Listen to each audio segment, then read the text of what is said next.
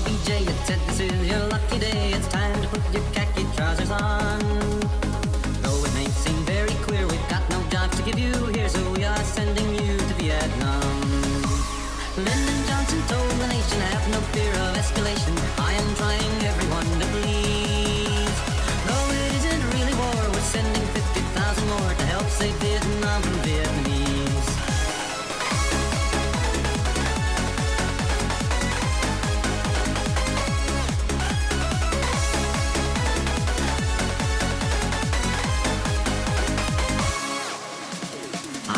The old troop ship and sank in mud up to my hips. I cussed until the captain calmed me down. Never mind how hard it's raining, think of all the ground we're gaining. Just don't take one step outside of town. Lyndon Johnson told the nation, have no fear of escalation. I am trying everyone to please. Though it isn't really war, we're sending 50,000 more to help save Vietnam from Vietnamese.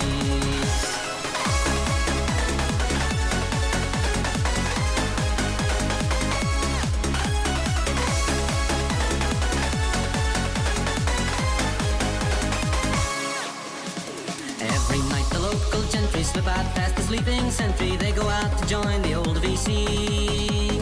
In their nightly little dramas, they put on their black pajamas and come lobbing mortar shells at me. But Lyndon Johnson told the nation, have no fear of escalation. I am trying everyone to please. Though it isn't really war, we're sending 50,000 more to help save Vietnam from Vietnamese. What's going on, everybody?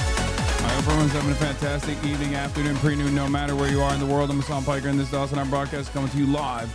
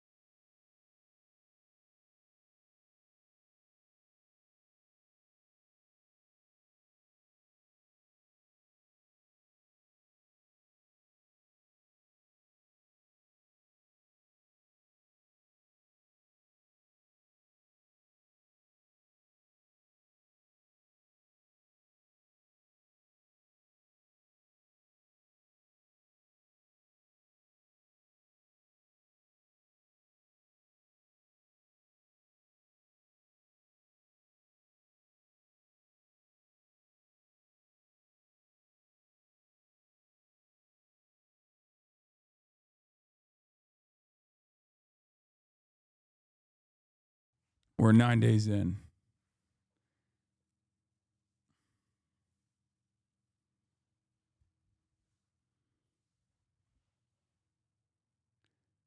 Cell phone footage has been released. I know. I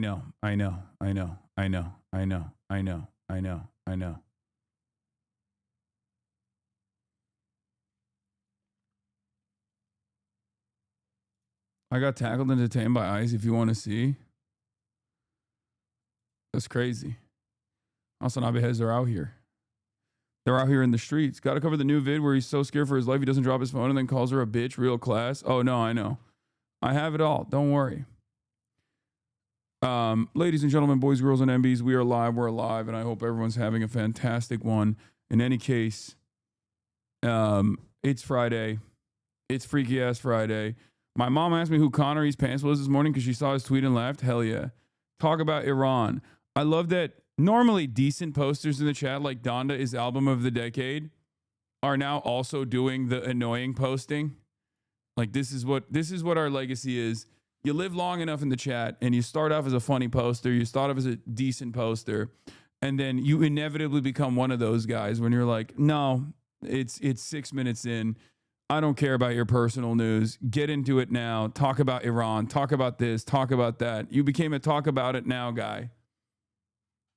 Okay? This is how it is. You can be a poster. You can be a solid poster in the chat. You can be a reliable poster, but inevitably you'll be a talk about this kind of guy.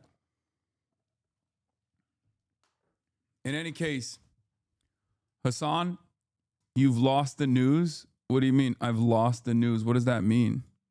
How does one lose the news? But I like that. That's a funny way to approach the news. The news ran out the door. Talk about your personal news. There's not really much going on. There's not really much going on in my life. In the world of a HasanAbi Piker, in the time period where I press the stop streaming button and press the start streaming button, so help me God, that's what I'm going to do. You already know. And how's your Mal maxing going? I didn't read any Mal last night. I read, hold on 1 second. I didn't read anything last night. Hold on, I got to text this guy real quick.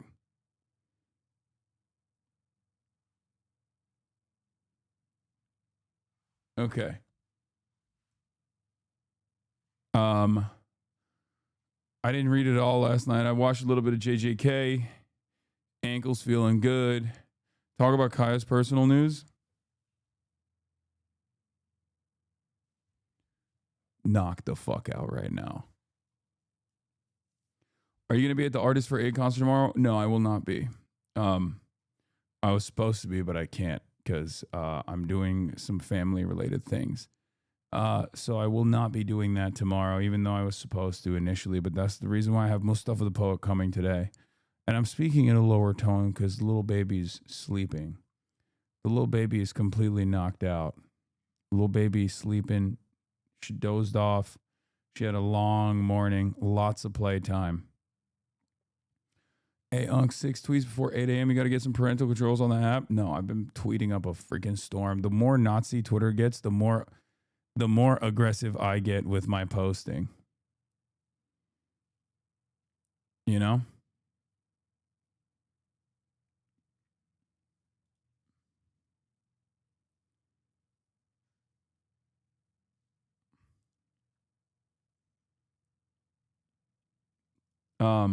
I've liked more tweets in the past 48 hours than the last 2 months straight up.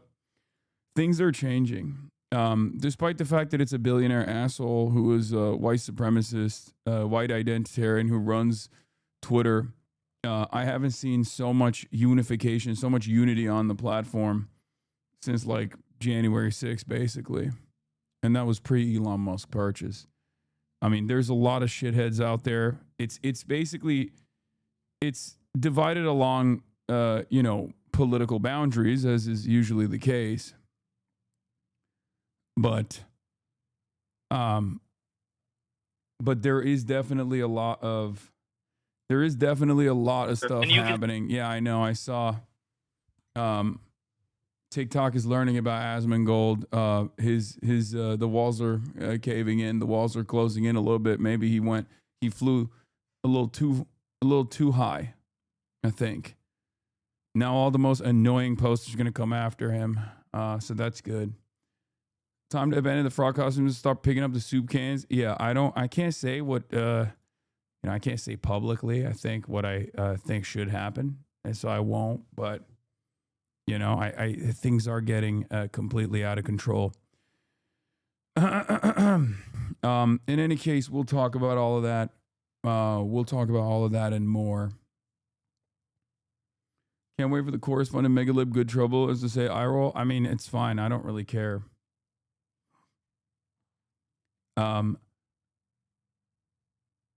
Even Mr. Nick Shidley did a good job. Atrioc called everyone defending ice shooting. Guys, of course he's not going to fucking defend the ice shooting. He is way more progressive than the average liberal. Calm down. I think you guys like get so hyper focused on a content creator that and you fucking lose your mind over it. You know what I mean?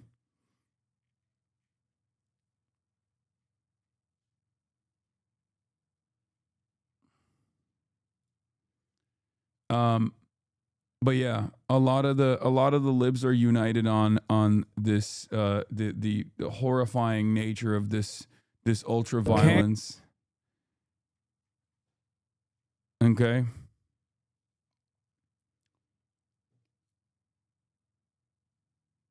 Asma is gone off the deep end on this. He's in regular argument with Shadows. I can tell the vibes are off. Anyway, whatever. Minneapolis, ICE tried to arrest DoorDash with no warrant. Customer doesn't let them, and they eventually leave. Oh yeah, that's the Somali, that's the Somali American cooking the ICE agents. We'll talk about that. Anyway, there's a lot to get into, obviously. But we'll get into all of it. It's time for a little bit of grace and charity to try to bring some of these people that previously attacked us back to our side here, back to the side of truth, back to the side of justice, because we need all the numbers we can get, okay? So yeah, I'm going to get into all of that and more. Not much going on in my life in terms of personal news, so I'm just going to kind of dive into it. The president did a whole New York Times interview. Obviously, I'll be talking about that. That was a pretty normal Trump interview that ends up unironically humanizing Trump in many ways. Okay. Republicans love ICE murders. Jonathan Ross phone footage released. Republicans love ICE murder. Portland CBP shooting. American Years of Lead. Daniel Caesar and MUSTAFATHEPOET on later for FUNDRAISER. Trump, New York Times interview. Yeah, and that is what we are going to be covering today. There's a lot to talk about. Get in now. Can we talk about janitors? What do you mean? What janitors?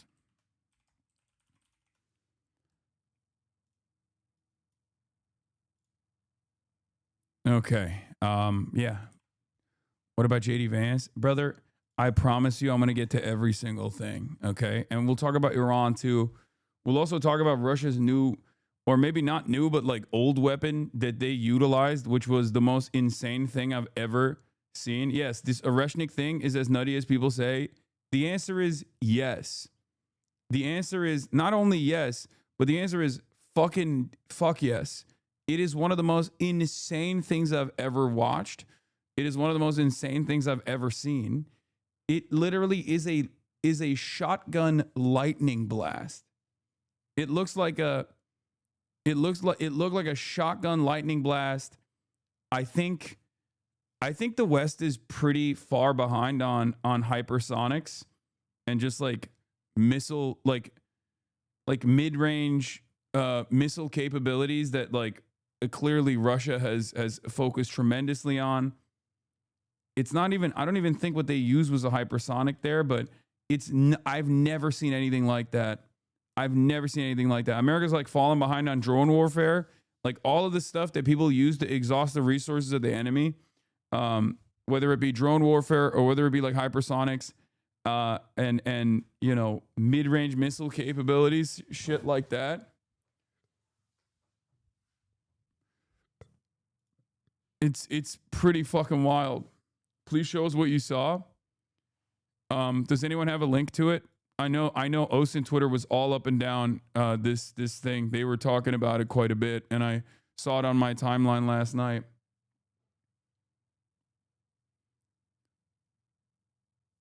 But they basically lasered like a natural gas depot or something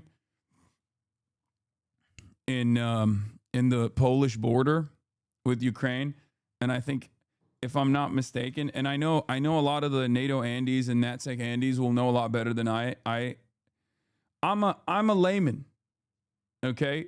I'm a fucking layman. I'm a commoner. I'm a peasant, okay? And I need you to understand, I'm going to give you this, like, I don't have the missile autism. Like, I have politics autism. I don't have missile autism, right? I'm not a missile autist. You know this.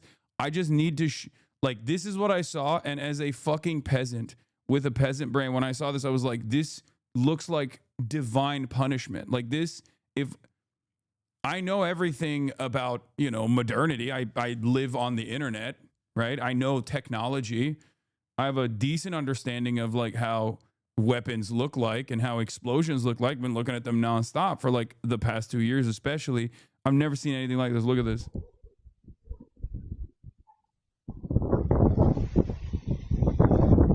Look at that.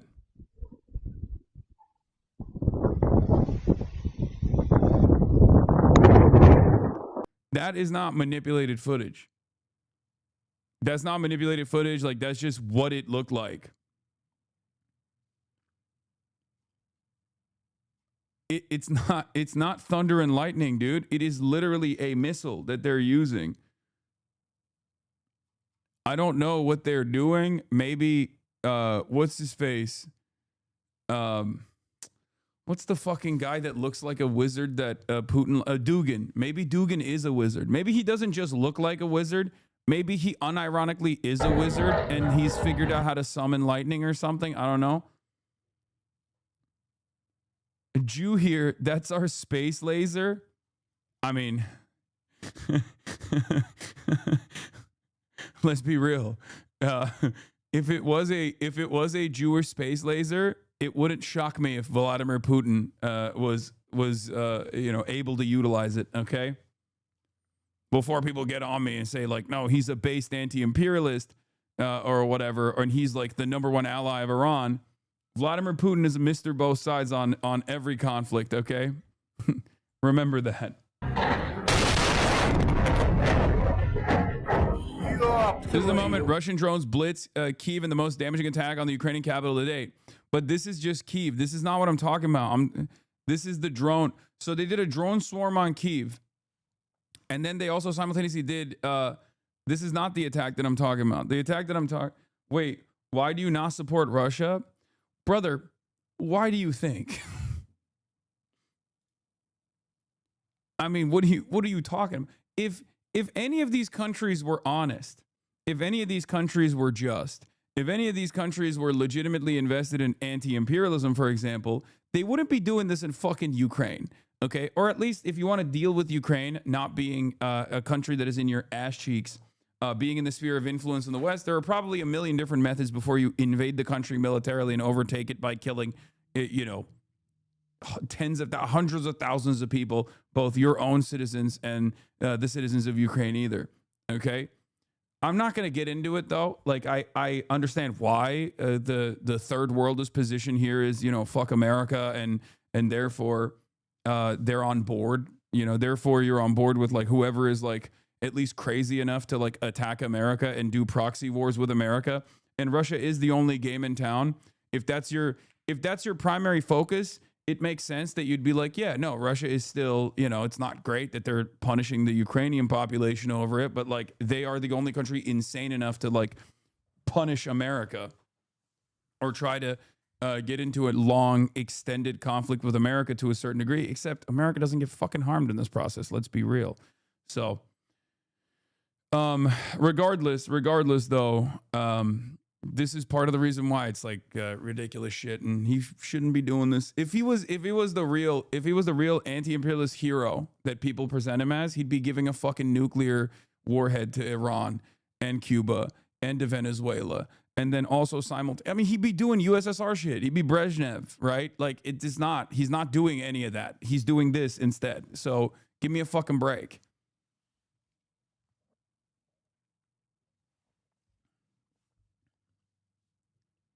America's already raping Ukraine by selling all of it to Blackwater and resources. Ukraine is so fucked, it's sad. No, absolutely. Yeah, people are like, oh, Putin is so based. He's a based anti-imperialist. Like, and I understand how you are like trying to come to terms with that argument, because, like, you know, if your position is like America is basically behaving like the Fourth Reich, which, you know, let's be real, it kind of is. Okay, it definitely is. Then you're like anyone and everyone that is like damaging America's impact around the globe in any way, shape, or form, or hemorrhaging American resources, exhausting American resources on my side is good for me. That's the reason why a lot of people feel the way that they do. Having said that, it's not an accident that like Duginists and all these other like fucking pro-Russia people are also pro-Russia, pro-Russian, like pro-Tsar. They're Tsarists. They're fucking pro-Russian Empire. They're not like, they're anti-USSR. They're anti-communist. It's very stupid. Anyway, their ideology in this circumstance doesn't really matter, though. I was talking about something that is completely irrelevant to the conversation, which is the most insane thing I've ever seen. Like I said, that this is the drone swarm that they did in Kiev, which is, you know, that's drone swarms. But that's like, what is surprising about this attack, I think, is that it, according to, Russia hits Ukraine with rarely used Oreshnik missile in fresh strikes. What is unique about this strike is that it kind of caught, from what I understand, any news today, newsman, brother, what do you think we're doing? We're looking at the BBC. It kind of caught people off guard. Like, it caught the Europeans off guard as well. Like, why is Putin not giving Oreshnik missiles to Iran? Where is my based anti-imperialist? Where is my based anti-imperialist? Like, give these missile systems to Iran. Give these missile systems to Venezuela. Like, what the fuck's going on here? You know?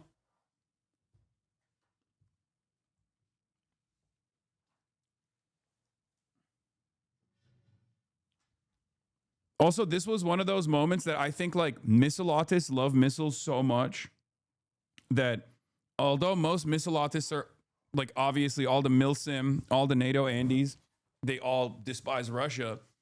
They are, even the missile autists that I see that fucking hate Russia were in awe of the prowess of this thing, like whatever this is. Or, I mean, I was surprised personally, but I'm a fucking idiot. I don't know anything. But the missile autists love missiles so much that they were like, damn, this one was crazy. Yeah, even the OSINT LARPers were scared about this, considering that they like could, I've seen, this is the one I saw. Even the OSINT LARPers were like, this is the most insane thing. What the fuck is going on? And it seems like none of the European, none of like the, at least according to what they were saying, none of the European trackers actually saw this ahead of time. This is what I saw, though. This footage is insane. Look at that.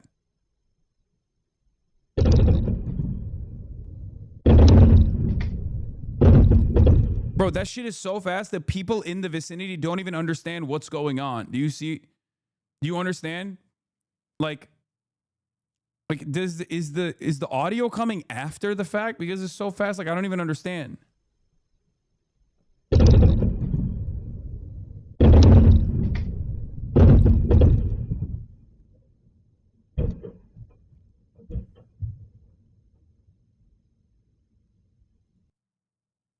Speed of light versus sound, yes. Yeah.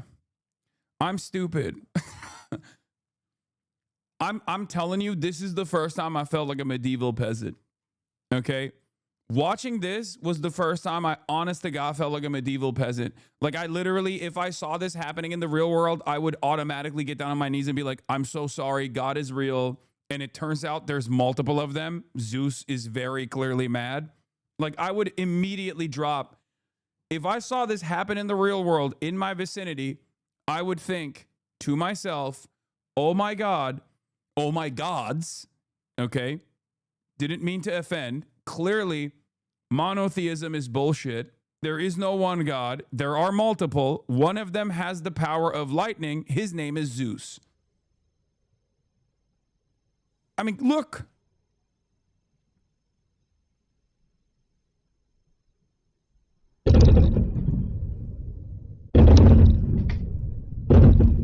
r/atheists hate this one simple trick. Yes. This is all from one missile too, right? It just like, I don't even understand exactly how this works, but from what I understand, it just like straight up turns into like multiple warheads right before it gets the impact. Like right before it drops, right before the moment of impact, it turns into like multiple warheads. Right? It opens up multiple warheads. Sound travels about 700 feet per second, give or take a few feet. The article you had before explains it. So yeah, Russia had used the Oreshnik ballistic missile as a part of a massive overnight strike on Ukraine. 4 people were killed and 25 others injured in Kyiv on Thursday night, where loud booms could be heard for several hours, setting the sky alight with explosions. It's only the second time that Moscow has used the Oreshnik, which was first deployed to hit the central city of Dnipro in November 2024. Russia's defense ministry said the strike was a response to a Ukrainian drone attack targeting Vladimir Putin's residence in late December, which Kyiv denies carrying out. While the ministry did not specify what had been the Oreshnik's target, shortly before midnight, videos began circulating on social media showing numerous explosions in the outskirts. This is the Oreshnik missile, a state-of-the-art weapon system launched from a massive 12 by 12 truck platform. It has been meticulously engineered with multiple stages, enabling it to reach orbit in a few minutes. But what sets it apart from all the rest? Well, this missile can hit hypersonic speed. Once it reaches this altitude, it transitions into a steep dive, accelerating to hypersonic speeds. Wasn't the Putin attack fabricated by Russia? I mean, do they even need to fucking fabricate a cause for why they're, striking Ukraine at this point? They literally do it every day. I don't know. Like, I'm inclined to believe it. I'm inclined to believe that it's like, because they just don't even need to like fucking, at this point, they just do it. They just do it and they go, fuck you, we did it. I'm more inclined to believe that they did this as a response to like, I guess, America overtaking like a Russian flag tanker. And flexing on them, and maybe even flexing on Europe potentially for if it's actually a natural gas depot that was used for European gas, like transiting European gas, something like that. I don't know. During its descent, the missile's fairing opens to unveil 6 highly sophisticated warheads. Each warhead is equipped with miniature thrusters at its base. These thrusters enable the warheads to maneuver dynamically, even as they fall under the influence of gravity. It can change directions, making it almost impossible for the Patriot missile to hit its target. Yeah, they don't care. They kill civilians all the time. So it's just like, I don't even know that. It kind of feels like people being like, oh, well, this action is giving Vladimir Putin more opportunity to take Ukraine. It's like, bitch, have you not been paying attention to the news? I don't think he cares whether America is being hypocritical or not. He's doing it regardless. You know what I mean? Like, it's been years, guys. I don't think Vladimir Putin is making that calculation like, well, surely I'll be able to defend my actions in Ukraine because I can just point to American hypocrisy. Like, I don't think he cares. He's not really stopped attacking Ukraine. The missile design incorporates 3 distinct stages. The first stage consists of mobile thrusters, which help move the missile, and it is filled with solid fuel. Just above it is the second stage, followed by the third and final stage, which holds 6 warheads, each with their own engine. They got a little fucking This design ladder in there? enables the That's missile crazy. to deliver a powerful payload over long distances with remarkable precision, weighing up to 50 tons at launch and carrying the warhead payload of 1.3 tons. The Oreshnik missile has a range of 4,000 to 6,000 kilometers. This is capable of hitting all over Europe. Yeah, that's fucking okay. That, like, when I see stuff like that, I understand why the Euroids are so fucking afraid of Russia. When I see things like that, I do kind of understand why the Europeans are so fucking terrified of Russia. Like, It's not even like remnants of USSR fears. It's is this nuclear? Can you put nukes in this payload? No, right? There's no shot. You can? Okay. All right. Well, guess what, dude?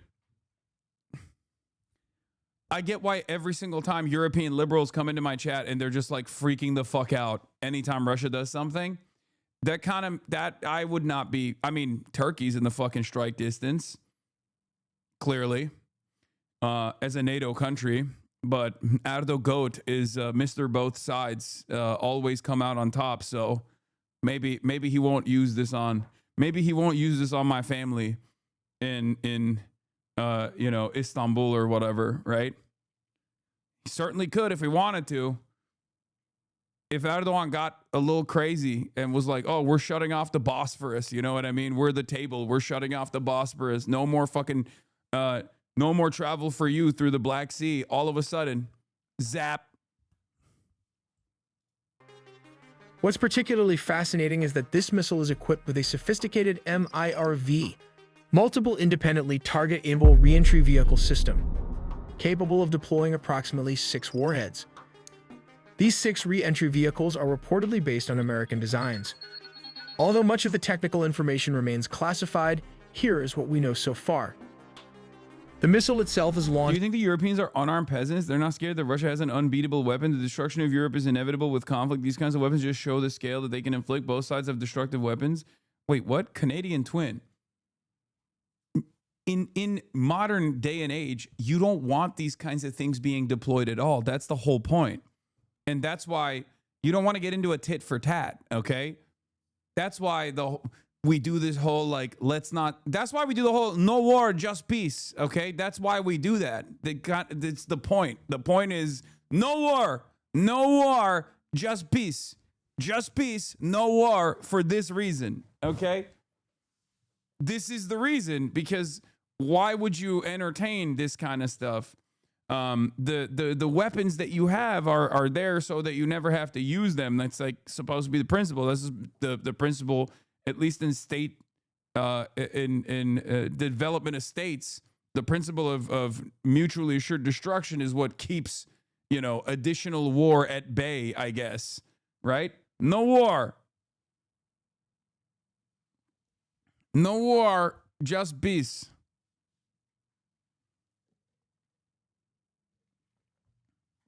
And yes, we are, as far as I understand, we are very behind on our hypersonic tech, partially because if you look at it in like video game terminology, it feels like we just did cruisers, and hypersonics are like basically anti-cruiser technology, where it's like you want to keep cruisers at bay.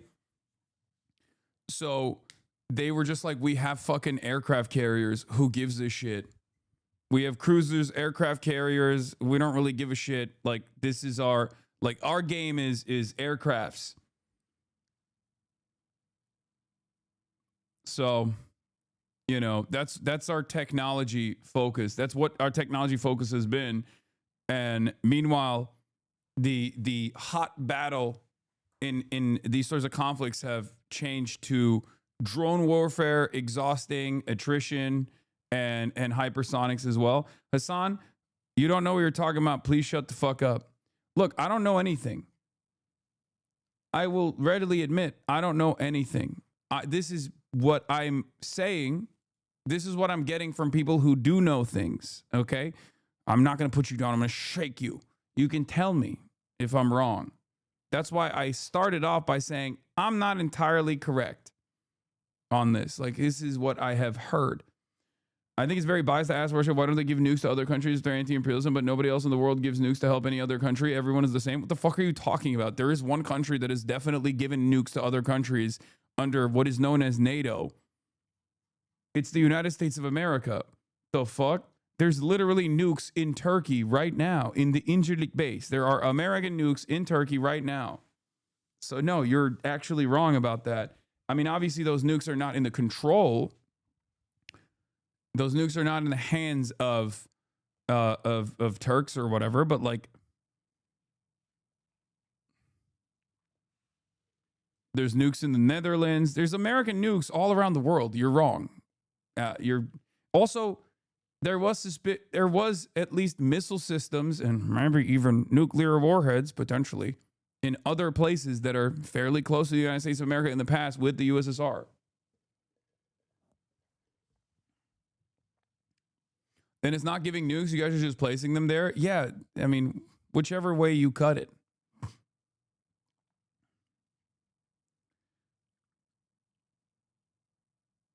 Can you please stop saying the second N-word so much? Naperville?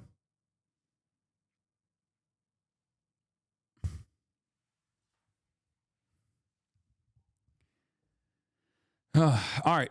Anyway, this is, briefly, I wanted to just talk about this. But yeah, it's one of the craziest things I've ever seen. And it truly made me feel like a goddamn medieval peasant when I saw this shit.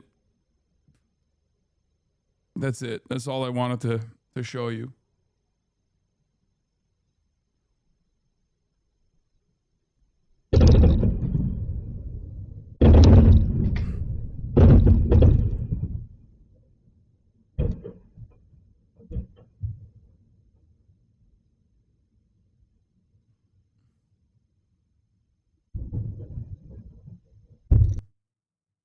So, we obviously have the phone camera footage that these guys actually leaked to a local right-wing group called like Alpha News. And we're going to be talking about that because as protests grow across the United States after the ICE shooting in Minneapolis, Republicans, instead of retreating and deciding that, this was a bad apple type situation, they're just going full tilt, pressing on the gas to the best of their ability and defending it. And of course, the Republican commentariat is also full tilt invested in defending it. And these are the final moments of Renee Good, filmed by the person who actually killed her. And it's I guess it's another filter moment. I don't know. If you're like super biased, you genuinely see the exact opposite thing that I see. Because I saw this video and I thought this actually showcases that she had no ill intent whatsoever.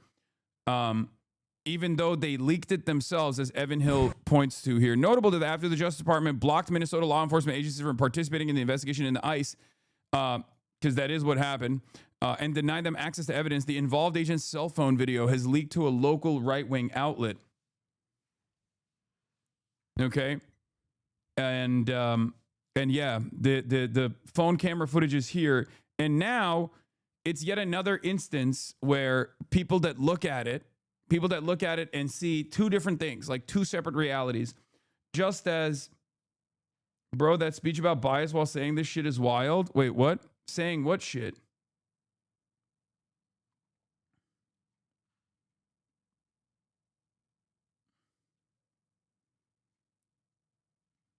I think you can admit that, I guess, there is we're looking at the same thing, and there's like approximately like 20% of the population that looks at this video and says, well, this clearly vindicates my side, right? Which is the ICE agent's side. And like the rest of the country is looking at this and thinking, I cannot believe that there was a state-sanctioned murder that took place in broad fucking daylight of an innocent mom. And most normal people, I think, lean on the side of this is truly unacceptable.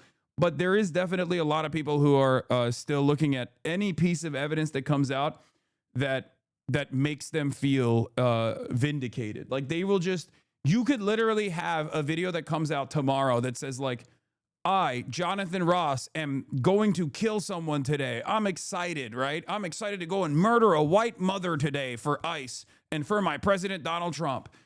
And Republicans that are in the MAGA cult will still look at this and go, this doesn't mean anything. Like it is a new point of depravity. Let's just take a look at the video first, and then I'll go into it. There's obviously no gore in this, but because you can't really see, because like when he's shooting, he just like puts his phone down for that moment. He never really drops his phone or anything, which I think, as we were talking about again, is another point to the fact that he was not in fear for his life or anything. Like, he wasn't sincerely worried about his life. He just, got a kill there. He panicked in that moment and just started shooting. So he gets out of his car. This is Jonathan Ross's POV. He gets out of his car. The car this red car is the Honda Pilot that belongs to Renee Good. In the back seat of the red car that belongs to Renee Good is Renee's dog. Okay?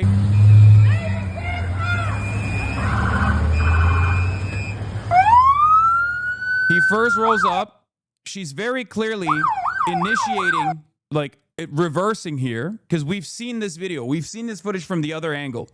She's very clearly reversing here. That's fine, dude. That's fine, dude. I'm not mad at you. She says, "That's fine, dude. I'm not mad at you." Smiling, interacting.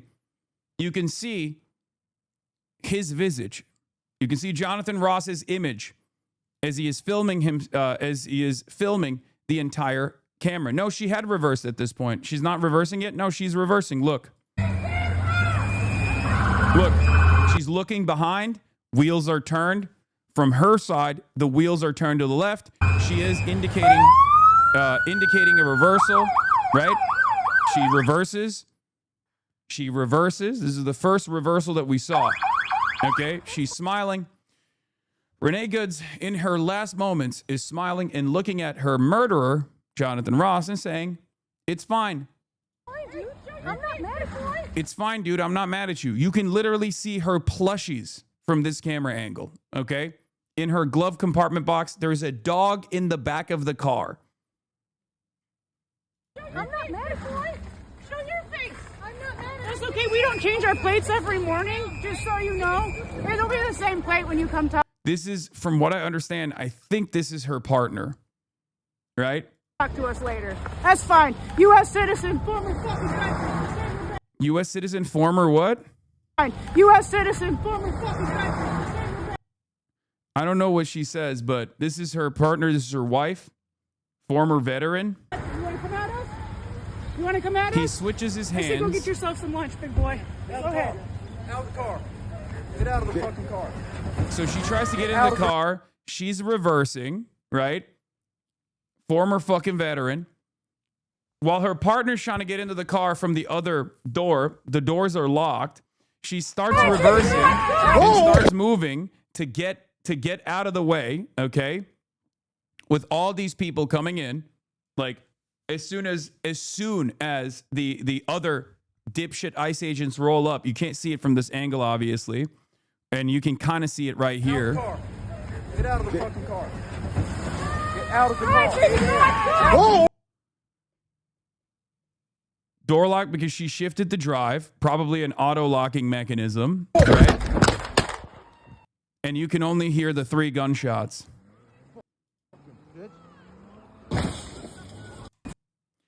And the truly evil right-wing hogs are looking at this video, okay?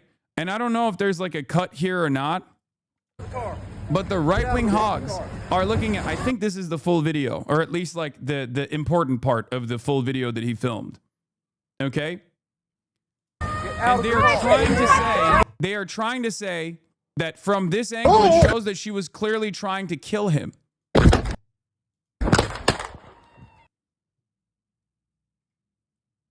You can straight up see the car turning away from him. Get out of the car. Can you apologize now? Apologize to what? If you think that this is proof that she's a terrorist who's trying to fucking murder this ICE agent, you are dumber than dirt.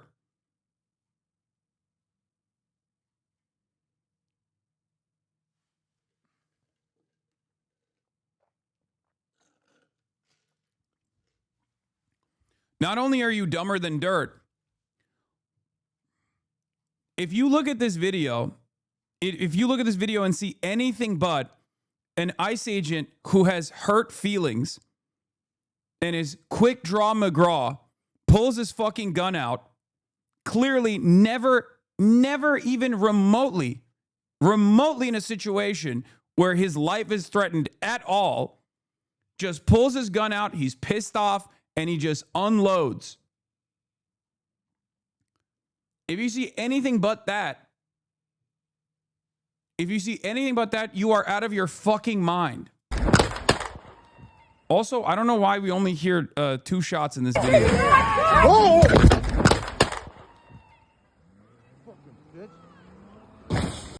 Yeah, people who understand flopping when they talk about NBA or when you fake a foul in soccer have no concept of this in this moment. Cool story, man. You're right, dude. I wish all of your mothers will experience a similar thing then, and then maybe then you will understand. Okay, state-sponsored execution. We'll still obviously fight against it every step of the fucking way, but I don't think a lot of you hogs are ever gonna understand until it happens to you, until it happens to a loved one. I don't think you're ever going to comprehend what took place here. You're just incapable of seeing it, and I know for a fact that you're incapable of seeing it, even though you're inconsistent in your process, because as soon as I say, oh, well, I hope it happens to a loved one for you, you'll turn around and say, wow, this is a death threat. Why would this be a death threat? Why would this be a death threat? It's perfectly valid, right? It's perfectly legal. You're defending it as being perfectly legal. So which one is it? If it's a perfectly legal situation, you'll defend it if it happens to your mother too. If you are ever in the vicinity of a cop, a vicinity of an ICE agent, and he gets pissed off and decides to shoot your parent, okay, you have to defend it. You have to sit there and defend it. We won't.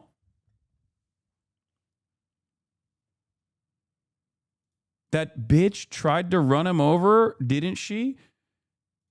Okay, I think we're getting an influx of baboon brain dipshits in the chat today.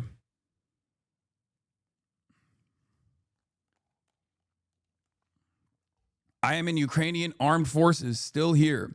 I've responded. Thanks, bro. Morale is okay. I can speak only about special drone forces. What about Epstein files? Americans forgot about this case.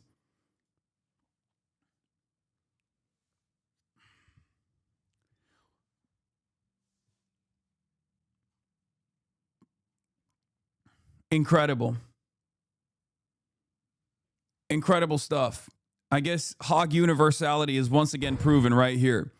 Adam Cocker says this seems to be the agent's own footage showing clearly he was not a threat or blocked in and was focused on filming. He walked in front of her vehicle. She turned away to drive past him and accelerated after he drew his weapon. And they are literally looking at the situation. Their families are all bootlickers. They throw their family into the gunfire if they go against their deranged thought process.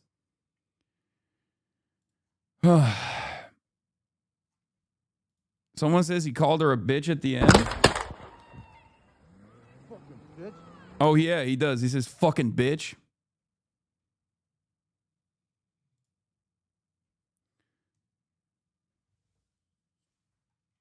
Hasan, yesterday you were talking about how people are finally waking up, and now today you're saying they won't understand until it finally happens to them. No, there are plenty of people. There are plenty of people who are waking up to this reality. It's just not happening on the internet, and it's not happening on Twitter, and it's certainly not happening on Twitter adjacent communities like Twitch. You need to understand that it is happening. You're just not seeing it right here. Like, normies that see this kind of stuff are not on board with it. I promise you. Like, normies, if you put this in front of otherwise like out of touch wine moms that don't really care, that like the Disney adults, the wine moms, the right-wing churchgoers and stuff like that don't really pay attention to the news. When you see something like this and you see the way that people are talking about this person, Okay? The way that people are talking about this person in the car that got killed, it comes across as gross to the normies. But you rarely ever see that shit on the internet because it's mostly not fucking normies that are talking about it on the internet. It's brain broken monsters that are talking about it on the internet in terms that you see.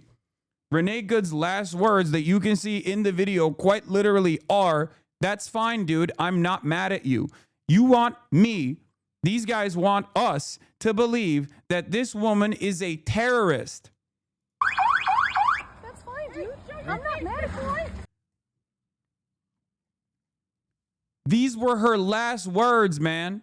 These were her last words. They want us to believe that the fucking ICE agent was not power tripping and in a moment of panic unloaded 3 shots from close range onto this person. And all of these other people are trying to fucking engage in post hoc rationalizations as to why this state sanctioned murder was totally fine. They want you to think she's the threat. Hasan's arguments are only based on emotion. She was trying to run him over clear as day.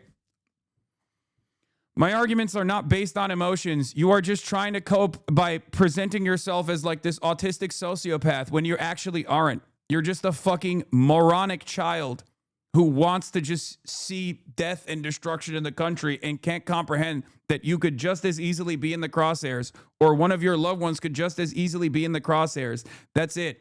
Because you've warped your brain. You've developed CTE by being on Twitter too much and watching too much Asmongold and other right-wing influencers, and have completely lost sight of reality. You no longer have self-preservation skills. You no longer understand that in order for America to continue being a fucking society, we must repair the social fabric. And power tripping cops like this being defended is actually disruptive to the social fabric. And in an anarchist situation, you will not be the one who will be raping and pillaging, okay? BlackRock, Blackwater, and Blackstone mercenaries will be the ones who will be raping and pillaging and drinking blood out of your fucking skull, okay?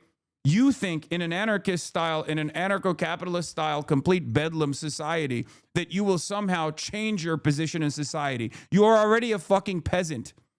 You're a peasant now. What makes you think that in a total collapsed American society that you will somehow be able to change your position, elevate it somehow? You're a fucking loser who spends all of his goddamn every waking moment sitting in a basement with the lights off, posting on the internet anonymously, trying to spread the fucking pain that you feel from the monotony of existence every single day. What makes you think that if the tide shifts and there's full-blown anarchy and the social fabric falls apart, that you will somehow magically win? You will not. You will not. Your life is shit right now. And as the social fabric unwinds, it will be even shittier. Lol, the Stunlock he went on based on a small comment. What a pussy winky face. I know. I'm not mad. You're mad. This is the poster's cope. The final cope of the poster, who knows that they're such fucking rapacious losers that, oh, well, at least I got you upset. Yeah, listen to the words that are coming out of my mouth and maybe you'll be able to comprehend what I'm saying, okay? What I'm saying is what you are advocating for is your own demise without even realizing that you're advocating for your own demise. You can call me a pussy all you want. My face is fucking out there. I go outside in the fucking streets. You don't, okay? You don't. You don't participate in society. You're an American hikikomori. You sit around in your fucking home molding. Crusty as hell. And because your life is fucking ass, you think maybe I can spread this horrifying pain that I experience on a daily basis to others by justifying state-sanctioned murder. I don't have any loved ones, so who gives a fuck? This is quite literally the modus operandi of so many Americans now. It is devastating. It is a devastating reality where so many people just sit around and they can't even, so many people fucking sit around and experience pain on a daily basis, and instead of engaging in self-improvement, they decide to piss people off. In any case, like I said already, a society that justifies state-sanctioned murder like this and tries to section off, to cordon off who is appropriately in the crosshairs and who's pulling the trigger in this way cannot continue. That's it. That's it. We can't continue like this.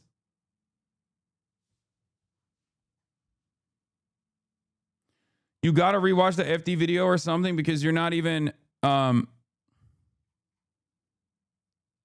you got to rewatch the FD video or something because you're not even educating or convincing at this point. You're taking your anger out on a terrible chatter. You do it every single stream, and it's right. Your ego is a constant derailment to your coverage. All right, take fucking a week off or maybe multiple weeks off. Do you not also feel the same level of anger that I feel when you have someone that comes in here to fucking justify what we're experiencing, what we're seeing? Like, there is a moment for righteous anger. I think this is it. It's justified. If you're not mad in this situation, when you're watching people try to justify this in a way that doesn't even help them, I don't know what to tell you. Now you're fucking derailing the chat because now I'm actually responding to you instead of talking about this. I synced the new audio too from the bystander. Yeah. You want to come at us? I say go get yourself some lunch, big boy. Go ahead. Out of the car. Out of the fucking car. Like when people say fuck around and find out, what they're talking about is you're not supposed to offer lip to anyone that presents themselves as a position of authority. That's what they are saying fuck around and find out about. It's not that the real argument here is not about whether or not this person is sincerely a terrorist or deserved this death or actually the cops or the ICE agents were ever in fucking fear for their lives. The real argument is how dare you speak out against ICE, which is an expression of the justified violence that my favorite president is bringing to this country. That's it. She talked back and she deserves to be killed, and I wish I could kill her myself is the attitude that these people have.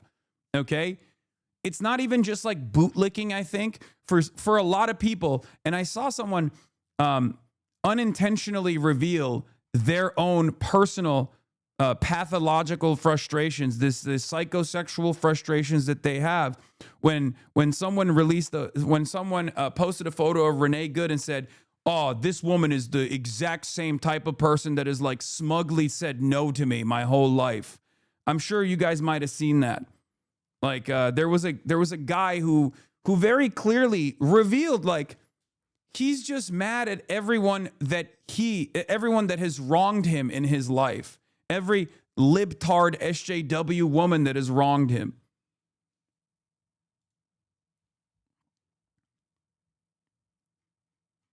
And then this is it. Great point. If a killer can walk free, let's let Tyler Robinson go free too. Also, these people then turn around and talk about like a assassination in the hands of like a random person and state-sanctioned violence. Okay. They genuinely think it's always appropriate if a cop kills someone or if an ICE agent kills someone. That's the problem here.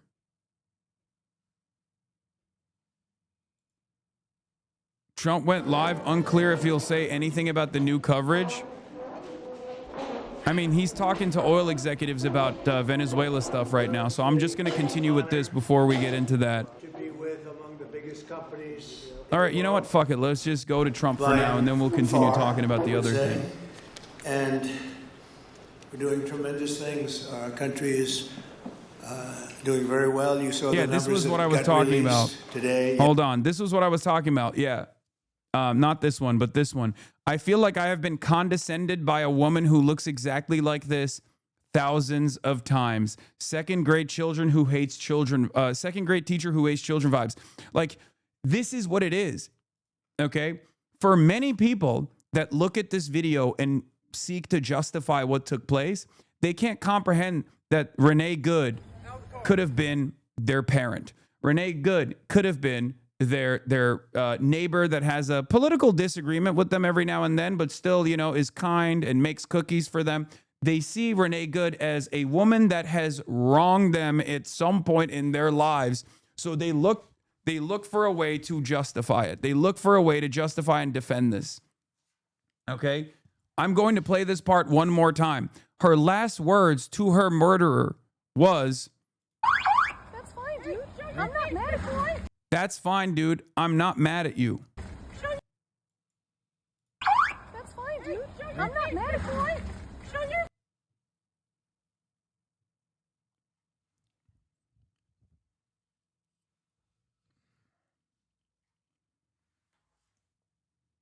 What he said about her in the aftermath of executing her in broad daylight, he called her a fucking bitch. Okay? Her last words to him was, "That's fine, dude. I'm not mad at you." His last words after shooting her was, "Fucking bitch."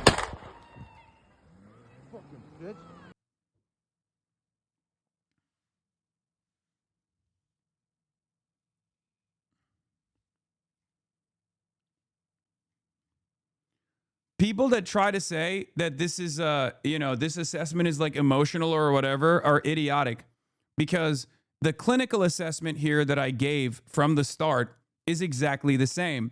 You're obviously not going to be able to see the exact movement of the car from this footage, because this footage is a first-person POV that is liable to look like when you move your phone around, when you're filming something. If you've ever actually dropped your phone on accident, or if you move your phone around, it looks a lot more impactful than it actually is.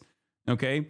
So I think a lot of people are leaning into the loud noises that they hear from him pulling his gun out as he steps back, but while leaning forward, his upper body is leaning forward to get a clearer sight on this woman that has pissed him off, that has wronged them in that moment, where he's going to show his righteous rage.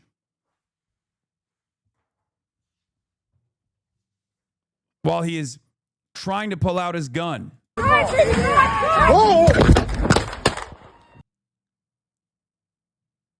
Iraq veteran, who some people are saying is actually unironically married to a Filipino woman too. Another one of these libertarian guys with Filipino wives. An ICE agent now. Which is so crazy. He wanted to upset her. Her saying she wasn't mad made him so angry he murdered her. This is the obvious result of the level of misogyny that's being allowed to fester in this country. It's just like, it's the lack of accountability that these guys have.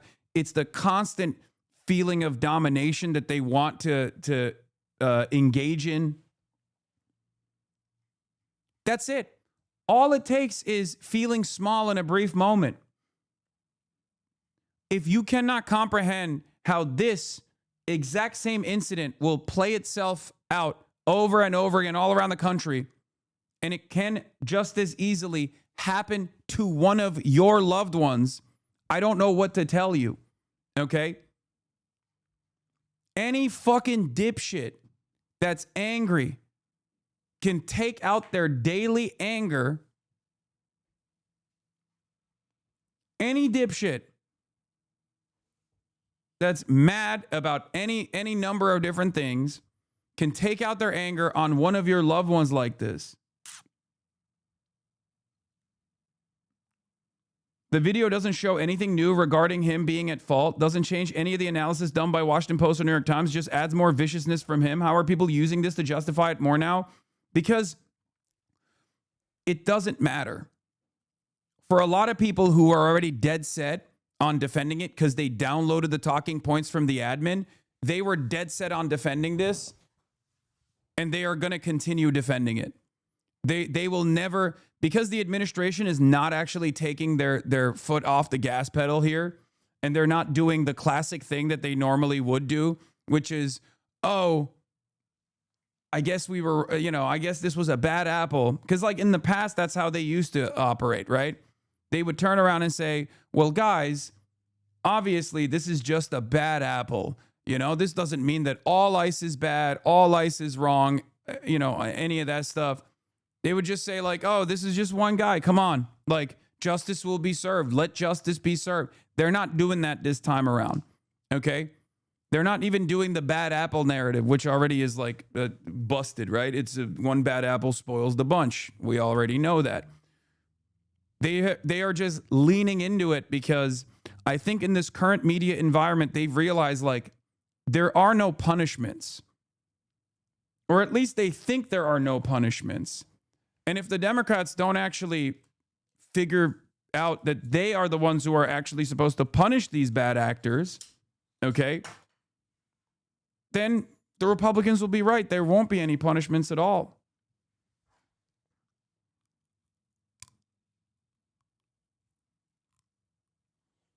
I know you've been covering this topic for the past few days, but not sure if you covered the U.S. quietly pulled out of 66 UN and international organizations while this news was dominating the media. Yes, I am aware of it. I didn't cover it today, or I haven't covered it yet. I'll get to it eventually. I mean, it's not that significant. It's another push from American foreign policy, very openly moving away from soft power initiatives, because these are all UN and international organizations that we started, that we funded, you know. They're moving away from soft power to hard power only. Trump is basically just saying the quiet part out loud every single day. And it's a real wake-up moment, I think, for liberals who will either have to come to terms with whether or not they agree with unlimited imperialism and unlimited force projections all around the world, or if they, no, it's not even isolationism. This is not isolationism. You're misunderstanding it. This is not isolationism at all. How can you say that this administration is engaging in isolationism when they're very clearly doing intervention, direct intervention?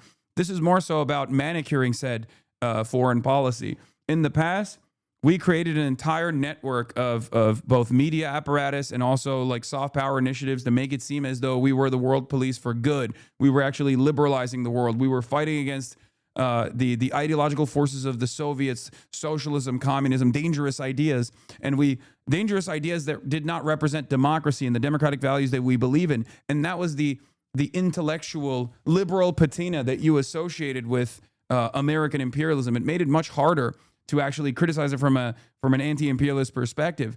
And Donald Trump is saying, I'm doing away with all of that. Intervention is never going to stop. I'm just going to say the quiet part out loud. And that's precisely the reason why you see a lot of liberals failing to comprehend why this is happening. Why is Donald Trump saying these things? Matt Iglesias being one of the latest. Anyway, let's continue with this and I'll get back to it. But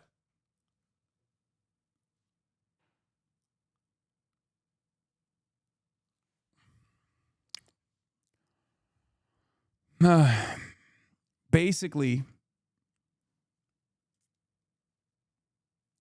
what a lot of people are failing to comprehend here on the right is that there will never be any repercussions for leaning into this kind of like abject cruelty. They don't realize that losing sight of your own humanity, a lack of recognition for the humanity of others, and thinking that you can ideologically partition society and justify state-sanctioned murder of this sort, I don't think it's going to be successful. Your entire argument for the past 2 days has fallen apart in front of your eyes. How do you justify that? Unfortunately for you, and unfortunately for American society in general, this is another break-off point where it's another filter, just like Nick Shirley's video was another filter.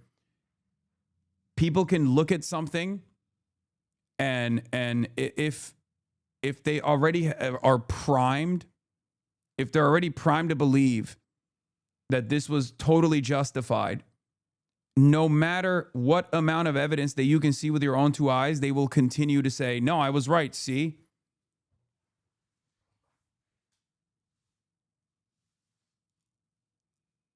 You know? And that's the reason why they go into all these other separate arguments that are utterly irrelevant in this situation, like celebrating Charlie Kirk's murder but losing your minds because an ICE agent got hit during a federal operation. The hypocrisy is actually bottomless. You run into hypocrisy narratives because you've already lost the argument on the grounds you cannot justify this action, and you kind of realize you can't justify this action, which is why you have to go to like, well, everyone was celebrating Charlie Kirk. Why can't we celebrate this like random white lady getting shot in the fucking face by an ICE agent? Go have a conversation with a normal adult, okay? A normal adult that doesn't care maybe about Charlie Kirk one way or another, okay? But will get mad about this situation because they can put themselves in the shoes of this person, whereas many people can't empathize with Charlie Kirk's position in society. Also, the notion that everyone was instantly celebrating Charlie Kirk's murder is ridiculous, especially considering that the overwhelming amounts of Kirkification memes and things like that came after the Republican administration tried to martyr Charlie Kirk, tried to make him out to be a martyr with all the fucking flares, with all the, wrestling intros, with Erica Kirk's inability to read the fucking room. It was a response to all of that. Charlie Kirk was a public figure with many people who liked him and a lot more people who despised him. This is a random neighbor, okay?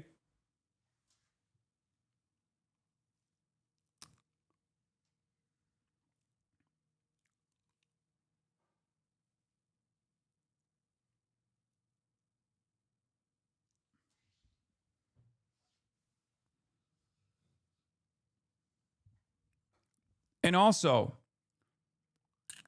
look at how ridiculous this standard is, too.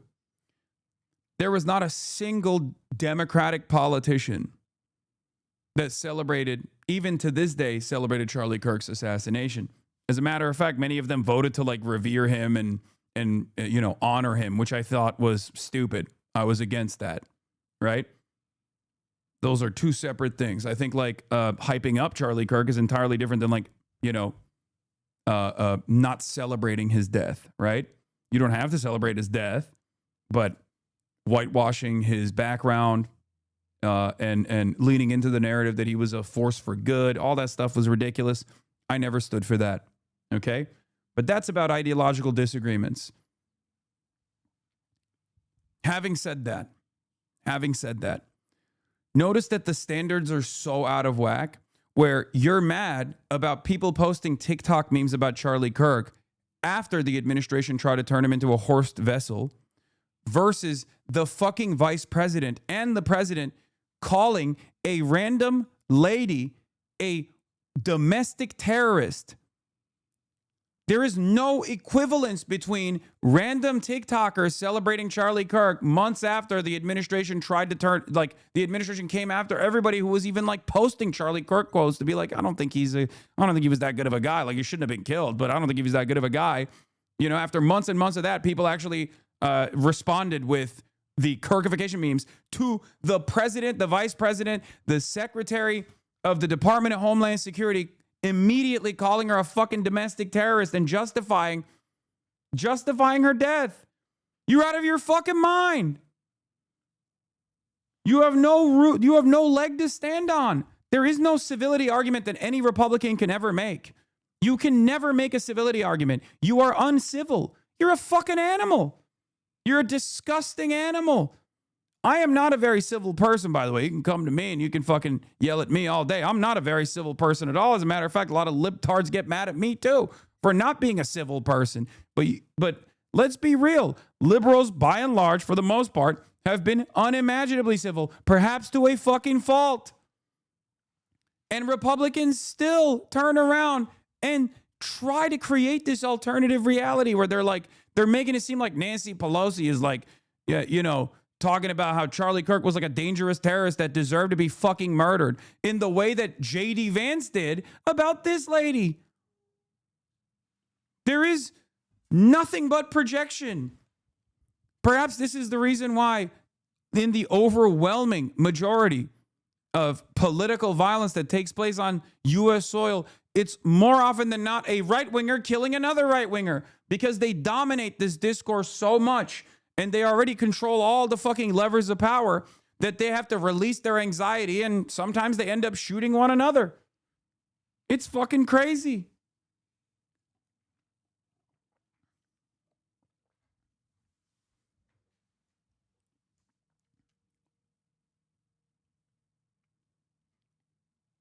I guess these guys, at least the ones who are defending this stuff, don't even care when it's a Christian white woman that's being killed, you know? They can't even stand on that. It turns out they just want death and destruction of what they perceive as the enemy. And who the enemy is can change it at a given moment. It just depends on who was in the vicinity of an ICE agent.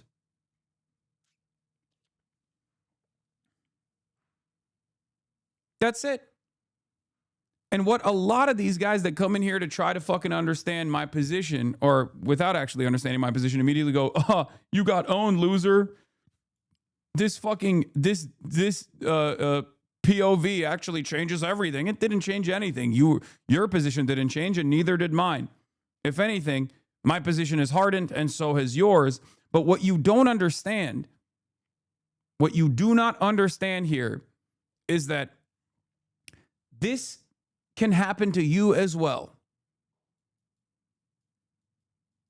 One day, you or one of your loved ones can find themselves in the crosshairs of an ICE agent who's having a bad fucking day. Okay? What you don't realize is that you are justifying your own demise right now. You're creating permission for the state to come and kill you, for the state to have awesome power, unlimited power, and no accountability to come knock down your door and kill you. And while you're busy fighting against your fellow man, fighting against people on ideological boundaries, you are creating an opportunity. You are diminishing any sort of response that should be coming from you as well as everyone else to tell this government that this is completely unacceptable. You are so lost. You are so lost in this biased way that you don't even recognize that this will harm you down the line because you think it won't. Okay? If you're watching on Twitch, you're not a fucking billionaire. Okay? If you're watching me on Twitch in an anonymous account, you're a regular person. Sure, maybe you don't go outside too much, but you're a regular person at the end of the day. You have a regular mom, you have a regular dad, you have sisters, you have loved ones, you have neighbors. You are advocating for the state to come and fucking shoot them in the face, and then you will justify it. I heard someone describe the videos of Renee Good's last moments as a political Rorschach test or an ink blot test, and it fits so perfectly. Exactly. If you look at this situation, if you look at no matter how many fucking pieces of camera footage you get out of this, if you look at this situation and you find yourself justifying it, if you look at the circumstances here and you find yourself going, nah, this is actually totally justifiable, fuck around and find out, you're lost. Hasan is actually in full cope mode right now. Yeah, I know. I'm totally coping. Okay? Yes. You can't argue on the fucking basis. You can't argue on the facts. You can't even recognize that this might actually harm you later down the line as well. So you have to go, oh, my least favorite Twitch streamer is coping right now. You have to imagine that I'm coping. I'm not coping. I'm warning. I'm warning you. I'm dignifying you with a response. I am trying to recognize your humanity. I'm trying to tell you there is a shared consensus reality that we need to get back to. One where you recognize that a state that does this to Renee Good will inevitably do it to you or a loved one, and everyone around you that you have, everyone around you that you've identified as your allies, your ideological allies, will be saying fuck around and find out in the same exact way. I'm urging you to understand that you need to pull out of this before it gets to that point, because at that point, who knows how many people will remain on your side? Who knows how many people will be able to take it to the fucking streets?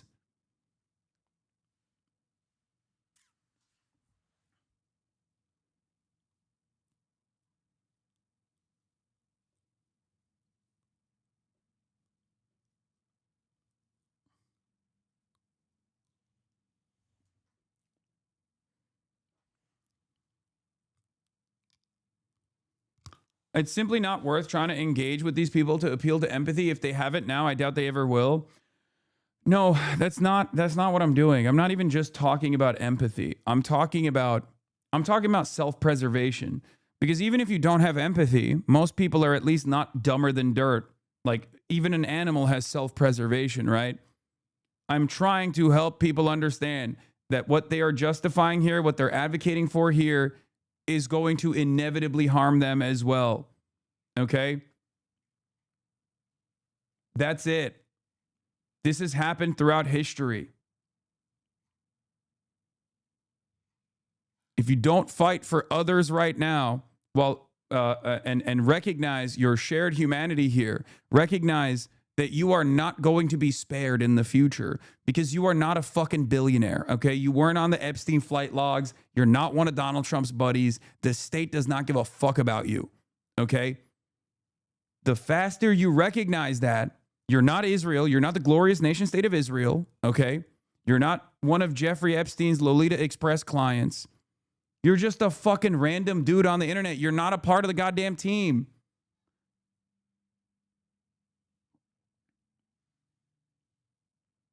If one bad day for an ICE agent is all it fucking takes for the state to call the victim a goddamn terrorist and you're participating in that, you're cooked. You're fucking cooked. People love to say, oh, it's not fucking left versus right. It's up versus down. Oh, it's us versus them. But they unironically fall so quickly back into the same ideological boundaries when moments like this happen. And I know that from a broader snapshot here, from a broader perspective, from a broader snapshot, there are a lot of normies, I think, that are, seeing this for what it actually is, okay? There are a lot of normies that are seeing this for what it actually is. You're just not going to hear from them because they're not on fucking Twitter and they're not in the HasanAbi Broadcast duking it out in my fucking comments with anonymous accounts, okay? So make no mistake. I do believe that this will be a turning point, and if it's not, we're fucked anyway. U.S. citizen, former fucking veteran. You want to come at us? You want to come at us? I say go get yourself some lunch, big boy. Look, you're doing it again. You're doing it again. Your moral consistency is actually zero. This chat spent weeks throwing a party and making memes over Brian Thompson's assassination. But the second, Renee, look, first you said the watching Hasan try to backtrack is hilarious. First you said this about Charlie Kirk. Now you're saying this about Brian Thompson. You keep looking for hypocrisy without actually tunneling in on this individual instance. Okay? You're trying to do hypocrisy baiting. You're trying to engage in hypocrisy fishing when there is no hypocrisy. Just argue on the fucking facts of the matter. You can't do it, so you have to go, oh, you guys are mad about people celebrating. Dude, you're not Brian Thompson. You're not. You explain to me right now, who, if we're talking just on the boundaries of self-preservation and class interest, are you closer to being the healthcare CEO of United Healthcare, or are you closer to being impacted by the actions of a for-profit private healthcare insurance provider that will inevitably deny your fucking cancer-ridden mother coverage? Which side are you on? Why are you so silent on Iran all of a sudden? Oh my God. I'm not. I talked about it yesterday, and I will continue talking about it today as well. But you don't understand. You are okay. Whatever. You're not actually trying to fucking have a serious conversation. It's just deflection after deflection. Goalposts are so fucking motorized that Jonathan Ross would be shooting it in a moment of anger. What a lot of people don't even understand is that, like, hypocrisy baiting in this situation is so idiotic. Yeah, I literally have a video about Iran from a fucking day ago, dude. From a day ago.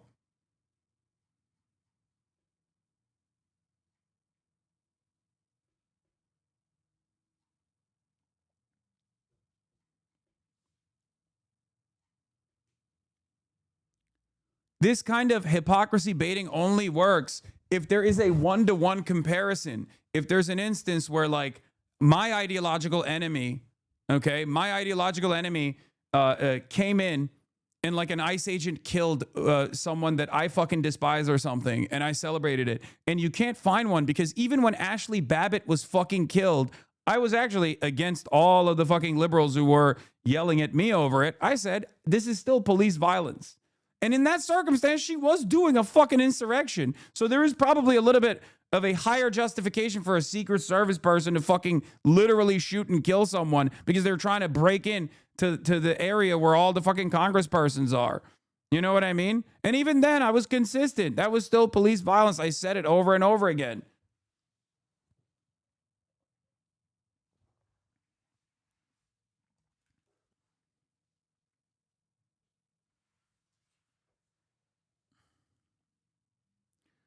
I just saw you say 4 years ago in the Austin Ox Nicki Minaj suspension vid that this is 100% the beginnings of a culture war shit, cancel culture, when she was having her Joker moment, and now look where we are. You've pre-watched America again.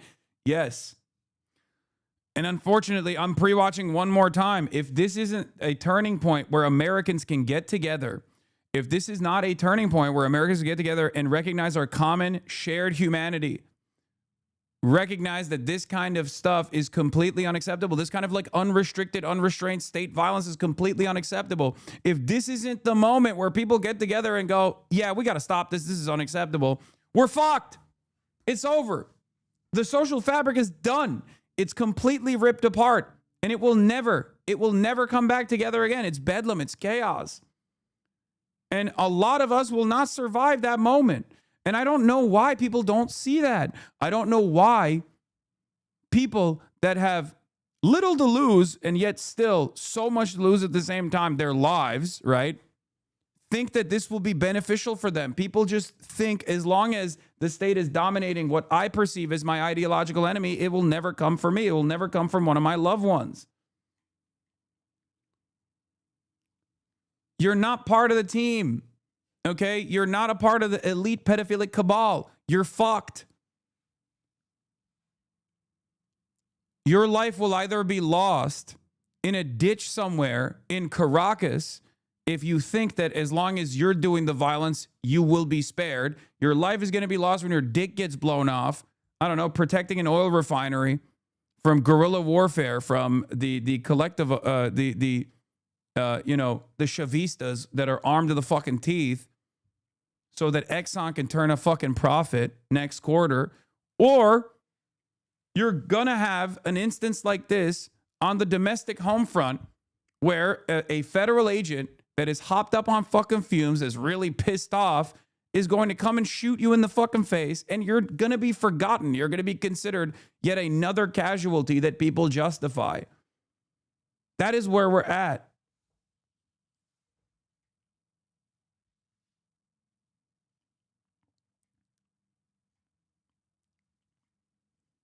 I do feel like we're not going to make it, though.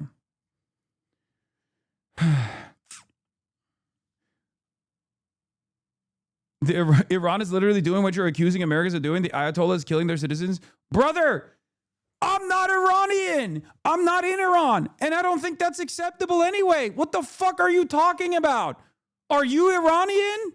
Are you in Iran? Are you in Isfahan? Are you in Tehran? Where are you? Are you one of the Kurdish militias? Like, what are you talking about? What the fuck does this have to do with anything? I'm not the one justifying that anyway. Shut the fuck up. This is what I mean. These dumb cocksuckers living in a Pennsylvania suburb that are more likely to be shot by a fucking ICE agent are over here being like, well, what about Iran? What about Iran? You can't even point to Iran in a fucking map. What the fuck are you talking about? You're the one who is justifying state violence when it's happening to you while simultaneously coping about what the fuck's going on in Iran.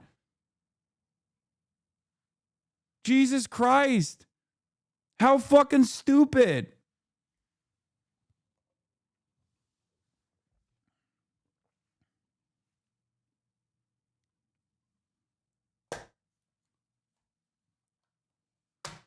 It's so stupid. It literally blows my fucking mind.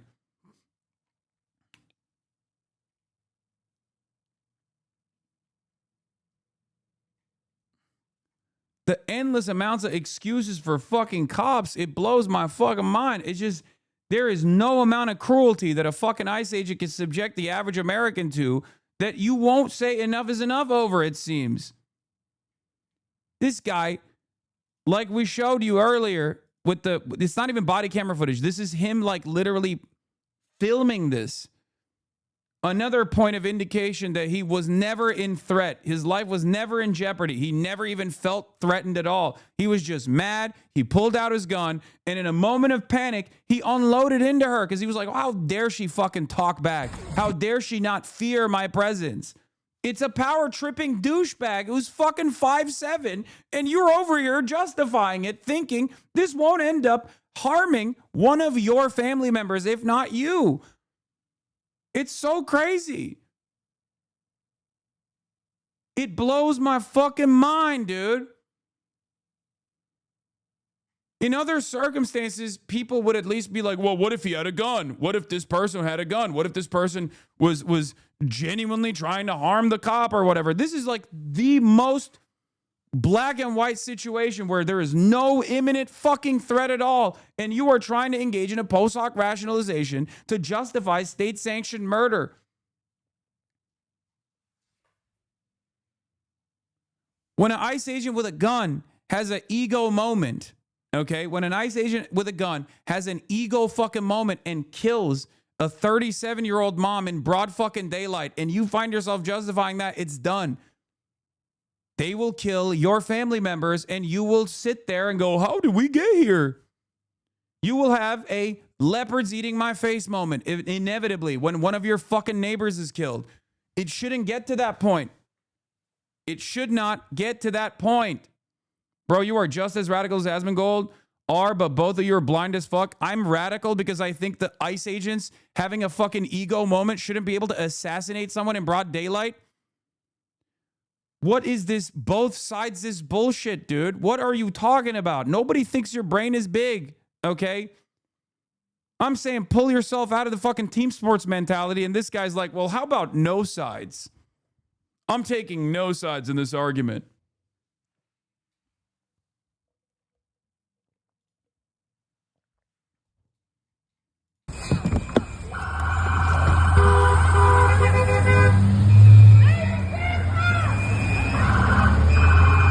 We're going to run it one more time.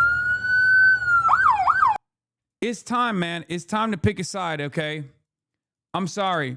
No, of course not, mate. If someone says she deserved it, that person is brainless, but saying that she got shot because she talked back, come on, man.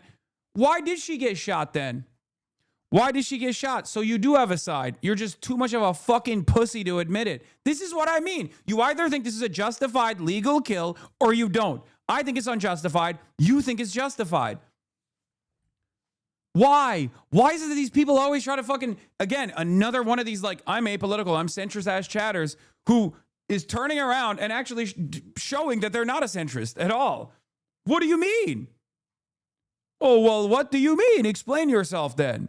It's what the Act Man was saying. It's like one of the, ironically enough, people didn't understand that I was actually leaning into his sarcasm because, you know, my ideological enemies are obviously opposed to engaging in sarcasm and humor ever, right? But Ackman said, my politics are anyone who mildly inconveniences law enforcement should be indiscriminately gunned down to the streets by unidentified mass government agents. I am a rational, empathetic, and well-adjusted person. And I responded to him and said, apolitical centrism based around common sense politics. That's what you sound like, brother. Yeah. The reason why you think I'm a radical is because I arrived at a conclusion that you will arrive at tomorrow. That's it. Oftentimes, I mean, how many times does this have to happen where history vindicates us on this side of the fucking political spectrum over and over and over again, and people never let it go. People never stop endlessly yelling about how it took them a long time to get to the same conclusions that you got to. In that moment, you were resistant to the argument. In that moment, you wanted to resist against the argument, and you felt small, and you felt weak, and you felt shitty, so I'm never going to actually fucking agree with you. You're anonymous on the internet. You don't have to do this, okay? You could just like take a deep breath and maybe go, hey, I'm going to be charitable here. I'm going to fucking try to see what he has to say.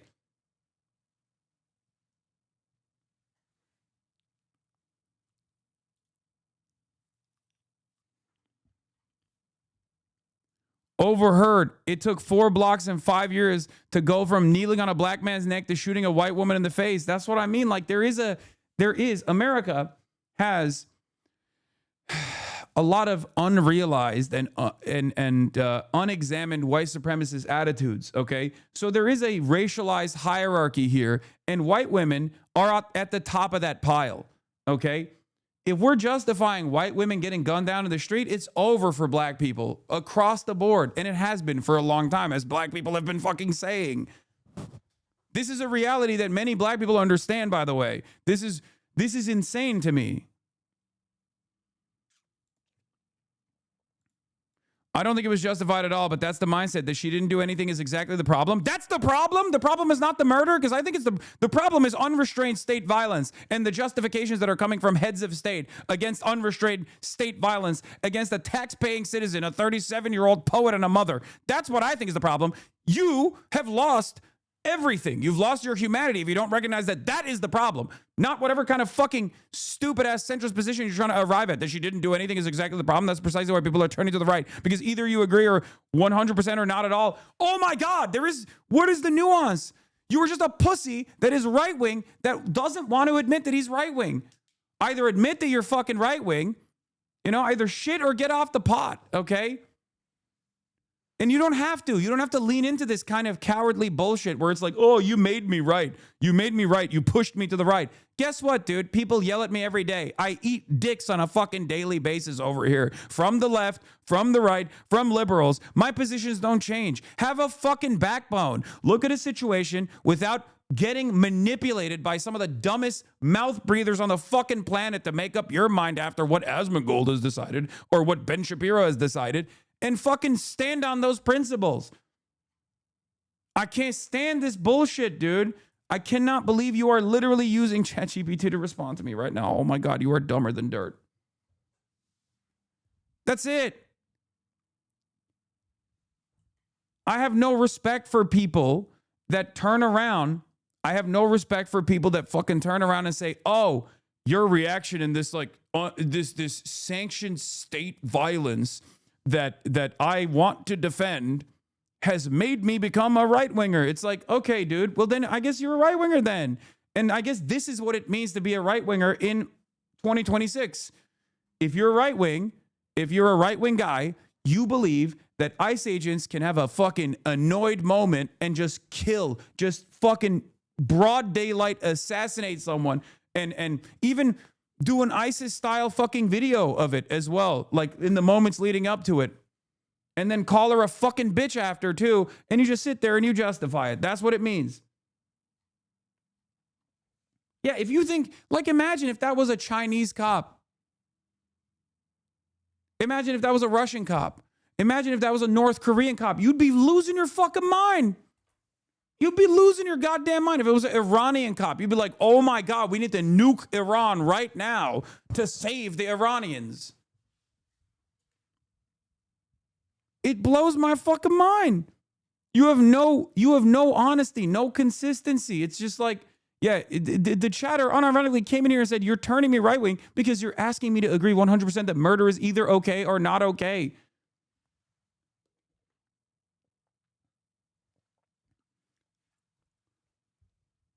Do I believe that the left doesn't always put their best foot forward and are genuinely high off the fumes of assuming that everyone else is supposed to fall in line with their moral position?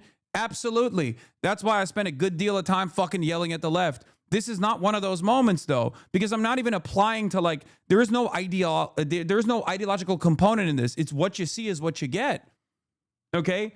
I'm not saying you have to be a fucking Maoist third worldist that wants to fucking destroy the American empire or something. I'm just literally saying, hey, your white lady neighbor who is 37 years old, who's like a objectively kind individual, probably shouldn't be assassinated in broad daylight by a fucking ICE agent. And you're like, I don't know. To me, it kind of feels like this all or nothing here.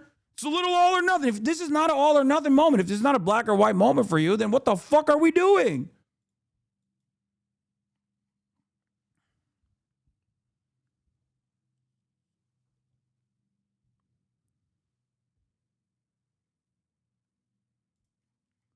Like, motherfuckers were saying all lives matter when black people were talking about Black Lives Matter. Not just black people, everyone was saying it, right? And now all lives don't matter either. What happened? White lives matter. What happened? Nope. White lives don't matter either. As long as, you know, my big daddy government is killing them, then at which point, you know, no lives matter, actually. My life doesn't even matter. I will sacrifice myself for the almighty dollar. Yeah, the only lives that matter, it turns out, are the pedophilic elite. The billionaires and the millionaires that sit on top of these fucking corporations. Those are the only lives that matter. But you're not a fucking billionaire.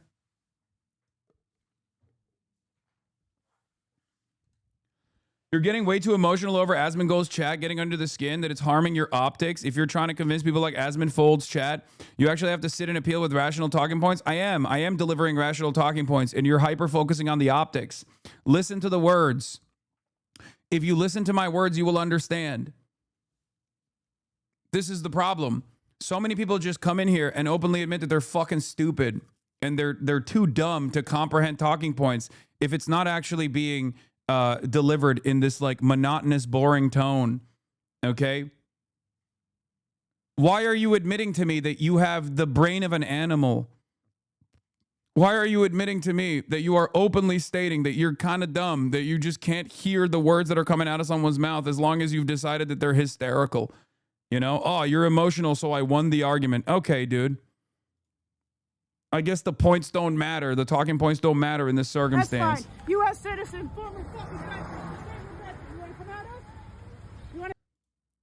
Yeah, he went from I don't think it was justified to, we already agreed on the ICE agent, what he did was wrong, and he should be in jail, at least I thought. And again, you were totally got mad because I say that what she did was 0 cents to me.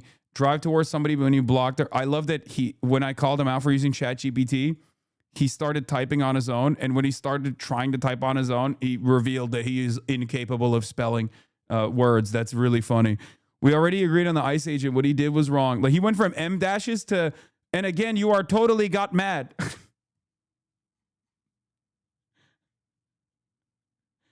Another child that should have been left behind, brother. Oh my Lord, we are so cooked.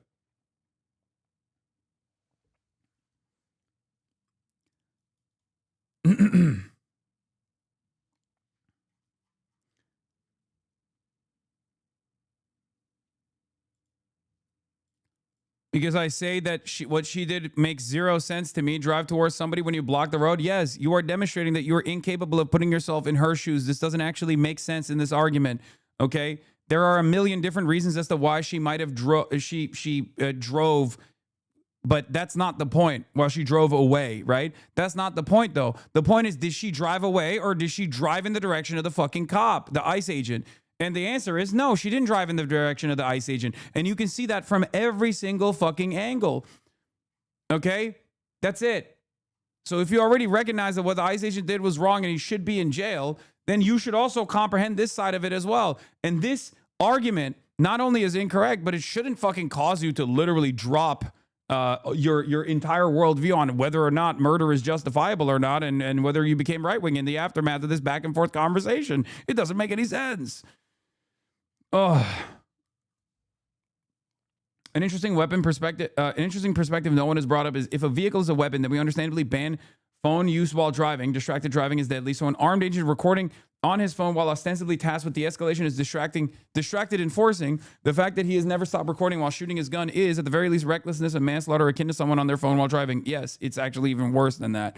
But it also does showcase that he wasn't in any sort of imminent grave threat. Because if you're in imminent danger in that moment, okay, then you probably would drop your phone, right? Like, you would probably pull out your gun, drop your phone. You probably wouldn't be fucking filming while you're, doing an ISIS-style execution video. Oh, Trump is not talking about the Renee Good situation. President, in your conversations with these oil executives today, did you provide any security guarantees so that they can do their work safely in Venezuela? Yeah. And separately, Mr. President, they will have those guarantees, yes. And separately, Mr. President, I'm curious in terms of the future of Venezuela. Do you see Venezuela now led by Delcy Rodriguez?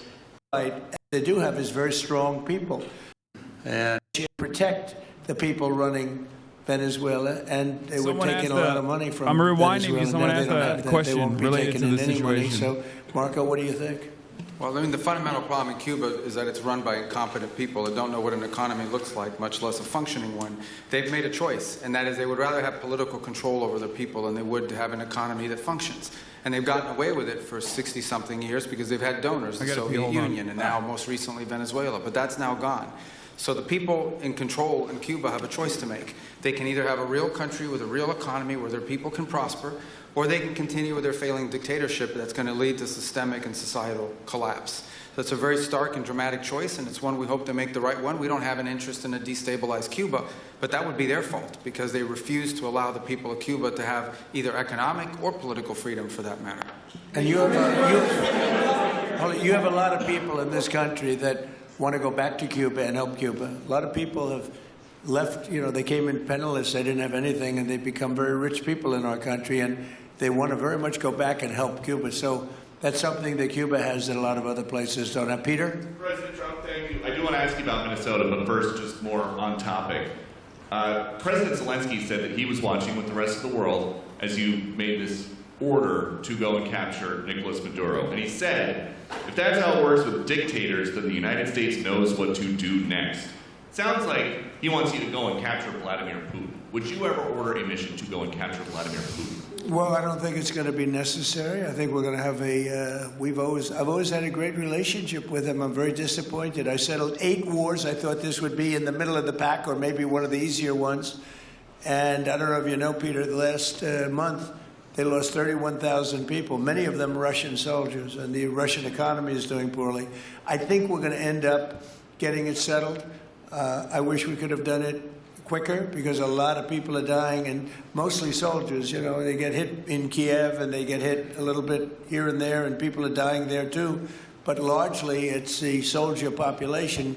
When you have 30,000, 31,000 soldiers dying in a period of a month. Is the question after he's done answering this? 27,000 the month before, 26,000 the month before that.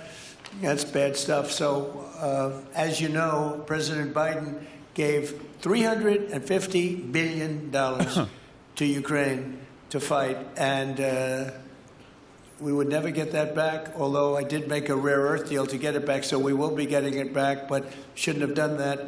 It was a bad thing to do. What the fuck is this pin? I will say that right now, because I was able to get NATO to up GDP from 2% to 5%, NATO's got a lot of money, and they're paying for everything. We're not losing any money. We're making a lot of money, I guess, if you think of it, because we're selling them military equipment. They're probably giving it to Ukraine. But we're selling them to NATO military equipment. We're getting full price and all of that. But that's not a big deal to me. What is a big deal is stopping a war where 30,000 people are being killed every single month. And on Minnesota, the vice president yesterday suggested that Renee Good, who was killed by this ICE officer, was part of a broad left-wing network. What has your team told you about this broad left-wing network? Who is in charge of it? Who's part of it? What's it called? Well, I haven't seen the vice president's statement, but he's generally very accurate. I hate to say it. Look, I watched that yesterday, and there were a lot of different forms to it. But there was a woman screaming, shame, shame, shame, shame. She was a agitator, probably a paid agitator, but in my opinion, she was an agitator, a very high-level agitator, so professional.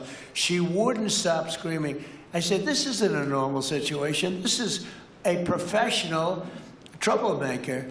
Because you heard it and I had it. Now, I will say this, the news sort of... Dude, understand that this is all it takes for justification for state-sanctioned violence now, okay? If you say shame on you to an ICE agent, they can kill you, okay? That is what they are. That is the environment that they're designing.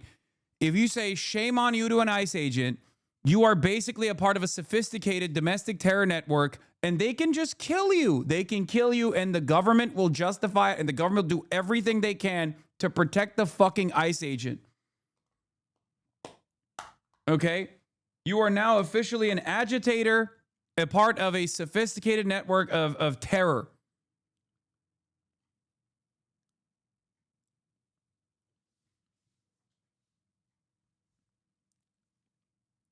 Can you imagine?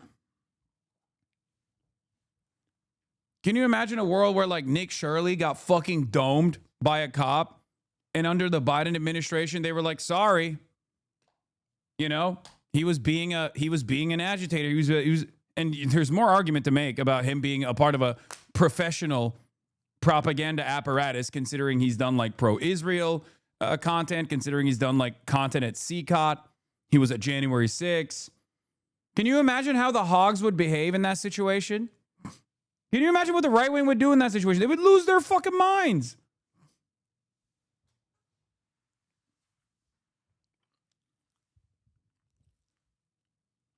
Yeah, if you're in a car and you're an ICE agent, it's enough. You're operating a deadly weapon now. That's it. That's it. That's the argument that they're presenting. And they will say that you are a terrorist. You're a part of a sophisticated terror network.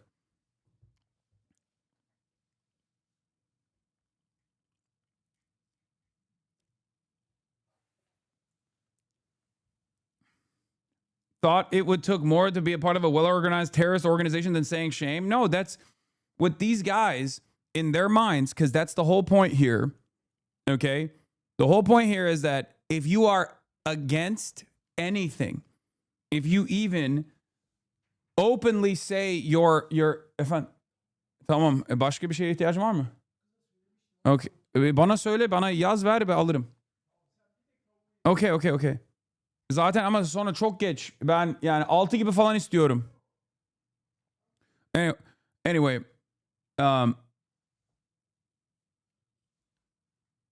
they don't want people to even hurt their feelings. They want to project power over those who even hurt their feelings. Okay? That's it. That's the reason why they went after Jimmy Kimmel when Jimmy Kimmel didn't even say anything about Charlie Kirk that was like unacceptable, right? Like the goal here isn't the goal, like those who are trying to find like intellectual consistency here on the right, especially that are trying to defend this stuff are never going to be able to find any sort of intellectual consistency, because the goal by this administration standards is no dissent allowed. If you're doing any dissent, if you're actually fucking saying shame on you to an ICE agent at moments after an ICE agent murdered one of your fucking friends or your neighbor or your wife, then you're a terrorist. You're a part of a sophisticated domestic terror group. It's total domination, and that is what they want. Okay? You are just supposed to eat it. You're supposed to sit there and cower in the corner as these guys come in and do whatever the fuck they want. No dissent allowed. No civil disobedience allowed. Just whatever they say goes. You must obey. You're supposed to, if you're going to die, you're going to die. Sorry. That's what it is. That's what they want. Turned her down, turned her off, because you're trying to watch. She was so loud and so crazy and just not normal. When somebody sees something like that, they don't go screaming and the same words. So I guess you could say professional, but I didn't think she did a very good job. You have agitators, and we will always be protecting ICE, and we're always going to be protecting our Border Patrol and our law enforcement.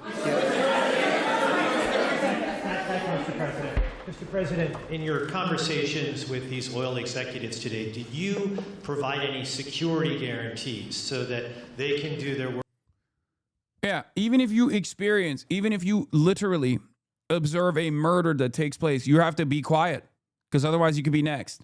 Otherwise you could be called a domestic terrorist. It's insane to me. That's where we're at, dude. Like, that is where we're at now. Fine. U.S. citizen. And there are still people that are defending this shit. It's crazy. Another filter moment, guys. But just like I said with the Nick Shirley video, when I first reacted to the Nick Shirley video, and I could not believe that so many people were getting duped by that, and then slowly but surely other adults also looked at it and were like, this is so ridiculous that there's no new evidence here. This is completely unacceptable. And people slowly but surely also came to that conclusion and maybe quietly changed their position, even if they like fired off the gates, swinging in the direction of like mass Somali style fraud taking place, all this stuff. Okay. I think that this will, have a similar impact as well, because the way that the administration is defending this stuff is so unacceptable. It's not bots defending it. I'm sure there's plenty of botting going on even on this platform. Let's be real. I think we all know that. But it's people who are behaving like bots. It's people who are behaving like but like NPCs. Like this person is not an NPC, right? Like when he says how's the dog though? Like that person's not an NPC. That person just has an NPC brain, you know? At us? I say go get yourself some lunch, big boy. Go ahead. Out of the car. Get out of the fucking car. Get out of the All right, car. take it back. Whoa!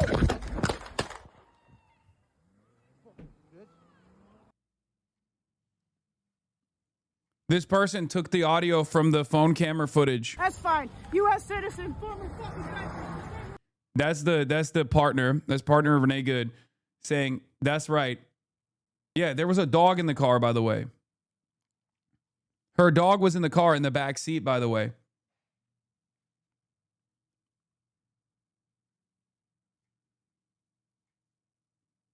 And her partner is behind the ice issue that ends up shooting and killing her.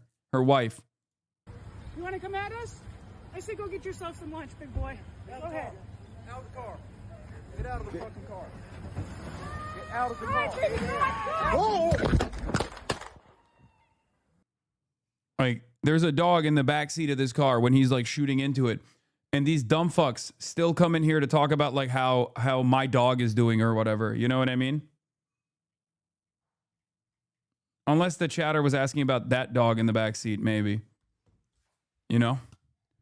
If you don't care about human life and you only care about if you don't care about human life and you only care about the life of like innocent animals, I think this is a moment where the ICE agents was also compromising the life of an innocent dog, okay?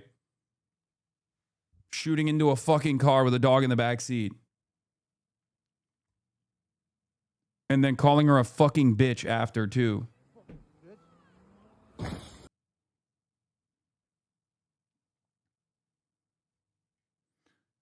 No, it was about Kai. They don't care. Oh, he was not Lamau. Oh, yeah. Well, classic.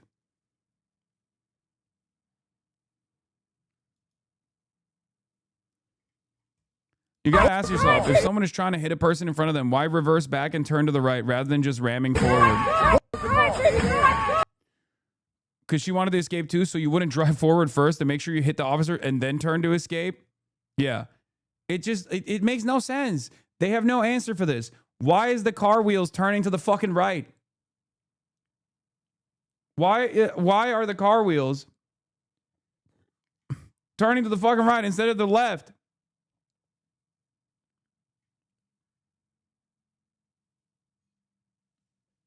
Even I have bot accounts bait you? Okay, thanks. About the POV of the murderer, the video was clearly edited before he shoots her. It starts zooming in on the car so that it seems like the car is about to hit him. This also appears to be the case, and the resolution of the video clearly decreases right at the same moment. I don't know. I haven't. I'm sure that. Look, I'm not very tech savvy to see whether or not there was any editing whatsoever on this, but we will find out soon enough, because this kind of stuff, like they'll look through the metadata and figure out whether or not that is what's happening. I have a couple points on the video I haven't seen anyone bring up. Fossa time me out. Wait, brother, pull me up. I have points on the video. After she turns her wheels to the go right, there's a slight brake that she does to allow him to get fully out of the way of her car so she can drive away. Then the sound of the first shot is slightly masked by the commotion of him moving his phone. They are using that muffled sound of the first shot to say that the sound was of the car making impact with the devil. Oh yeah, no, I mentioned that. I brought that up. They are saying that like when you film something, if you've ever filmed anything, if you're in bed or whatever, right? If you've ever filmed anything and you like put your phone down, or you like if you take your phone and you film something, you can do this right now, and you put it on the desk, okay? The sounds that come in the video footage will be a lot louder because your microphone is touching it. It's the difference between me speaking into the microphone and slamming the microphone, right? Obviously, me hitting the microphone like this is actually not a serious point of impact at all, but you hear it as though it's like a serious point of impact. So they're basically using that as a they're using that moment and the sounds as a way to justify, like, as a way to claim that this like person was actually ramming into this person like super seriously. When in fact, the actual video footage that we can see shows that that wasn't happening. And both of his feet were completely away, were completely free from the direction of the car where the car was going when he actually shot her. Okay? I said go get yourself some lunch, big boy. Go ahead. Out of the car. Get out of the fucking car. Get out of the All right, car. baby, go ahead. Yeah, this is like the sound of the microphone. The sound of the microphone in the phone camera that is like touching his body as he's like pulling out his gun with his other hand is what they're saying is like the point of impact. Yes, I already played the video overlaid with the sound.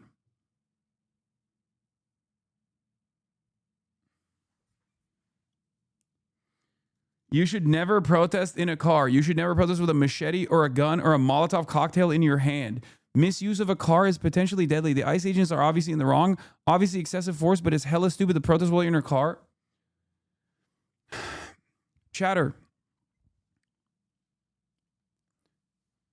A vehicle is not a fucking Molotov cocktail. There's only one use for a machete or a Molotov cocktail or a gun, okay?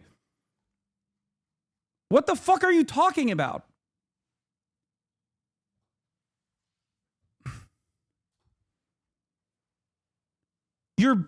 How do you not understand? How do you not understand that your justification in this moment means that any cop around any fucking car can just kill the person in the car?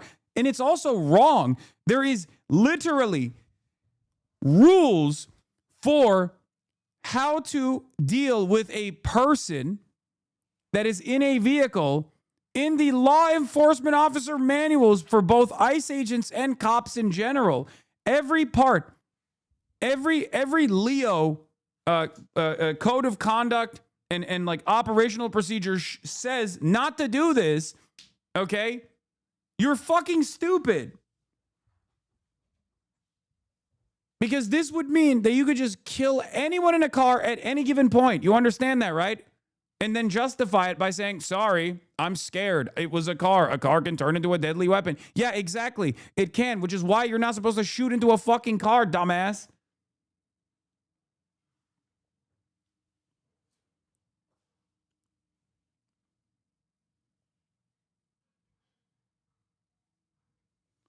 And it wasn't even a point of protest. She was filming ICE agents, which she has every legal right to do so.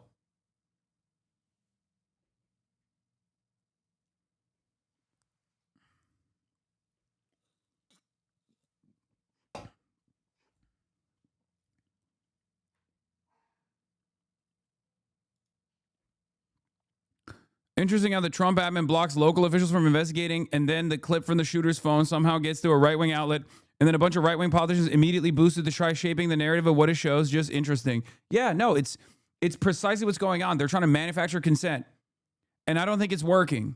I don't think it's going to work because too many people have seen the original video at this point. That like even this video doesn't actually change that narrative at all. And the people that were desperate, like really, really, really desperate to cling on to anything, to claim that this was a totally fucking legally justifiable kill, are going to continue running along with that narrative when it's very clear that it doesn't work. Yeah. It's very clear that people are not, enough people have seen the footage and were horrified by it, okay?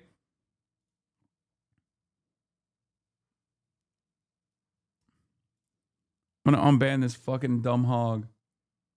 Can we agree that this is one of those moments that if some don't get it by now, they are safe to write off completely? It's not a situation where you can simply get it wrong by accident. Yes, I think so too. While I do have a firm commitment to the notion that anyone can have their minds changed at any given moment, as long as you continue fucking pushing, as long as you try to speak some sense, as long as you try to lean into the shared common humanity that we have, I do think that just like with the Nick Shirley video, it's going to take some time for those people to maybe quietly change their perspective. Okay? If they're not doing it now, If they're not doing it, you were wrong, little guppy. Admit it, little guppy. I'm a 34-year-old man. Are you ready to admit you were wrong about the Minneapolis shooting after the new camera footage? No, I'm not ready to admit that I'm wrong because it doesn't show anything new or different. You just desperately want to, one, derail the conversation and try to piss me off, which is not going to happen in this situation, not realizing that, once again, what you are justifying makes you look like a psychopathic loser to most normal people. Okay?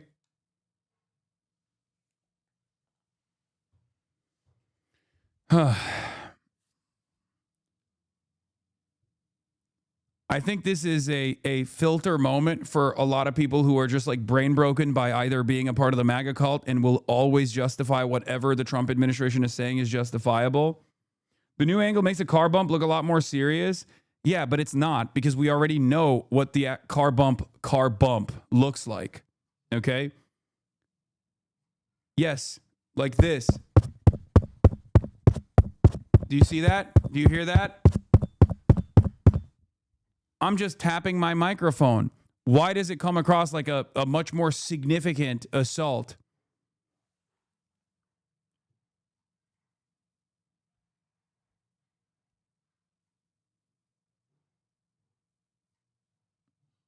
You've already seen it. You've already seen what the quote-unquote car bump looks like. It's not a real bump at all. Am I getting beaten mercilessly when I tap into the microphone like that?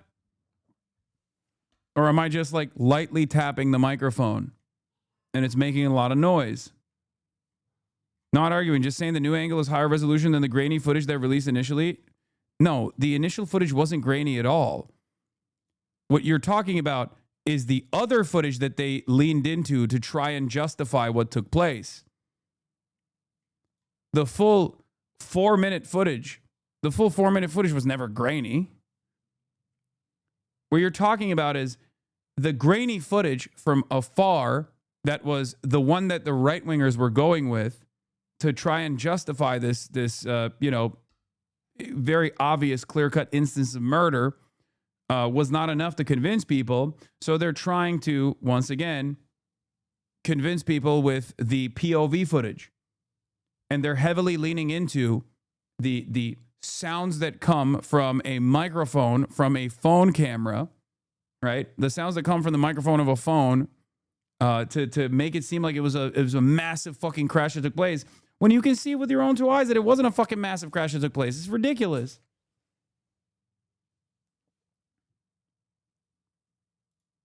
Did you see the CBS interview with the former federal agent?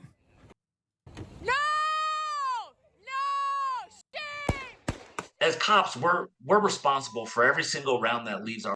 Oh, this is the thing that we watched. This is a former ICE agent, actually. Eric Ballier is a 25-year career federal agent who most recently oversaw use of force investigations for Homeland Security Investigations, or HSI. We asked him what to make of the tactics used by federal agents. They deleted it? We watched this. We watched this yesterday. They deleted it. It didn't air on the actual show tonight. CBS did post to the YouTube. It has nearly 800K views already. In the fatal Minnesota shooting. In my 25 years, I've done hundreds of vehicle stops. If someone is fleeing, that is not a justification for the use of deadly force. In this moment, the officer crosses in front of the vehicle. He opens fire on the driver, 37-year-old Renee Good. The government says the officer shot the driver in self-defense. She then proceeded to weaponize her vehicle, and she attempted to run a law enforcement officer over. But the footage tells a different story. In this clip, we see Good waving cars by, and one car drives past her stopped vehicle. Like they're somewhat impeding the ICE guys, although you did see the SUV drive around them. Next, officers exit the car and approach Good's vehicle. Right out of the gate, it's escalatory in nature. And then the agent with the black mask reaches for the driver's side door handle to try to open it. From the video, like the reverse lights are on. From this other video angle, we can see that the officer has already crossed in front of the car. He's holding a cell phone. Guys, don't try to do a U-turn in front of cops, okay? you might get killed, and then everyone will call you a fucking terrorist in the process, okay? After waving off the first cop car that passes by when you haven't done any sort of crime or anything whatsoever, which, by the way, these guys aren't even cops. Remember, they're ICE agents, so they do not have a legal authority to detain you unless they have probable cause. This is not like a felony stop whatsoever, okay? I know people say, oh, they do. They don't. They don't. They don't. Clear command to exit the vehicle. Lamau, how will you defend this now? Wait, what? Your inability to know what the rules are here doesn't mean that it's that I'm wrong. I'm not wrong here. You're wrong. ICE agents are not gods. They're not police. You know that, right? They do. You are impeding. Nope. You can't. That's after. That's a post hoc justification. This is unlawful. What the ICE agent is doing here is unlawful. An ICE agent is not a god, okay? A cop is not a god either. But an ICE agent is even less rights, especially against an American citizen, okay? An American citizen in her own car. You cannot, a cop can't even fucking do this. A cop cannot do this. In a moving violation, straw man argument? No, it's not a straw man argument. I'm addressing the actual point, okay? I'm addressing your point. You make it seem as though cops have unlimited power to walk up to someone's car and just open the door. No, that's an unlawful search and seizure. You can't just fucking go into someone's house. You can't just go into someone's car like that. That's the reason why in a regular traffic stop, cops will actually have to bring in a canine unit, okay? It is an unconstitutional and unlawful search and seizure moment protected by the Fourth Amendment. An ICE agent has even less rights, especially against an American citizen here. So you're wrong. You're wrong. They are the ones that are breaking the law here, okay? A cop can't even do this, by the way. I'm just going to put this one, I'm going to repeat this one more time. Even a cop is currently not following proper protocol in this circumstance. A cop can't just like walk up to your car and just fucking open the door. What are you talking about? Yes, a cop can. No, they can't. No, they can't. There needs to be a reason for it, okay? There needs to be probable cause. A cop, for example, cannot walk up to your house and open the door and go inside. They need to create probable cause to be able to do so. There is no probable cause in this situation. Know your fucking rights. This is the reason why Tom Homan gets so mad when people talk about their fucking rights. No, they did not have probable cause. They did not have probable cause. They did not have probable cause in this situation. You cannot create probable cause out of thin air like this, okay? 100%. An ICE agent has even less probable cause in this moment. They did not. They did not, okay? You don't even have to roll your window down technically for a cop.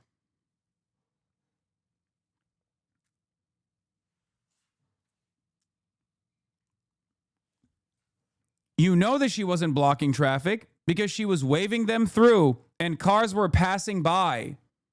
Okay? So the notion that she was blocking traffic is already fucking destroyed in this argument, okay? So you're wrong. Wrong again. She wasn't blocking traffic. She's waving them by. She's actually moving before she merges into the lane. And then a cop just comes in, not even a cop, an ICE agent just comes in and decides to try to open the door. He's not allowed to do that. That is illegal. Okay? ICE cannot conduct traffic enforcement. Okay? That's the reason why there are so many videos where people will roll up next to ICE agents and be like, fuck you, what are you doing? Suck my dick. And then the ICE agent can't do anything. And he has to just eat dick in that moment. You want to know why? Because they do not have any legal grounds to assert any authority over an American citizen, and they have no probable cause, and they are not capable of, you are wrong, bro. Have a good stream. You will create more of these situations with your viewers. GG. No, you will create more situations without any viewers at all because you're justifying an unlawful search and seizure and an unlawful escalation of violence that led to a person being shot and killed. You are the one that's actually giving this administration the ammunition to continue justifying ICE agents killing people on the streets, not me. Okay? That's precisely the reason why this former ICE use of enforcement reviewer is also saying that this is completely illegal. That is not a justification for the use of deadly force. In this moment, the officer crosses in front of the Yeah, standard for a stop is reasonable suspicion, not probable cause, by the way. Sorry. Vehicle, he opens fire on the driver, 37-year-old Renee Good. The government says the officer shot the driver. Your chat wouldn't last a day in the shoes of a black man in a police encounter. My God, how many times do we go over this? What? Are you unironically fucking making a pro-cop argument here by doing standpoint epistemology? I'm genuinely confused. It doesn't matter, okay? What's wrong is wrong. What the fuck? This is my least favorite point of argumentation, okay?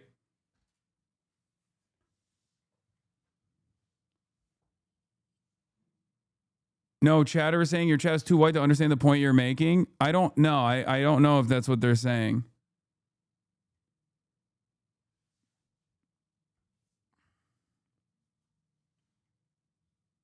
Because I've had these moments in this chat before. I've had these moments in the chat before where they'll literally be like, well, as a black man, I would have gotten shot and killed, so they should have complied with the cops. When I'm talking about the unjustifiable... the fact that like a cop is not supposed to be able to fucking kill you, okay? People will do that sometimes.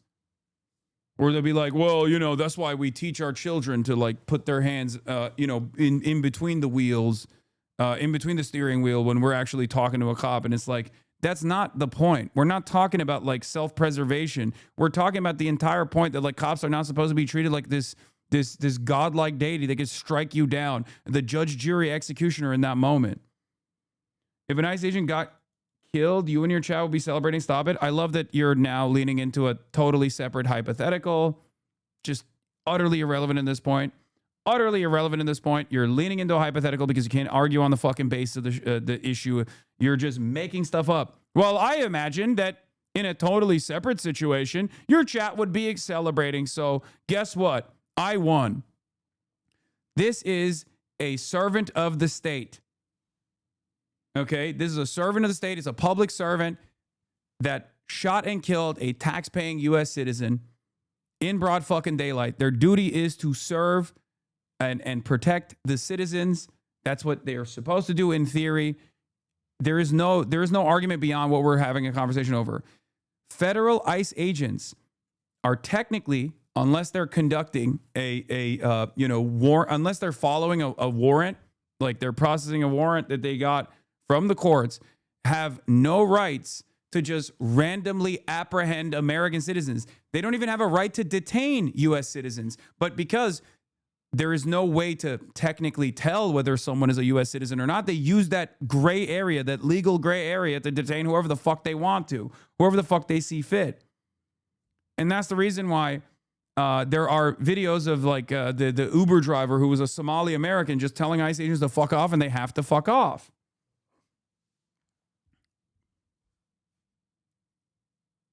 Driver in self-defense. She then proceeded to weaponize her vehicle, and she attempted to run a law enforcement officer over. But the footage tells a different story. In this clip, we see Good waving cars by, and one car drives past her stopped vehicle. Like they're... Yeah, and like I said, I pointed out that it's a legal gray area. Here's a sheriff calling it straight up made up law enforcement. I'm Rochelle Bilal, the sheriff for the city and county of Philadelphia. And I say her name, Renee Good. Renee Good. Renee Good. Renee Good. Renee Good. Renee Good. This should not have happened, but we're here today. Let know that law enforcement professionals, real ones, not the fake made up ICE, probably Trump's new army to attack citizens of the United States. Did you hear what I said?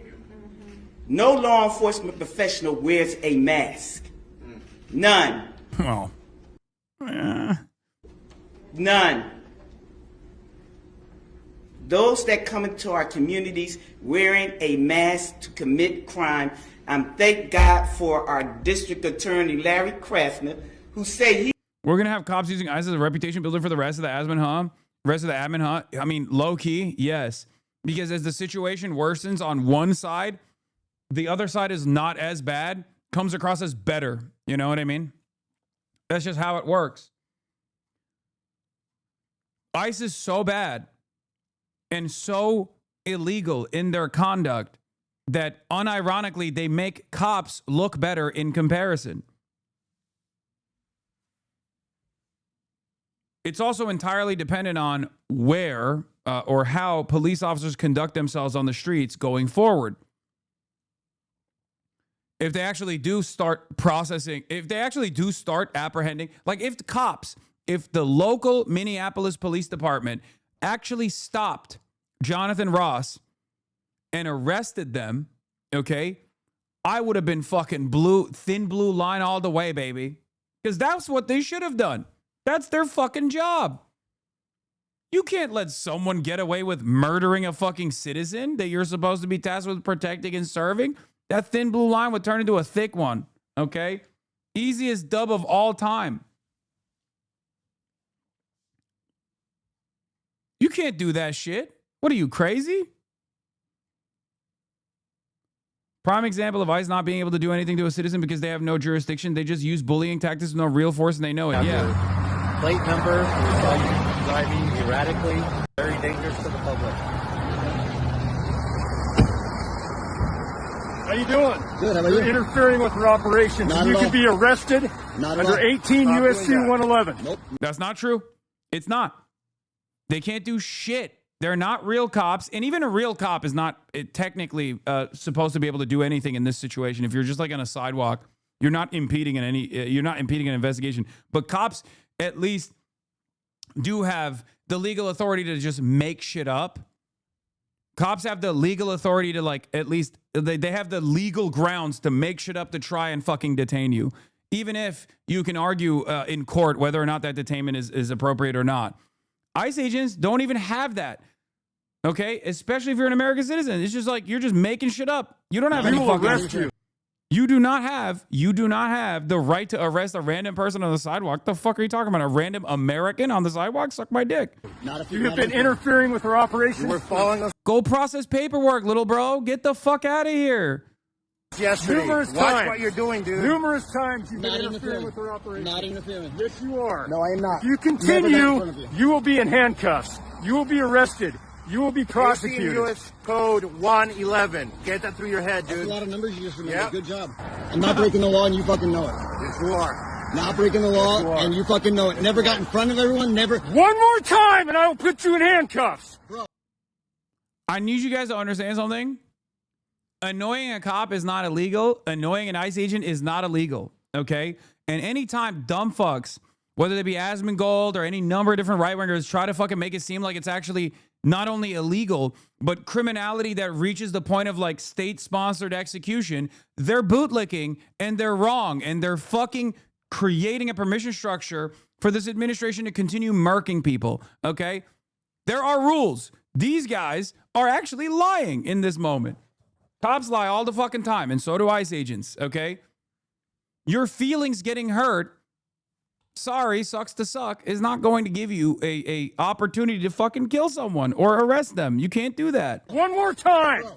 Keep it up. Step the fuck off, you piece No, of shit. no, I'll stand right here, pal. Right here all day. If I fucking touch you, then you're gonna fucking arrest me. Right all day. Yeah, fuck you. You are worthless. Fuck you. Worthless. Fuck you. You are. Fuck you. You have Yeah. no honor. Hold your fucking dogs back.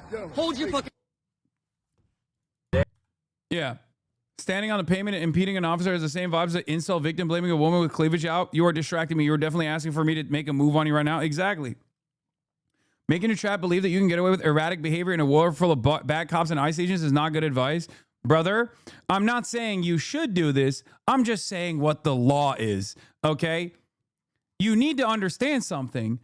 I know it's very difficult for you to comprehend this, but just because bad cops or bad ICE agents are not following the letter of the law doesn't mean you can cause me to submit in this moment where I'm actually talking about who's at fault here in a fucking murder case, okay? Shut the fuck up.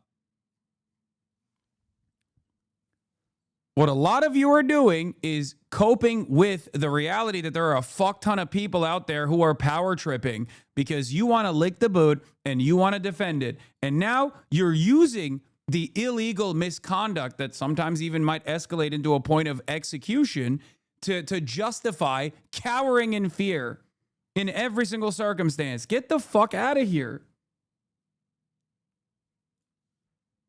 Another one, ICE threatens a citizen. Yeah, Minneapolis. Border Patrol agents warned 2 white women in separate SUVs to stop trailing them and not to impede. Don't make a bad decision today. And that's the whole point. This is the reason why the Trump administration is not backing away from this, because they do want to create an environment of fucking fear when they do not have the law on their side. They are just telling their Gestapo agents to threaten people, okay? But that's all they can say. Don't make a bad decision. And that's precisely the reason why I'm saying we can't let this one get away. We cannot let Jonathan Ross get away with murder, because if they do get away with murder, then yes, the precedent, albeit not on legal grounds, but the precedent is set that they could just fucking shoot and kill people and get away with it. And if the law is not going to do it, we have to do it. We have to pressure the government to do it by protesting. It's fucking ridiculous. How is this so difficult to comprehend? That's why I say it's us versus them in this situation. And unless you are a part of the billionaire pedophile club, you are not a part of that group. You will not be protected. Okay? So it might not come across. It might come across like I'm just some fucking dumb commie. Okay? That's really emotional in this moment. But I'm actually trying to protect your rights for you. Whether you cannot fucking put this through your dense ass skull or not doesn't matter. Interfering with us, honking your horn, blocking our cars, you have a very high probability of making a really bad decision and being arrested today, okay? I think I'm making exactly I'm not. the right decision. Oh, then why are you giving her a warning? I'm giving her a warning to not interfere with what we're doing, to not make a bad decision today and ruin your life. Well, bad Okay, decisions. thank That's you. Funny. Bad decision and ruin your life.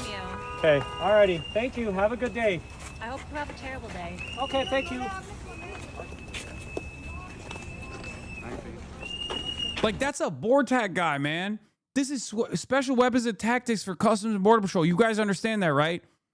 Like, these guys are trained overseas. This is the most militarized unit that the Customs and Border Patrol has. They're not supposed to be doing fucking, like, regular detainments. What the fuck? The point of why they have special weapons and tactics or spec ops for Customs and Border Patrol is for like drug apprehensions, like massive fucking like cartel operations, shit like that.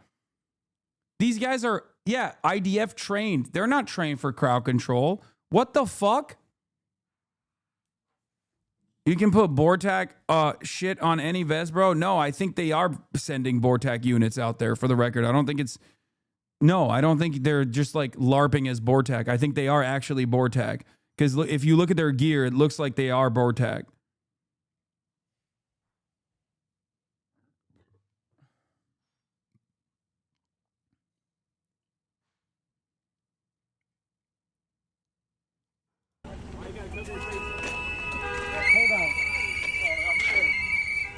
I'm too old for Twitch. Thank you for the 20 gifted subs. Yeah, there's a lot of ice around here.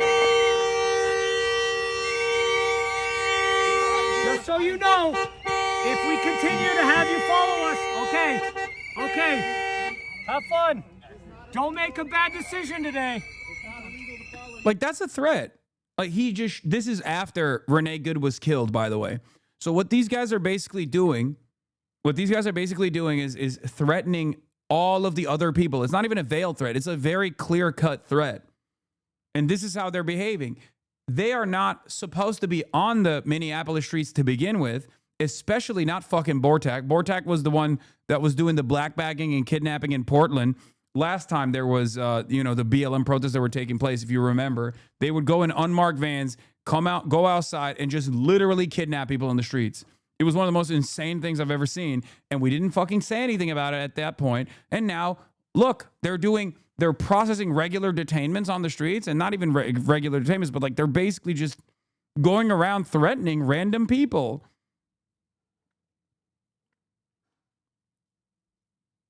I don't understand how people do not, like, I genuinely don't get how you think this is appropriate.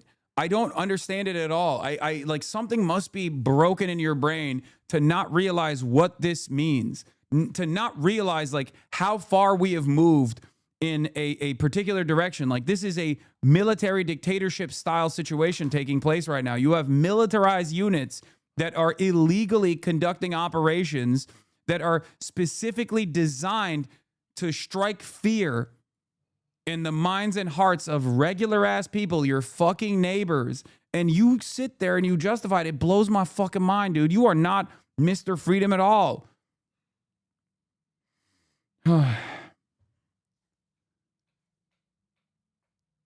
For the record, I will say this. Live, we're with Border Patrol as they're being trailed by at least 2 SUVs Okay, so in Minneapolis. in the Yeah, Fox News is also fucking live with Border Patrol. They're trying to do state propaganda. This is a blue Rivian, an electric truck.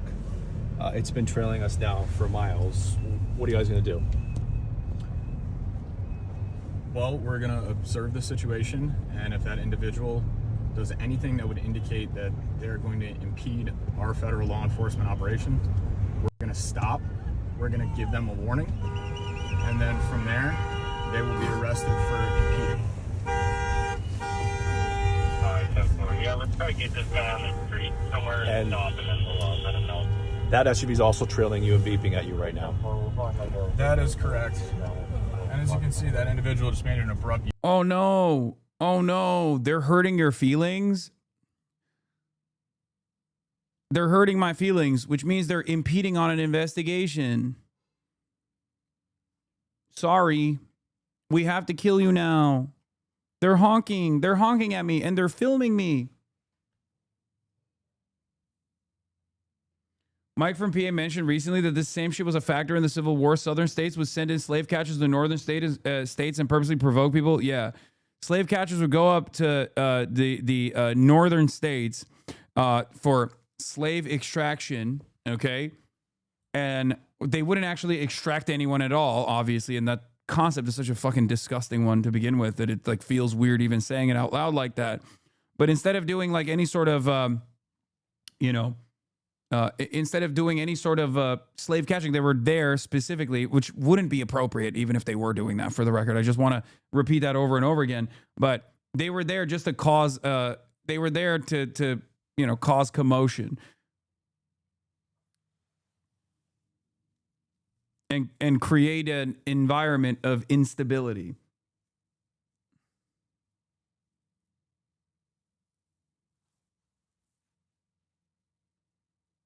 U-turn because he realized he crossed the line with us, and if we encounter him again, we're going to stop him, issue him a warning, and let him know you keep doing this, you're going to jail.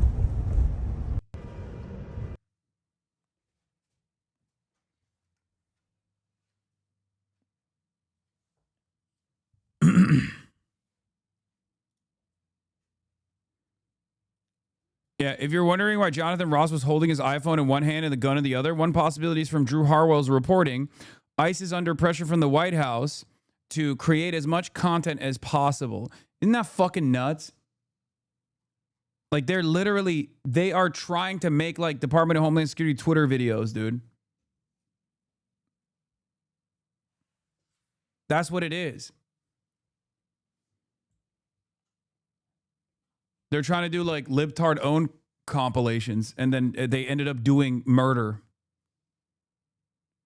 Oh, they arrested someone for hitting a Border Patrol car. Yeah. Intense video. Minneapolis anti-ICE protest. Woman appeared to hit a Border Patrol SUV as it drove by with an agent inside. Another person appeared to spit on the SUV as well. This video shows the woman being apprehended by agents. This just happened. Step back. She hit a vehicle.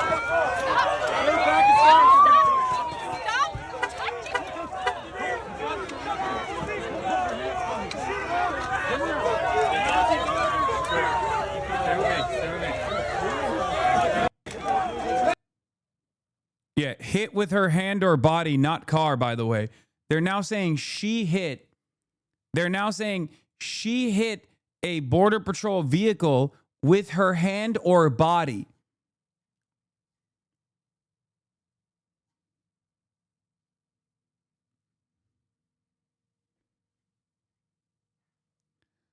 Bro, if you cannot see how much this is turning into Israel and you are Hamas, you are the Palestinians in this equation, I don't know what to tell you.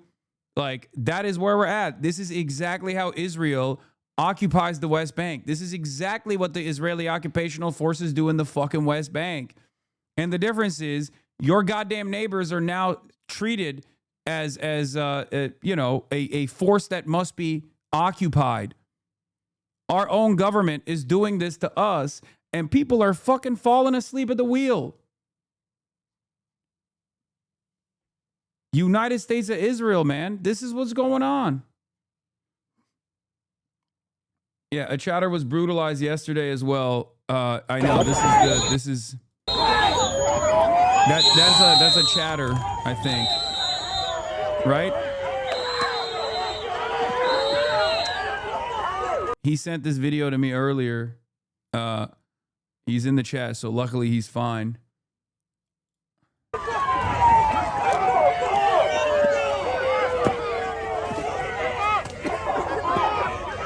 Bro, murder is the next meta in content creators, bro. Get on the bandwagon. Yeah.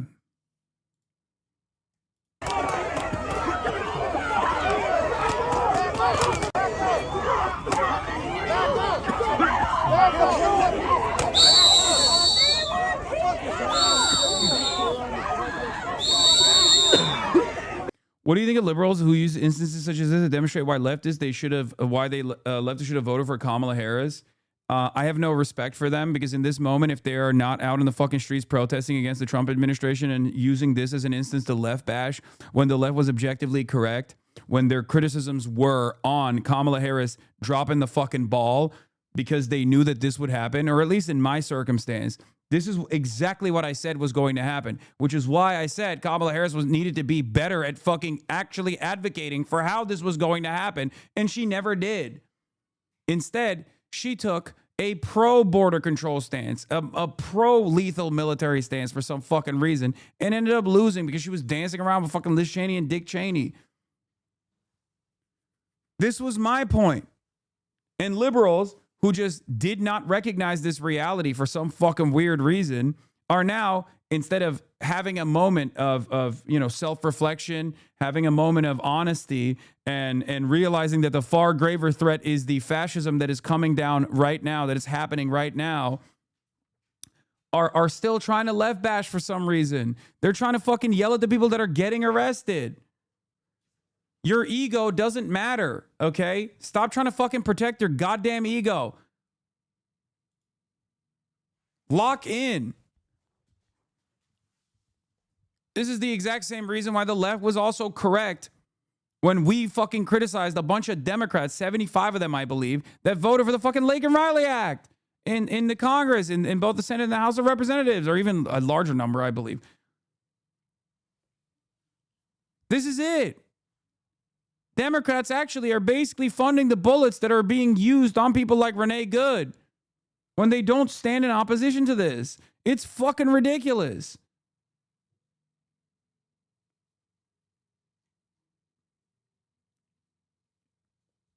Yeah, and the 70-odd Democrats who went on the record to thank ICE for their service, like, what are we doing?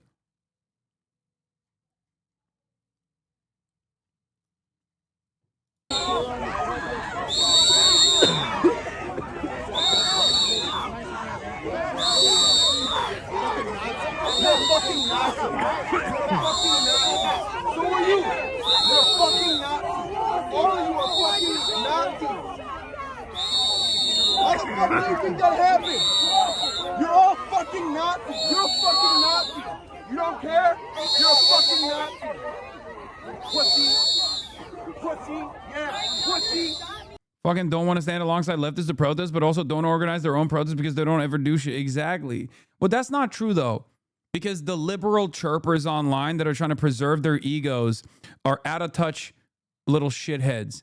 But there are plenty of people who voted blue no matter who that are on the fucking streets. As a matter of fact, I go so far as to say there are more people on the streets that are of that variety, just like regular old libs who recognize right from wrong, who are actually taking it to the fucking streets, older in general, and even wealthier on average. Okay? That's what I see when I see these videos. I mean, there's HasanAbi heads here and there, but let's be real.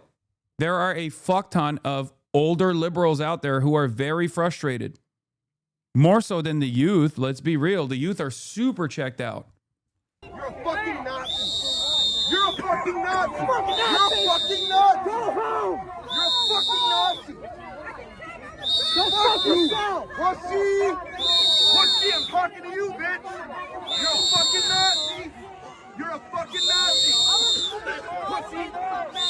Another thing that's like totally fucked up here is that the Democrats are not even capitalizing on this to win easy political points. Like, look at this. During the moment of silence, the Minnesota Timberwolves held before their game with the Cavs tonight. A fan yelled, "Go home ice," and everyone else started cheering. Now, understand something. This happened the night that Renee Good was shot and killed, right? By an ICE agent. If you want to understand how little the average person or even corporations give a shit about the administration's messaging on this, think about that. Okay. Oh, sorry. This is the day after. Think about that. The administration at this point have spent 24 hours calling Renee Good a domestic terrorist. So technically, if anybody actually took what the administration is saying seriously, what is going on here is doing a moment of silence for basically like ISIS, right? Like we're talking about doing a moment of silence for a domestic terrorist.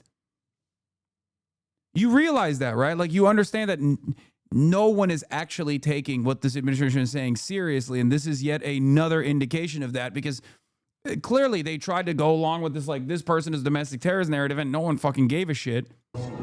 Even corporations don't give a shit. The people clearly don't give a shit. Like this is like doing a moment of silence for Hamas. Please join us in a moment of silence.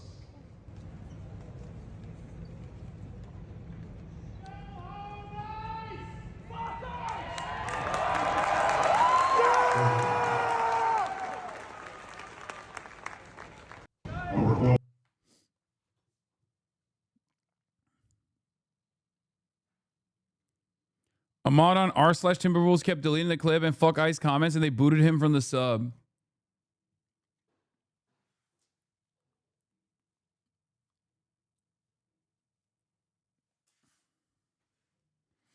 Democrats love ICE, bro. They literally agree with what they're doing. That is the only conclusion. No, this is not Democrats. You're talking about Democratic Party politicians.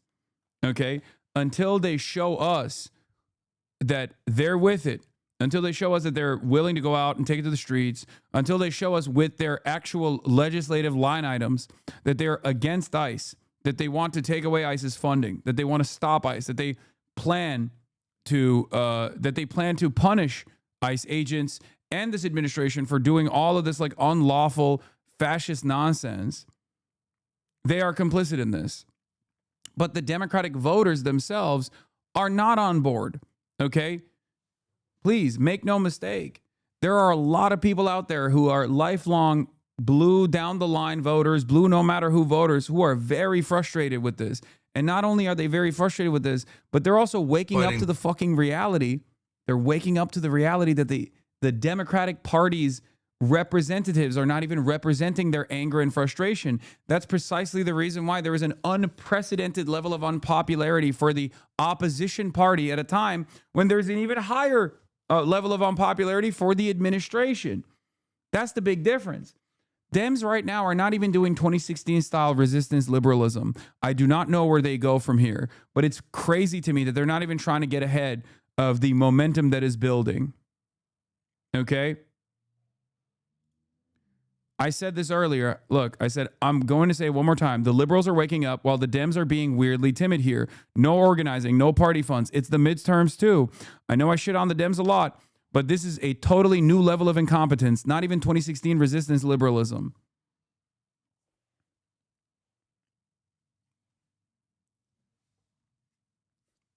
It's crazy. And I low key, I think AOC is also not doing enough. And the only people that are aesthetically doing things is like Gavin Newsom, for example. Gavin Newsom knows what time it is. He obviously is not going to be the change, right? He is going to be just as ridiculous, just as ineffective as like, you know, a Kamala Harris presidency would. He's basically just going to be the guy who siphons all of those voters who want some sort of change, right? He's going to siphon all of that angst and animosity that people feel towards the current administration And his job is to just like mog people, right? That's basically all he's doing. He is not going to represent a serious change. He is not on board with any sort of significant change. He's not showing us that he's on board with any significant change. He's just simply doing like posts on Twitter, right? And what's really frustrating about this is that you either are going to get people who funnel into Gavin Newsom because at least he's the only one that's like, you know, seemingly fighting back through posts. Or they're just not going to have anything at all. Like that's the two options that we have in the Dem leadership and the future of the party right now is the Bernie-crats not actually fucking really stressing the importance of the moment, not actually coming out and swinging and saying like, hey, this is illegal. We will punish these people. You need to remember that you are not going to be in power forever. And when you are out of power, we will arrest you. We will prosecute you. That's what AOC should be saying right now. If she wants to be the new leader of the party, she should be out there organizing. She should be out there going to fucking Minneapolis. There should be demonstrations. There should be protests. And yes, once again, don't let liberals try to do revisionism on Kamala Harris and the Democrat Party. This is how they campaigned against Donald Trump. Kamala Harris has spent decades fighting violent crime. As a border state prosecutor, she took on drug cartels and jailed gang members for smuggling weapons and drugs across the border. As vice president, she backed the toughest border control bill in decades. And as president, she will hire thousands more border agents and crack down on fentanyl and human trafficking. Fixing the border is tough. So is Kamala Harris. I'm Kamala Harris, and I approve this message. Here's the thing, like, we need a Jean-Luc Mélenchon. That's it. We need a Mélenchon. If there was a Mélenchon-style Democrat right now, they would be fucking cleaning the goddamn table. If there was a fighter who wasn't just like doing posts, okay, who wasn't just like aesthetically posturing against the administration like Gavin Newsom, but actually fucking putting their body on the line. And the closest we have to that, unfortunately, to admit here is Ro Khanna, literally, right? Like the closest we have to that is Ro Khanna right now. Which is crazy to say. You know, I've had plenty of criticisms for the guy, but he is doing something. We have Ro Khanna. We have Van Hollen. But as far as like ambitions for higher office, someone who has the capacity to do so, AOC would be that person. AOC could be that person, and she's not being that person right now. Straight up. Like, you will bring up people like, you know, Dr. Abdul El Sayed or Kat Abu Ghazaleh. Like, yes, Summer Lee. But these are not people that have ambitions for higher office or the capacity to potentially win higher office right now, right? Rashida Tlaib, Ilhan Omar, they're doing their best in the positions that they're in. AOC, on the other hand, has like national prominence. That's why I keep stressing that. We're talking about someone with a national platform.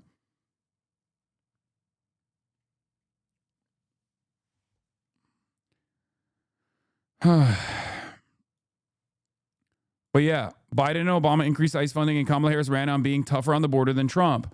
If we are going to get change, we can't lie about the Democratic Party's complicity. It's true. Lol, you dickbags weren't even concerned about ICE under Biden. You R-worded fuck is so funny to say to fucking Mike from PA.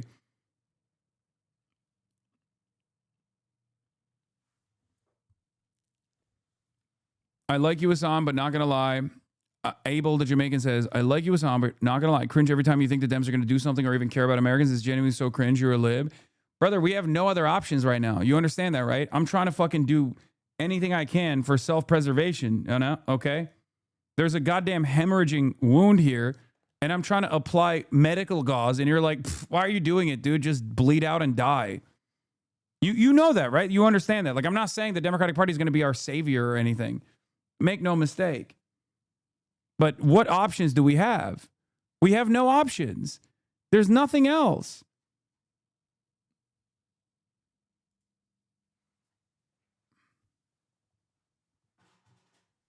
I'm trying to work within I'm trying to work with the things that we have at our disposal, or what we're supposed to. You are turning to diet fascists to save you. How do you not understand that?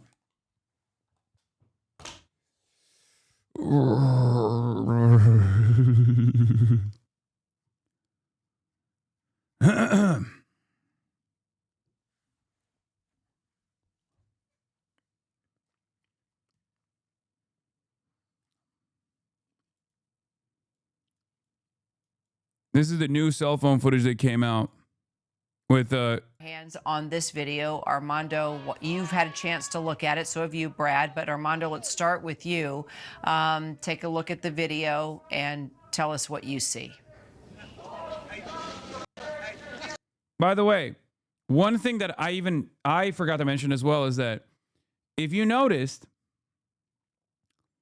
in the cell phone video footage that we analyzed over and over again already, there's one thing that I find particularly interesting, a little strange, where he switches his cell phone from his dominant hand, when he's on his right hand, as he's moving across the car to his non-dominant hand.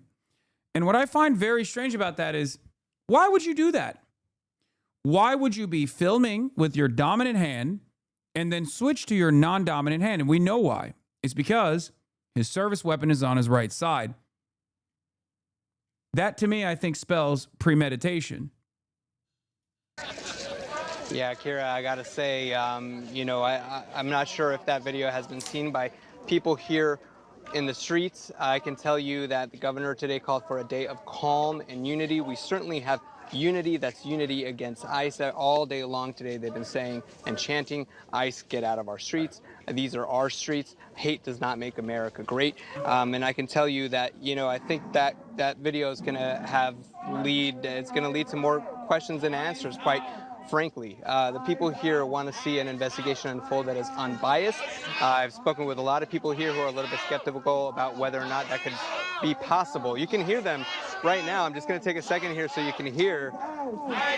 They've been chanting ICE out all day long. That's the main message that they have here. Actually, it's two messages. It's ICE, get out of our streets, and they want to see this ICE officer arrested. We are learning that the ICE officer now has been identified as Jonathan Ross. What are we learning about him as we also now see the video there of the shooting via his own cell phone? Yeah, we know that Jonathan Ross was part of a very specialized subgroup under the umbrella of ICE, essentially called the Special Response Team. This is a very highly trained group in tactical situations, very highly trained in firearm skills. We also know that he was involved in an incident just a few months ago in June where he was dragged by a car. DHS said that he suffered serious injuries and was even, I think, received more than 30 stitches as well. So we're going to learn a little bit more as the investigation unfolds. We heard state officials earlier today say that they're essentially moving forward full steam ahead with their own investigation after being told rather by FBI that they were going to essentially be pushed out of that federal investigation. So, Armando, ICE allegedly barred this bystander that was claiming to be a physician coming in to check a pulse on Renee Good after she was shot. Do we know anything more about this physician? And does this speak to a force that is worried about loss of life? Look, we're going to continue to report that out. We certainly haven't been able to identify for ourselves who this physician was, if they were a physician. I can tell you that when these dramatic incidents happen, the first thing that the federal agents want to do is take control of the scene. So essentially only let in people that they want to let in. So, you know, could this have been a mixture of that? It's very, very possible. I will say there's a lot of anger here with how they not only obviously treated Renee Good, but also the aftermath of that. You know, I think it's a very interesting. We're in a city, as you can tell. This is a very highly organized city. There's a lot of volunteers here. There's a lot of community activists. This is a city that has a long history of organizing against law enforcement, of protesting against law enforcement. We are just about half a mile away from where George Floyd was killed by a former Minneapolis police officer just a few years ago. So these scars run deep here in this community. So, Brad, of course, I want your take, Brad Garrett, on the video now. We're going to go ahead and roll it. This video just into ABC News, believed to be taken by the ICE agent that shot and killed Renee Nicole Good. Let's take a look at the video together, Brad, and just tell me what you see and what you make of this. That's fine, dude. I'm not mad at you. Show your face. I'm not mad at you. That's okay. We don't change our plates every morning, just so you know. It'll be the same plate when you come talk to us later. That's fine. U.S. citizen, former You want to come at us? You want to come at us? I said go get yourself some lunch, big boy. Go ahead. Out of the car. Get out of the car. So the issue here is, does it help promote that this woman is potentially a domestic terrorist? Obviously, the answer is no. I mean, it's like she's leaving a location, talking to her partner, her wife, I'm not sure, but having this conversation, and then Why are the press publishing ICE footage as if definitive when the second before the shots are fired, ICE murderer drops his camera? Because they're... why did they censor her saying she's a veteran? No, she said she's a fucking veteran. That's what they censored. Okay, calm down. Calm down. But I need you to understand something. I need you to understand something. Okay? It is obvious to everyone with eyes and a fucking brain exactly what took place here. And those who are still justifying it are justifying it because they have no self-preservation skills whatsoever. I think this is the most incriminating video yet, shot from the killer's own POV. And at 31 seconds, you can clearly see Jonathan Ross grab his phone with his left hand so he can free up his right hand to unholster his gun before Renee starts driving. Okay? And then mutters, fucking bitch, less than 2 seconds after firing the shots that killed Renee Good. This was murder, plain and simple. And it was premeditated. Okay? He is looking for a legal kill in that moment because he's pissed off. He's frustrated. And the reason why he's frustrated is because these are liberal women who aren't actually respecting his authority. He's having a bad fucking day, and it's very clear that he wants to punish someone for it. Okay? He wants to punish someone for having a bad fucking day.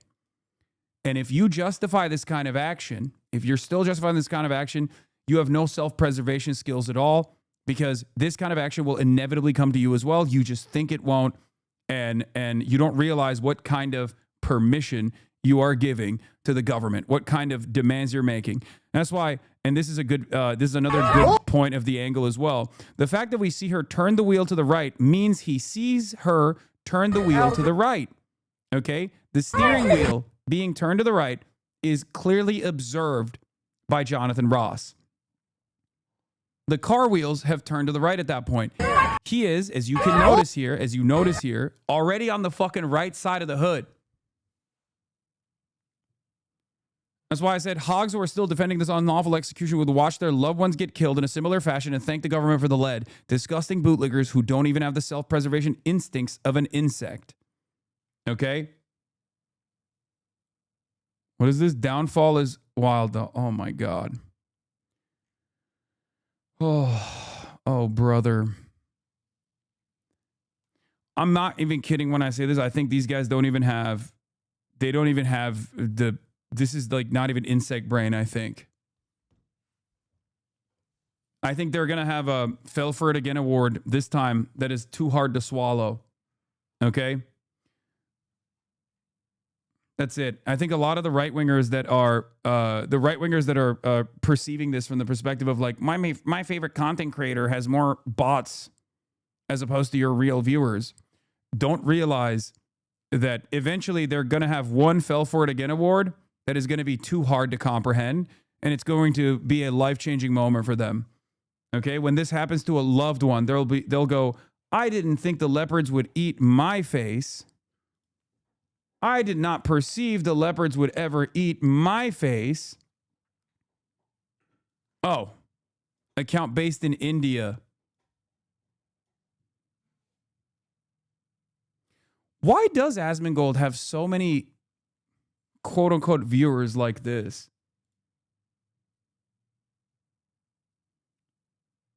And so many defenders on Twitter like this?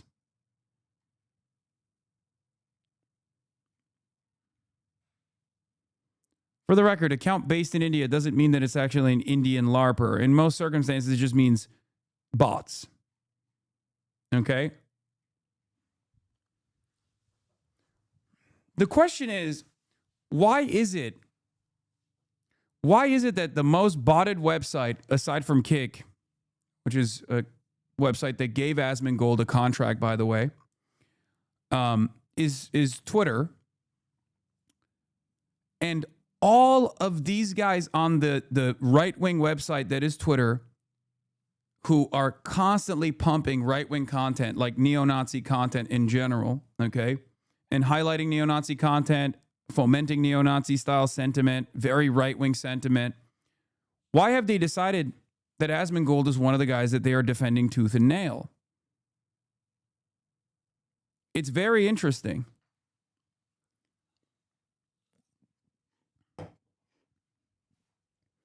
I don't think this is something that Asmongold is doing deliberately, but I think that someone has been paying attention to it and thinks that this is a good argument.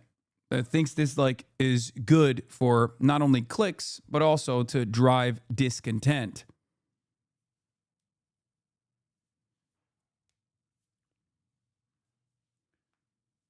It's interesting.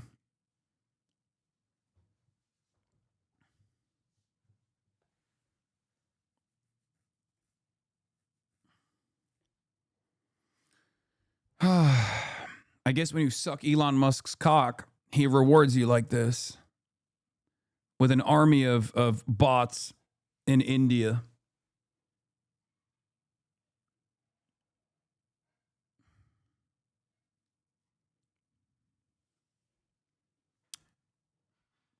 Call Train for his takes. Besides gambling, you guys actually agree on stuff, don't you? Yeah, I mean, this is one of those things that Trainwreck has always openly admitted. He's like, listen, Hasan is one of the few, if not one of the only top content creators on the platform that has never botted and does not bot.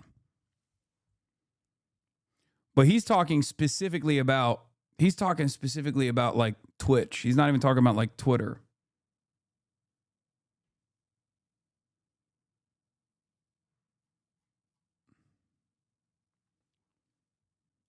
Anyway, just something that I find interesting. Okay? Something that I find interesting. Something that I find odd. Curious.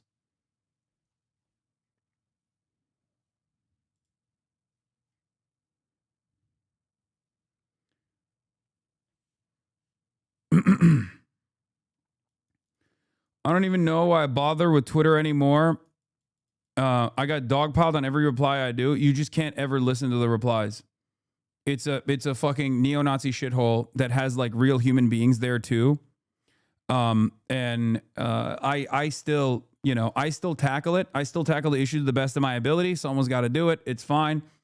But you know, the reality of the matter is Billie Eilish post goes crazy hard. Billie Eilish calls ICE a state-funded terrorist organization. Hell yeah. She's right. Billie Eilish condemns ICE in new Instagram repost. ICE is a federally funded and supported terrorist group under the Department of Homeland Security that has done nothing to make our streets safer.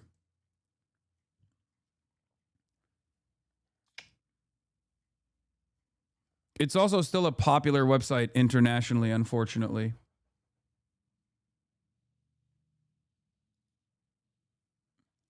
I'm telling you, they all want to murder their 5th grade teacher. They want to execute women because their mom told them to go to bed. Yeah.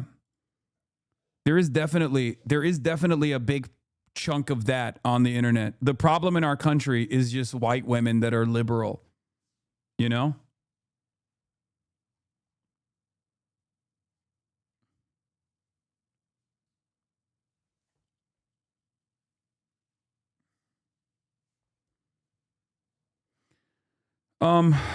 Why do people still watch Asmongold saying RIP Bozo about a murdered woman should be the last straw for people? A lot of people don't analyze politics as like good, bad dynamics and policy. They look at it as vibes. And if you have a heavily botted, stream, a lot of people real people will tune into it to hear what's up.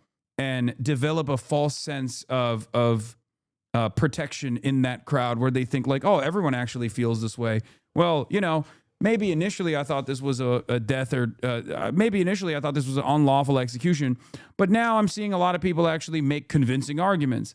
So they find themselves in the crowd. The crowd has a very, you need to understand something.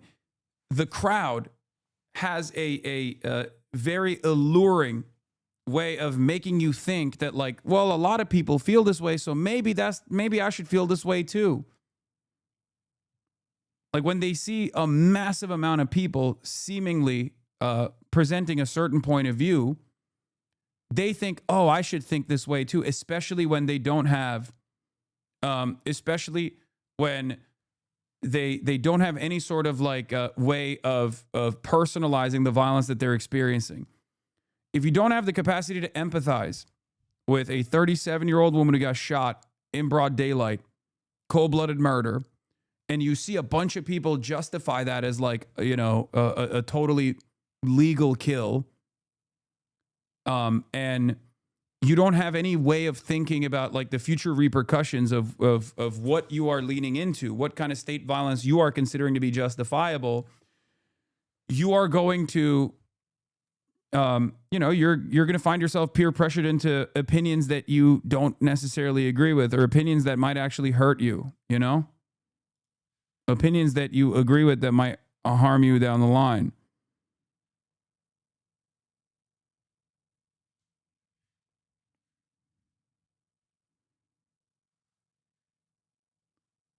The partner seems to have some interaction with the ICE officer that I'm not sure what the context is, but the short answer is he runs up abruptly and, you know, tells her to get the F out of the car, doesn't really communicate with her, rushes the car. And so two things. Does it support domestic terrorism? Does it, at least up to that point, does it support intent to harm anybody? And the answer is no. I think this is another super sad situation where a lack of communication, I think, but certainly added to somebody being harmed. And the simplest thing to do, no matter, you know, law enforcement, you have to deal with negative people, angry people, and you just stay calm and you listen. So to stand there for... Hasan, this is not it. You don't ignore what federal officers tell you to do, even if it's an illegal order, which it isn't. This is not how you conduct yourself in a normal world. There's laws, immigration laws. You can't block federal officers from doing their job just because you don't agree with them. I love that you're not even hearing me. I'm not even saying anything. It's actually a fucking dude who worked in law enforcement at the federal level that's literally saying this was unlawful. This was an unlawful and unjust detainment. They didn't follow the book. And this motherfucker's still arguing with me like I'm saying it. You know I'm not like a 75-year-old federal prosecutor, right? Like the person that's talking on screen is not me. Okay? Like I get it. Like everything you see, crusade enjoyer, everything you see can only be filtered through the lens of like, my least favorite content creator is saying this, so I must be against this. And my favorite content creator is saying, yeah, based, so I must be for this. But like, you can at least, instead of reflexively responding with whatever the fuck you think is the best counter position here, just listen to what the person is saying. Okay? This person's name is Crusader Enjoyer, by the way. I don't think this person is like a fucking reasonable apolitical centrist anyway. It's a yeah-based bot. Okay? Sorry, I followed yesterday. I've been watching for the last 2 streams, just was now able to comment. Okay, listen to me. Okay? In this circumstance, I know everything you have been taught is to deep throat the boot to the best of your ability, but you got to lodge that boot out of your throat for a moment and try to comprehend what's going on here, okay? ICE agents do not have a legal jurisdiction to actually detain American citizens, okay? They don't. They are conducting, in the most like lawful manner, what their job is to look at civil offenders and apprehend them. After, if they're, going into a car or whatever, they actually don't have the capacity to apprehend someone in their own vehicle unless they have a search warrant. Okay? Same with the house. A cop nor an ICE agent cannot go into your house, okay, unless they have a warrant. So that's number one. Number two, just because someone says, I'm an ICE agent, get the fuck out of your car and try to open the door of the car, doesn't mean that in that moment you have to comply, okay? In order to survive, just because, there are bad ICE agents out there, doesn't change the rules, okay? Like if the best practices for survival is to comply no matter what, sure, I understand what you're saying, but it doesn't matter. What they're doing in this circumstance is illegal, okay? They do us on. If those people are doing things to block federal officers of the vehicle, that's not legal, but sure, just don't ban me. I'm a good guy.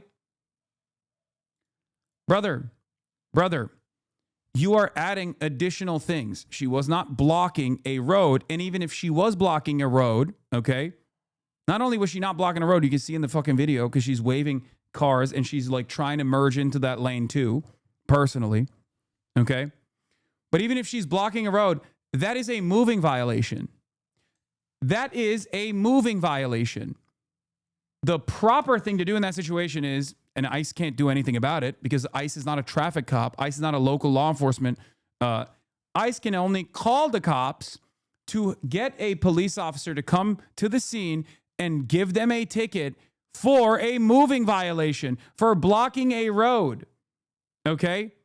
Just so you understand. So not only are you wrong when you say, oh, well, she was blocking traffic. Clearly not happening. We can see cars moving past. She's waving them away, and she's also trying to leave personally. Okay? But not only that, not only was she not blocking the road, even if she was blocking the road, the proper thing that an ICE agent can do in that situation is call the cops. Call local law enforcement to go there and issue her a ticket for blocking the road. What ICE agents can't do in that situation is run up to the door out of nowhere, guns blazing, demand that you get the fuck out of your car, and then shoot and kill you when you are annoyed that this person even exists or this person has dared disrespect your authority. Okay? You and me don't know the full context. Yes, we do. Yes, we do. It's all over the footage. It's all over the footage. You might not know the full context, but don't say you and me don't know the full context. We know the full context. Even if they have a prior interaction where they told her to leave, she's in the process of leaving. You can't just like have other random ICE agents come over in their fucking cars and decide to kill this person. That doesn't happen. Okay? If you believe in the Constitution and the rule of law, as it's very clear to me that none of these fucking right-wingers understand it or care about it and will never defend it. Okay? This is a severe violation. It's a violation of the Fourth Amendment. It's an unlawful execution where a public servant has decided in that moment of weakness and in a moment of anger, hurt ego, that they're just going to kill a random tax-paying American citizen. Like, what the fuck? There is no context that actually allows or justifies this state-sanctioned murder. There's no context. Things. Does it support domestic terrorism? Does it, at least up to that point, does it support intent to harm anybody? And the answer is no. I think this is another super sad situation where a lack of communication, I think, but certainly added to somebody being harmed. And the simplest thing to do, no matter, law enforcement, you have to deal with negative people, angry people, and you just stay calm and you listen. So to stand there for 3 feet from the car, wave to her, ask her to put her window down, and talk to her for 5 seconds, she would have driven on. That didn't happen. Now, does that play into the officer shooting? Maybe or maybe not. If he thinks he's in harm's way and is in bodily harm range of this car, then he's going to say I was justified in shooting. But, you know, it's the snowball event. As I've Lawyer here, there are laws, but there are constitutional rights enshrined in the Bill of Rights that exist to protect you from law enforcement misconduct like unreasonable searches and seizures, cruel and unusual punishment, etc. These rights ensure that you are protected from complying with unlawful orders. Exactly. But I think a lot of people genuinely don't understand this. They genuinely don't realize that, like, there are rules here, okay? And rules were violated, not in the hands of the regular American taxpayer in this circumstance, but the rules that were violated by the ICE agent. The ICE agent actually fucking violated all of the rules. And there are still people defending it. Like, they have no care or consideration for their own safety. They don't realize that there's, you know, this will come for them too. Several times. It's what happens before these events that sometimes precipitates or adds to the event. And from my perspective, that's clearly what happened here. As we continue to look at the video, Brad, thank you so much. I can't believe it, man. I especially can't believe that, like, these guys actually came out of the gate swinging hot, thinking like, this is it. We did it. We found the new piece of evidence that justifies what we were saying all along. It's like, no, it doesn't actually. It doesn't even a little bit. You're a fucking idiot. Is death an appropriate punishment for protest? What are your political principles exactly? No, stop being dense. The death occurred because she drove at an officer with a 2-ton vehicle, putting him in reasonable fear of his life. The point of the story is to debunk this. She was just going out about her day, canard, pushed by Adam Schiff, among many others, says Sohrab Ahmari from U.S. editor at Unheard, which is fucking dick riding the administration into oblivion. The bullets did not stop the car. The car did not hurt the officer. He was able to step out of harm's way as she fled. He just decided to fire 3 bullets into her head in the process. His fear for his life was not reasonable. His life was not in danger. He was fine. You can say that on Twitter. You're not the one facing an incoming SUV. He's the one who stepped in front of the vehicle in violation of training. You cannot create unnecessary risk and then respond to the risk you created with 3 shots to the head. The risk was created by the person accelerating in the SUV in the direction of the officer. Again, wrong. That's not what happened. I also saw this from one of the chatters who sent me their own take, but new release footage reveals Renee Nicole's last words. Renee Nicole, good. That's fine, dude. I'm not mad at you. Gunshots. ICE fucking bitch. Nick Field says, imagine the Democratic leadership is as confident as the Democratic Party's Twitter account. The young Twitter posters on the Democratic Party side, the young staffers are far, far more radical and far more ready for the moment. Please, please, if there's one of my messages you read, let it be this. I have a neighbor that was coming home from a jog and ICE was on the block. They yelled at him to move his car, so he tried to reverse. They opened his door and yanked him out and dogpiled him, broke 3 ribs. This was Chicago. So similar to this situation, it has been happening. Yes. There are plenty of instances that don't lead to a high-profile murder where ICE has already brutalized random people. It happens all the fucking time. Yes. That's the point. That's what we're mad about.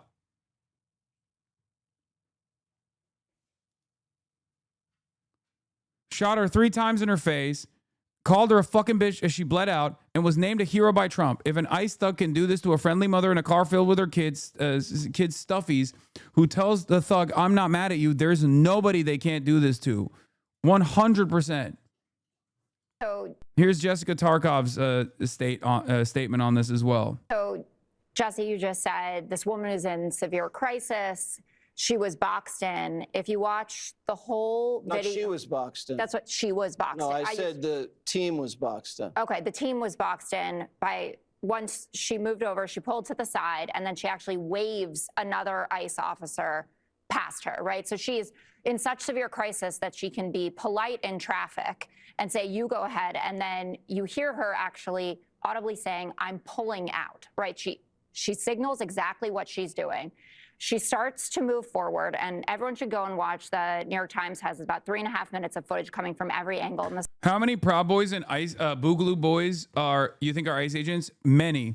If you noticed, the Proud Boys no longer actually march in the streets. I find that very strange. So they were a disorganized, decentralized militia movement for the fascists initially, and now they've actually become an organized fascist military unit under this administration. And Trump won. They were a band of brigands, okay, doing street level violence. And I think under Trump, too, they have become the black shirts or the brown shirts. Straight up. And if you know anything about fascist history, that's exactly what happened with Mussolini's black shirts. And that's exactly what happened with the brown shirts under Hitler. That is exactly what happened. 1-to-1. A bunch of thugs got together and did street level protests and violence all the fucking time, sometimes deadly violence, as Proud Boys have engaged in. All right. And then those guys then became a serious military unit eventually.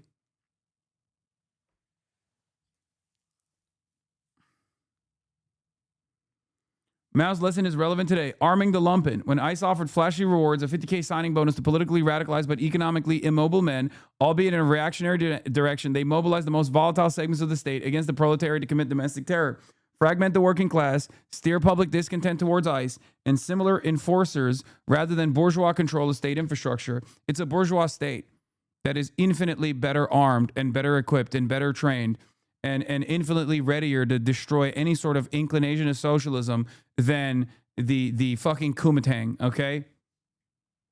It's not even a question. We are living in very different times here. I'm sorry. As much as I love this guy, okay? Mao Zedong, very, very different circumstances, very different set of circumstances. This is what they brought up to President Trump when they were meeting with him last night when he said, the officer, the brave officer, and after he tweeted, it's hard to believe that the officer is alive when he walked away completely unscathed. We can see that on video as well. But the footage contradicts the administration on almost every level of what they've said. Renee Good waving the vehicle by. The officer was to the side of the car when he drew the gun. He leaned over the hood for the first shot. You can see that on the angle, too. That he fired 2 more shots at arm's length on a 90-degree angle.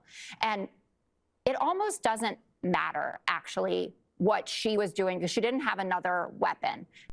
They didn't leak it to make the shooter look innocent, but to make the victim look guilty. Not guilty of a crime, guilty of having a visibly queer wife, guilty of liberalism, guilty of opposing the regime.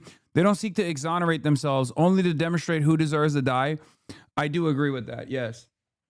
I think the first couple of days they were getting, there was a little bit of momentum here, talking about how, this is a white woman, this is a mom, and they really, really wanted to show, who is a viable target here.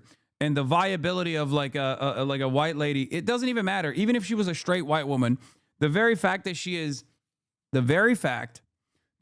protesting against ICE or is even in the vicinity of a fucking angry ICE agent is enough for people to say, it's over. You deserve to be killed.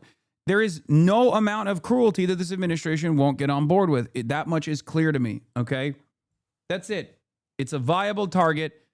Post-mortem justification, post hoc rationalizations, because she was saying no to the admin. And anyone that says no to the admin, anyone that says no to this administration deserves death. That's the point. Just like anyone who does criminal actions, like an insurrection, in the direction of this administration, in the direction of our big, beautiful president, gets away scot-free. That was the lesson that they were teaching by offering blanket pardons to the January 6th insurrectionists. And this is the second lesson that they're teaching to the cult. And it seems like many in the cult are actually listening. Okay? But what I'm trying to talk about here, is broader than this, right? Where we go from here. Where we go from here, if we don't put an end to this, if we don't put a stop to this, if we don't actually raise our voice and say enough is enough, this is a turning point, you can't go any further from this point on, is going to be a much more dangerous future for America that a lot of people are not aware of, okay? According to DOJ policy, which they should be in compliance with, it says deadly force may not be used solely to prevent the escape of a fleeing suspect. Firearms must be discharged at a moving vehicle unless a person is threatening deadly force by other means than the vehicle, and no other means of defense exist, including moving out of the path. He could clearly move out of the path because he did. So just the shit they've been doing to minorities except white people too? Yes. And once these guys are doing it to white people too, it's over, right? And this is... Ironically enough, for white people, this is like, whoa, this is a scary moment. But for like every black and brown person in my chat, they recognize the danger of the administration justifying doing this to a white woman, right? Like an admin that does this to a 37-year-old white mother is doing infinitely worse shit to black and brown people. Everybody knows this. Everybody understands this. That's where we're at. It's fucking crazy. And the goal here is to just completely squash dissent. No matter how violent you get, it's always appropriate, okay? Oh, you said Trump sucks? Sorry, you're dead now. You said Trump sucks? We're putting you in prison. Nothing you can do. Oh, you pissed me off? You pissed off a ICE agent? I'm an ICE agent. You frustrated me. Well, I have every right to kill you. I have every right to put you in jail. That's what's going on here. Lawbreakers are a target so dishonest, moves goalposts. No, that's exactly... Oh, chatter. Oh, chatter. What I'm trying to explain to you is what the administration's goal is here. That is the final goal, okay? I'm not moving a goalpost. I'm explaining to you what the admin's final goal here is. If they can get away with murder by claiming that this person was a lawbreaker, then one day you can be considered a lawbreaker too. Wake up. If you break the law and commit an insurrection, but you do it in a way that, you know, you do it for Big Daddy Trump, you get pardoned.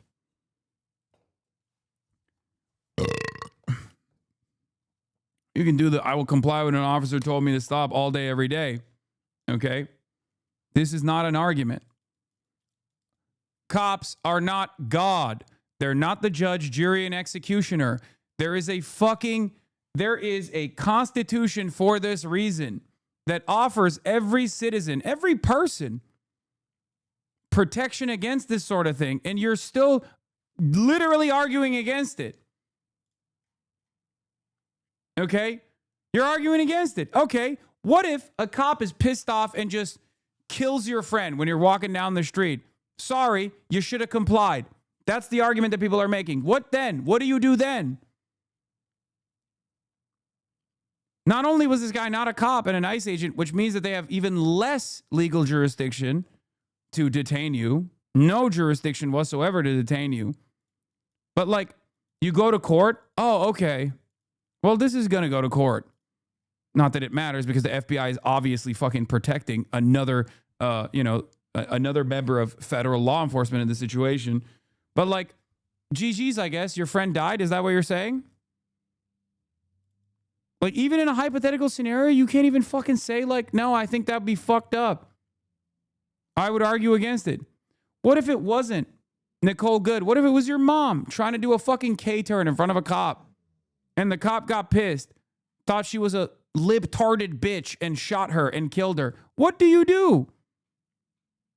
Would you say she should have followed the command of the officer?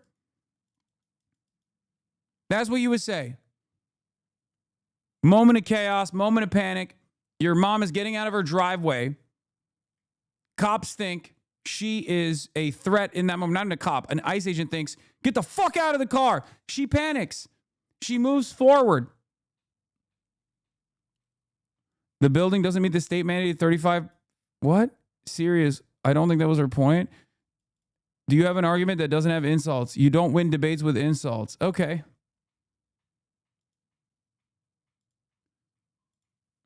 Oh, comply. Okay, got it. That's a hag on the right. That's a witch bro. That's a witch bro.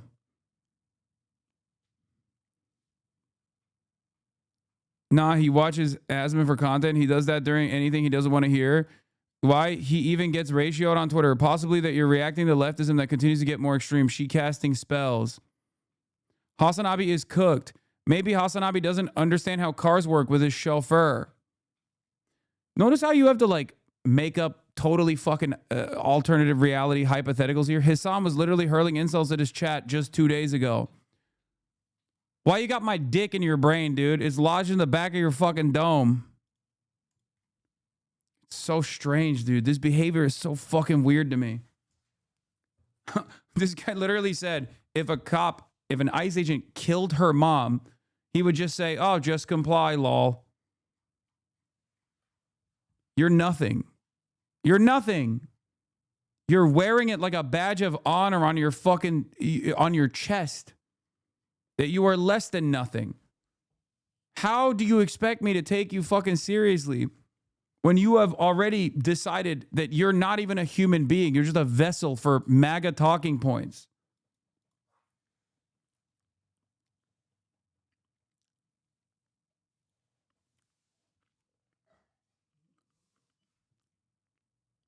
Can't trust anyone who bases their morality solely on legality. Servile ass people. Yeah, ironically enough, they're not even basing their morality solely on legality because it is illegal. What the cop did here is illegal. Ironically enough, it's not only immoral, but also illegal. It's a twofer. So they lose on both of those arguments. They don't have any moral system that they're operating off of. It's just pure vibes. Here's another legal expert. Back with us, Michael Feinberg, former special agent in charge with the FBI and an MS Now national security and intelligence analyst. Kaya, this is very different from the videos we've seen there, before. Kaya. What do you see from an investigative standpoint? Frankly, law enforcement officers overreacting to what admittedly might be some sarcastic and lightly combative civilians, but I don't see a situation that would require the application of deadly force. You know, I lean Republican, but no murder should ever be the correct way unless the life was in immediate danger. There's always two sides to everything, but seeing any murder is in fact not the correct way. Yeah, I think there are a lot of people like that. Going back to your earlier point, what would it take for the admin to understand enough is enough? They don't care about being evil and have all the power and legislative influence to stay in power. So how much pushback would it take? There's been groups of massive protests since the beginning of the admin, and stuff is only getting worse. Not being a doomer, just curious what the best course of action is for U.S. citizens. I think you just got to keep pressuring. You got to keep pushing, and you got to get the Democrats to also do something. Like you got to get the Democrats to throw legislative hurdles in their direction over and over again. And you have to keep this pressure cooker going. Okay, that's it. And you have to get the organizations on board. You got to get the labor unions on board, work stoppages, things like that. There's no other way to get out of the situation. It is going to be, this is our opportunity to engage in the most peaceful means possible. Okay? Because if this administration continues along the trajectory that's going down, it's not going to be peaceful 5 years down the line if we get there. Okay? It's not. It's going to turn into like actual conflict. It's going to turn into a real civil war. I don't know why these guys don't understand that. I don't know why most people don't understand that. Those who make peaceful dissent impossible make violent revolution inevitable. Okay? We're already at conflict. Come on, dude. I agree. I know. Do you think I don't see it? I'm saying it every day. The only thing that has like basically stopped this from genuinely turning into like the only thing that stopped this from genuinely turning into a civil war is that like a lot of liberals are still holding on to this notion that like Democrats will do something here. When they start realizing that Democrats aren't doing something here, when they start realizing that the law is not on their side at all, when they're all alone and the only thing they have is other people, there will be more chaos. There will be more decentralized versions of violence as well. There will be adventurists. I don't want that to happen. That is tremendous. That is a tremendous amount of pain. These people are incapable of not lying about this side window. You can see the photos of the car with the bullet holes. The shots came from the front of the car because that's where the officer was standing when he was hit by the car. He's allowed to discharge his weapon in self-defense.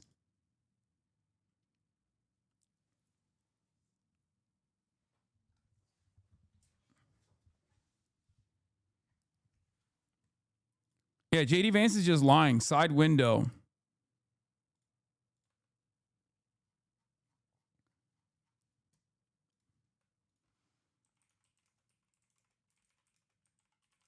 First shot comes after he's clear of the direction of the SUV.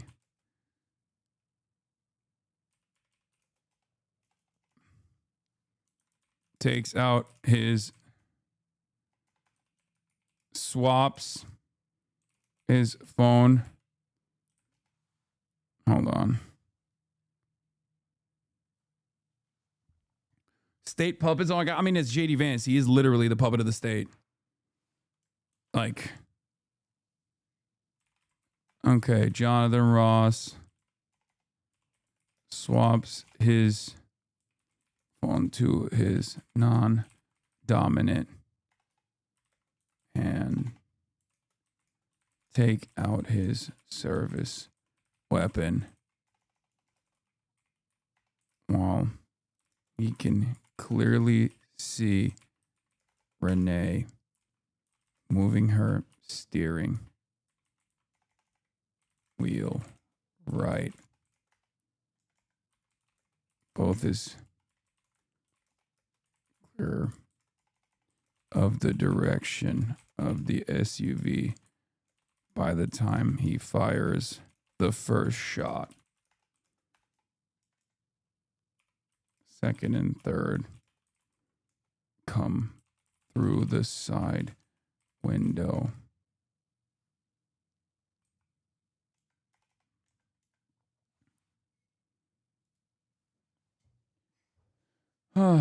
You look rugged, man.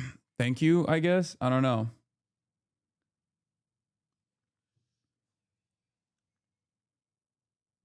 Synced video with his phone because people think he got hit. Shaking my head. Did you see this already? Yes, I did.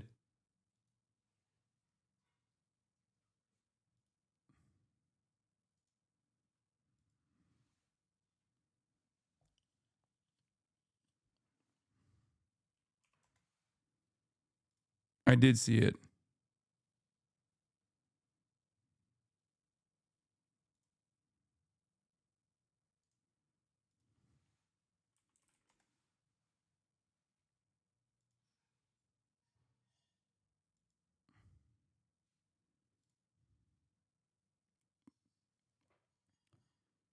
Sorry for the spam, but Jesse is the GOAT. Wait, hold on. Yeah, Bullet Holes is just lying. Like, he's just fucking lying.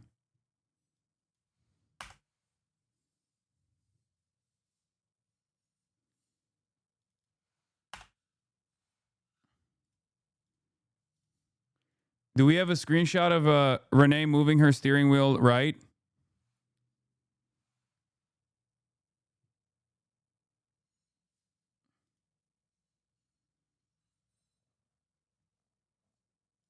You're all free to unfollow. He shot her already evading the car, which seconds before was stationary. This was murder. The shot placement proves it. One an inch from the edge of the windshield, one through the driver's side window, one through her rear view mirror.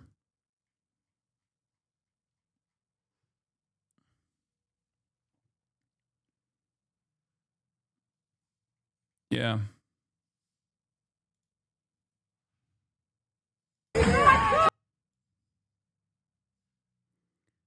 It's crazy because like even the crypto guys are like openly despising the administration. Even there's like groypers and shit that are I've seen are like pissed off somehow at the admin. I don't know how that happened.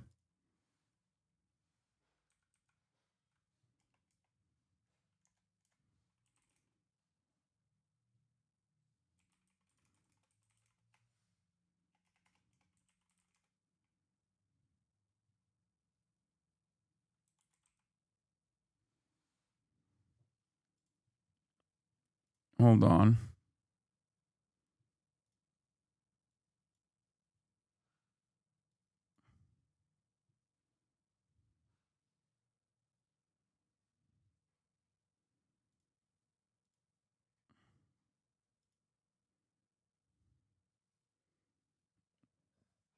I'm going to say Ross swaps his phone to his non-dominant hand to take out his weapon while he can clearly see Renee moving her steering wheel right. Both his feet are clear of the direction of the SUV by the time he fires the first shot. Second and third come through the side window. Lying fuck. Has Trump approval dropped because of this? I don't even know. They haven't. Only 43K viewers. You fell off, man. I know. I'm going to kill myself.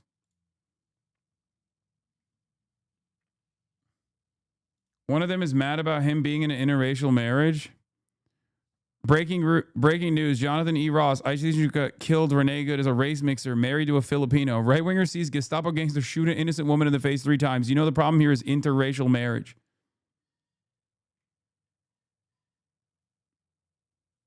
I don't know if this person is actually mad that it's an interracial marriage or is talking, using stupid fucking terminology to say this, but like I think the point that they're trying to make is that this guy would literally shoot his wife, okay? One of his colleagues would just as easily shoot his fucking wife. He's an ICE agent who has a Filipino wife. Like, what are we doing here? All right, this was the other faraway footage that they were trying to use last night. As the vehicle passes, you can see the dark-colored SUV driven by Renee Nicole Good. That's on the right there in the back. The surveillance video taken by a home nearby. Agents can be seen milling about near the vehicle, then converging on it, and then... Oh, never mind. He's a right-winger. He's saying, no, he is. He is a right-winger. You see right there, the SUV begins to move, and that's when the shots are fired.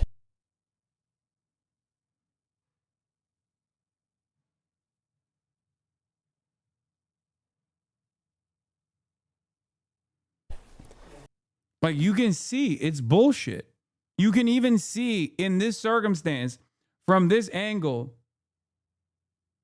Megaphonics, they're just trying to get through Automod to say Asman has more viewers. They're full of shit. Wait, who is this?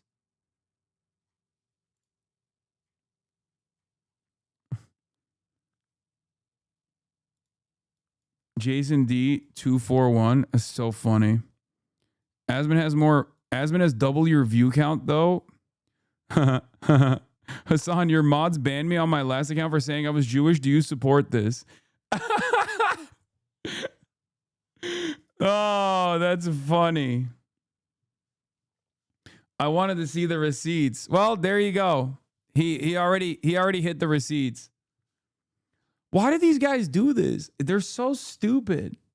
Yes, Asmongold is very clearly botting, chatter. What do you want me to say? Who gives a fuck? Asmongold could bot to 100K viewers or have 100K real viewers. That doesn't change that I'm correct on this argument. You know what I mean? I don't get it. I don't understand what this has to do with anything. Like, what, you don't have an argument, so you just lean into this shit? Okay, go bottom more then. Go buy him more bots. All you're doing here is just saying you don't know how to do math.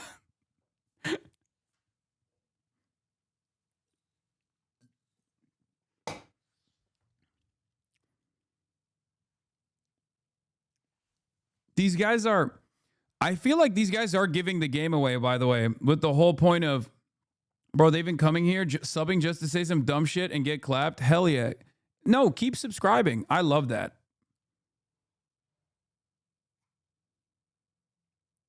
It doesn't make any sense. Yeah. He has 30K with the bots, dude. We saw that already. I know. No, not even 30K. He had 20K with the bots.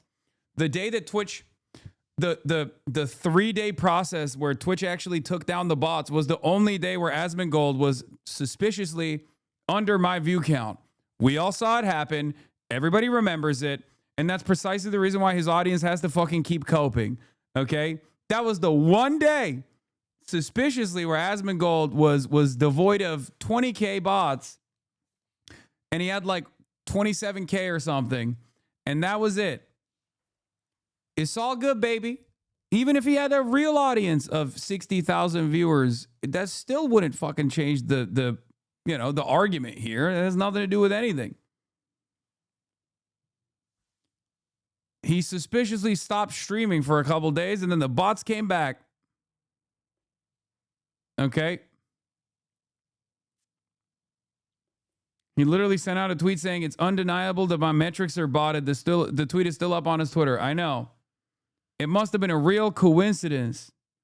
Yeah, look at August 20th to 21st, minus 20K viewers. You know what? Let's look at that, actually. Is that when it was? Does anyone have a link to the Twitch tracker real quick? Now that we got some cockroaches in the chat. The question is who's doing it and why they're doing it, okay?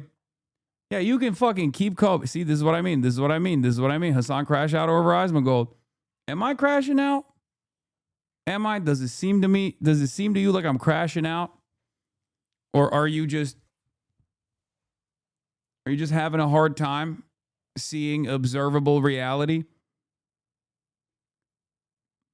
Removing bots and artificial viewership is better for everyone on the platform. I suspect it's a work in progress and Twitch is still A/B testing further.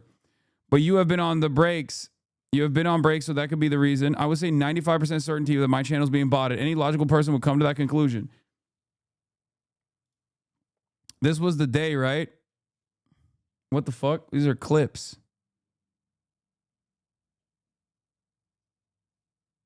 Why did you send me the clips?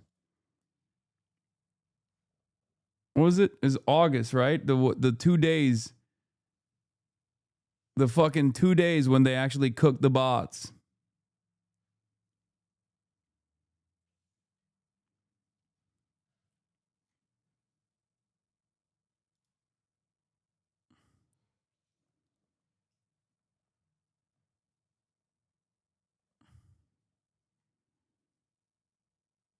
What is this? Is this the...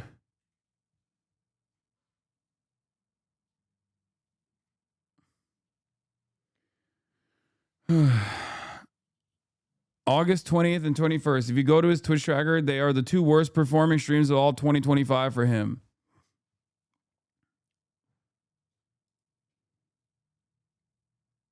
He's saying right now at this moment, you are manufacturing a narrative regarding Renee Good.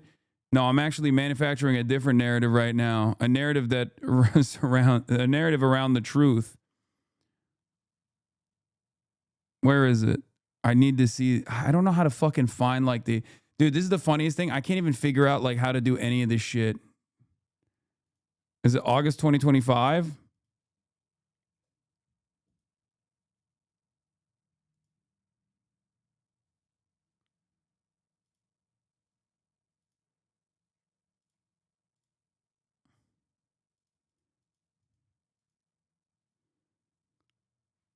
Here, let's run it. Let's run it from here. Let's run it from here.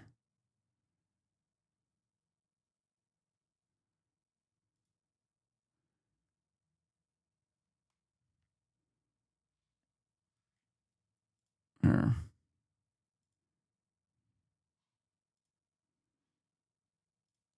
When was the bot purge? Like right here? Here, let's do a 2-week time period. Oh, wait, this is 2024. Fuck. God, I'm so stupid.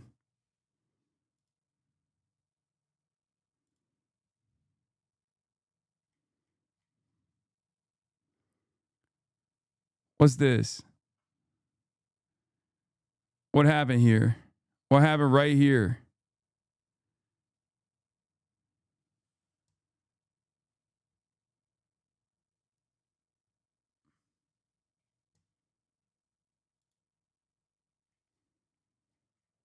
What happened right here? Asmongold chatters?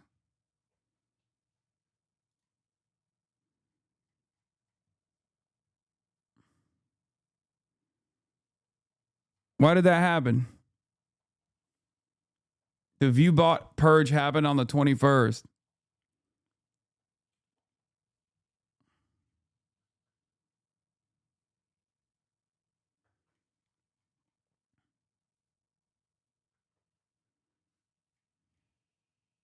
Your channel compared to Asmongold's?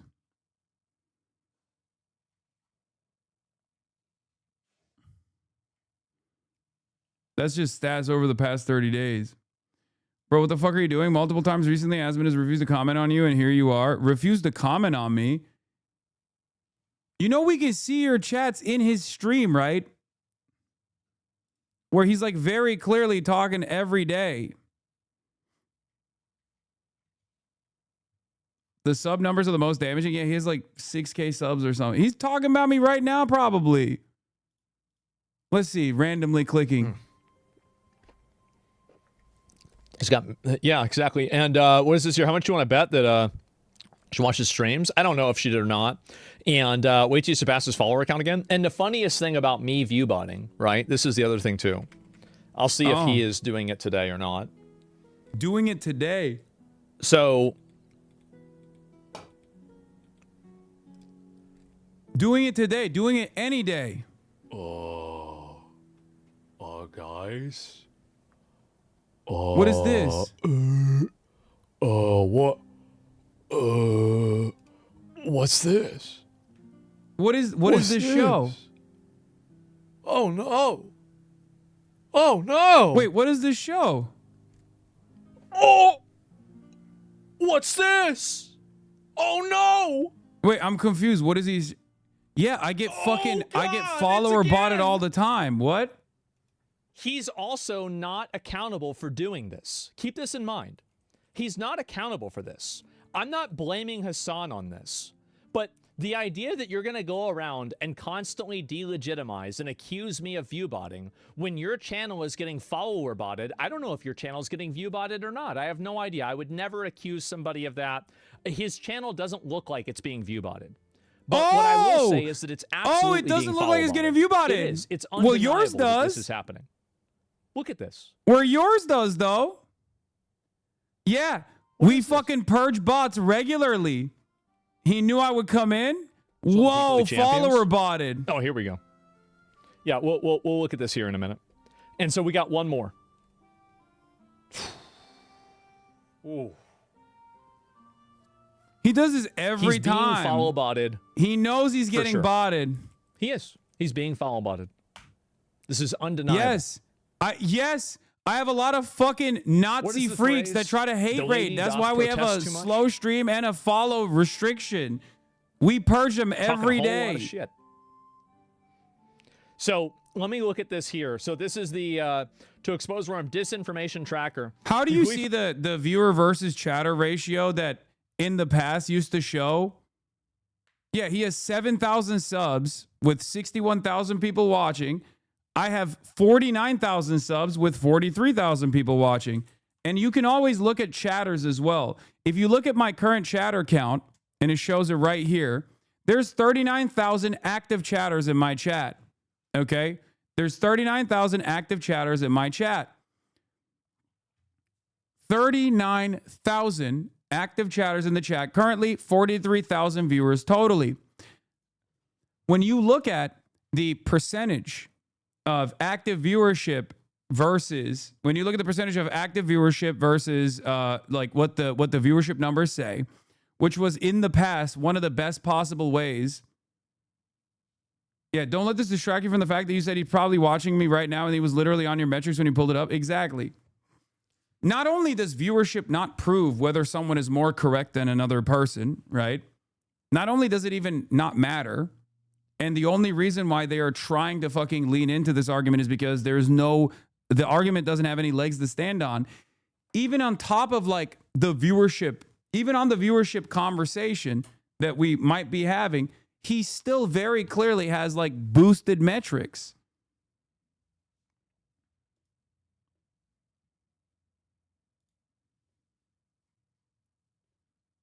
Where do you see the actual yeah, his shit skyrockets instantly, but where do you actually see the viewership to, yeah, look at his viewership ratio.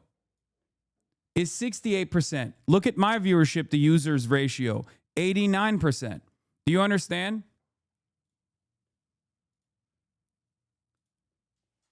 His has rarely ever been, his used to be even worse. His viewership before the bot purge, this is January 3rd for the record, his viewership before the bot purge was at 40%.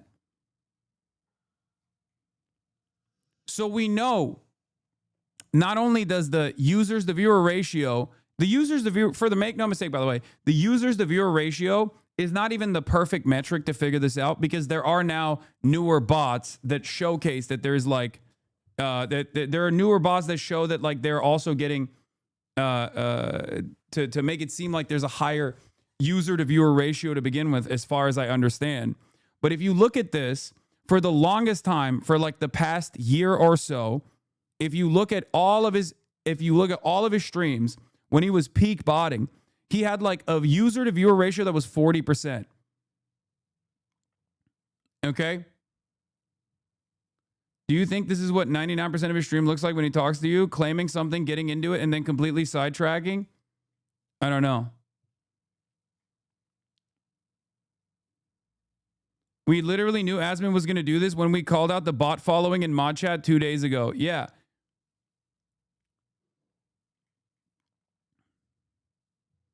You are quite literally an outlier among top streamers with their viewer authenticity. Yes. He's been botting for a very long time. That disinfo account is making him sweat, yet he constantly relies on Hasan hate accounts for clips, but he can't handle the heat for 1 week. I know.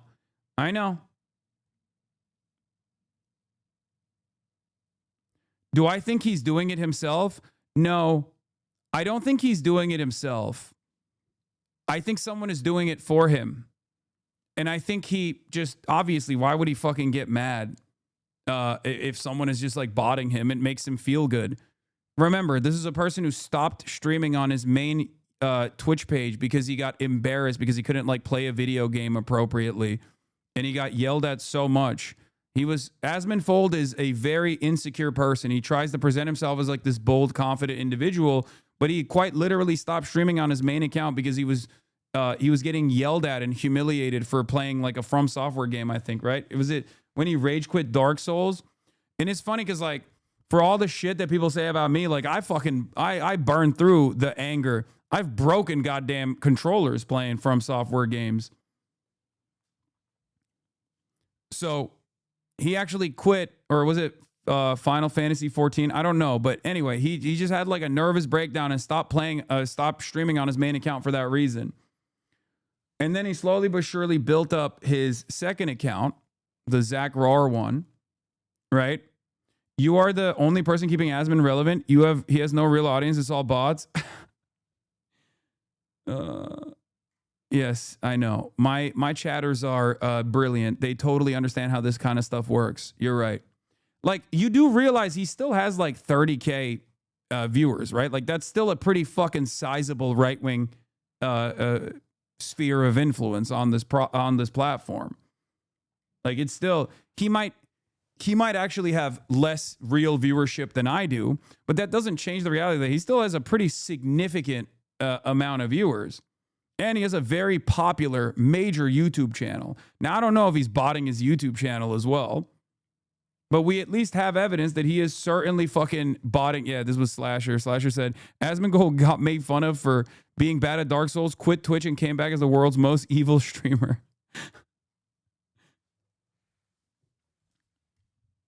Making him relevant by showing us that pests like this exist? No, chatters. Unfortunately for many of you, you have the woke version of object permanence, like lack of object permanence. You know how we talk about like conservatives have no object permanence, and if I go like this, peekaboo, you forget that I exist. You do the same thing. I understand it's fucking annoying to talk about him or even see him or see his commentary, and it's very frustrating. But the reality of the matter is, just because you fucking shove your head in a sandpit and just refuse to recognize that Asmongold exists doesn't mean that he's going away. Someone has to actually fucking combat it. Someone has to combat his talking points. Someone actually has to contest his legitimacy in terms that a lot of these fucking freaks understand. This is a stupid argument to make regardless, because it has nothing to do with the actual policy. But unfortunately for many people on the internet, this is the one way that they test someone's legitimacy. So every now and then, when his audience comes in here to complain about how I'm always talking about Asmongold while he's literally talking about me at the same time, I have to show them something that maybe causes them to question whether or not this person is legitimate. That's it. Because that's the reason why many of them consistently talk about how Asmongold has a lot of viewers. Asmongold has a lot of viewers. You're coping. Okay? The reason why they're doing that is because it's all vibes for them. So when you actually showcase that the one metric that they're using to show how fucking correct Asmongold is also wrong, they start second guessing themselves. Okay? That's it. I do sometimes wish that there were people that, you know, in my community as well that had a similar perspective that understood why I was doing this kind of thing. He's still very relevant in the MMO world too, which I'm sure many people here don't care about. He's still very relevant to a lot of people, unfortunately. Exactly.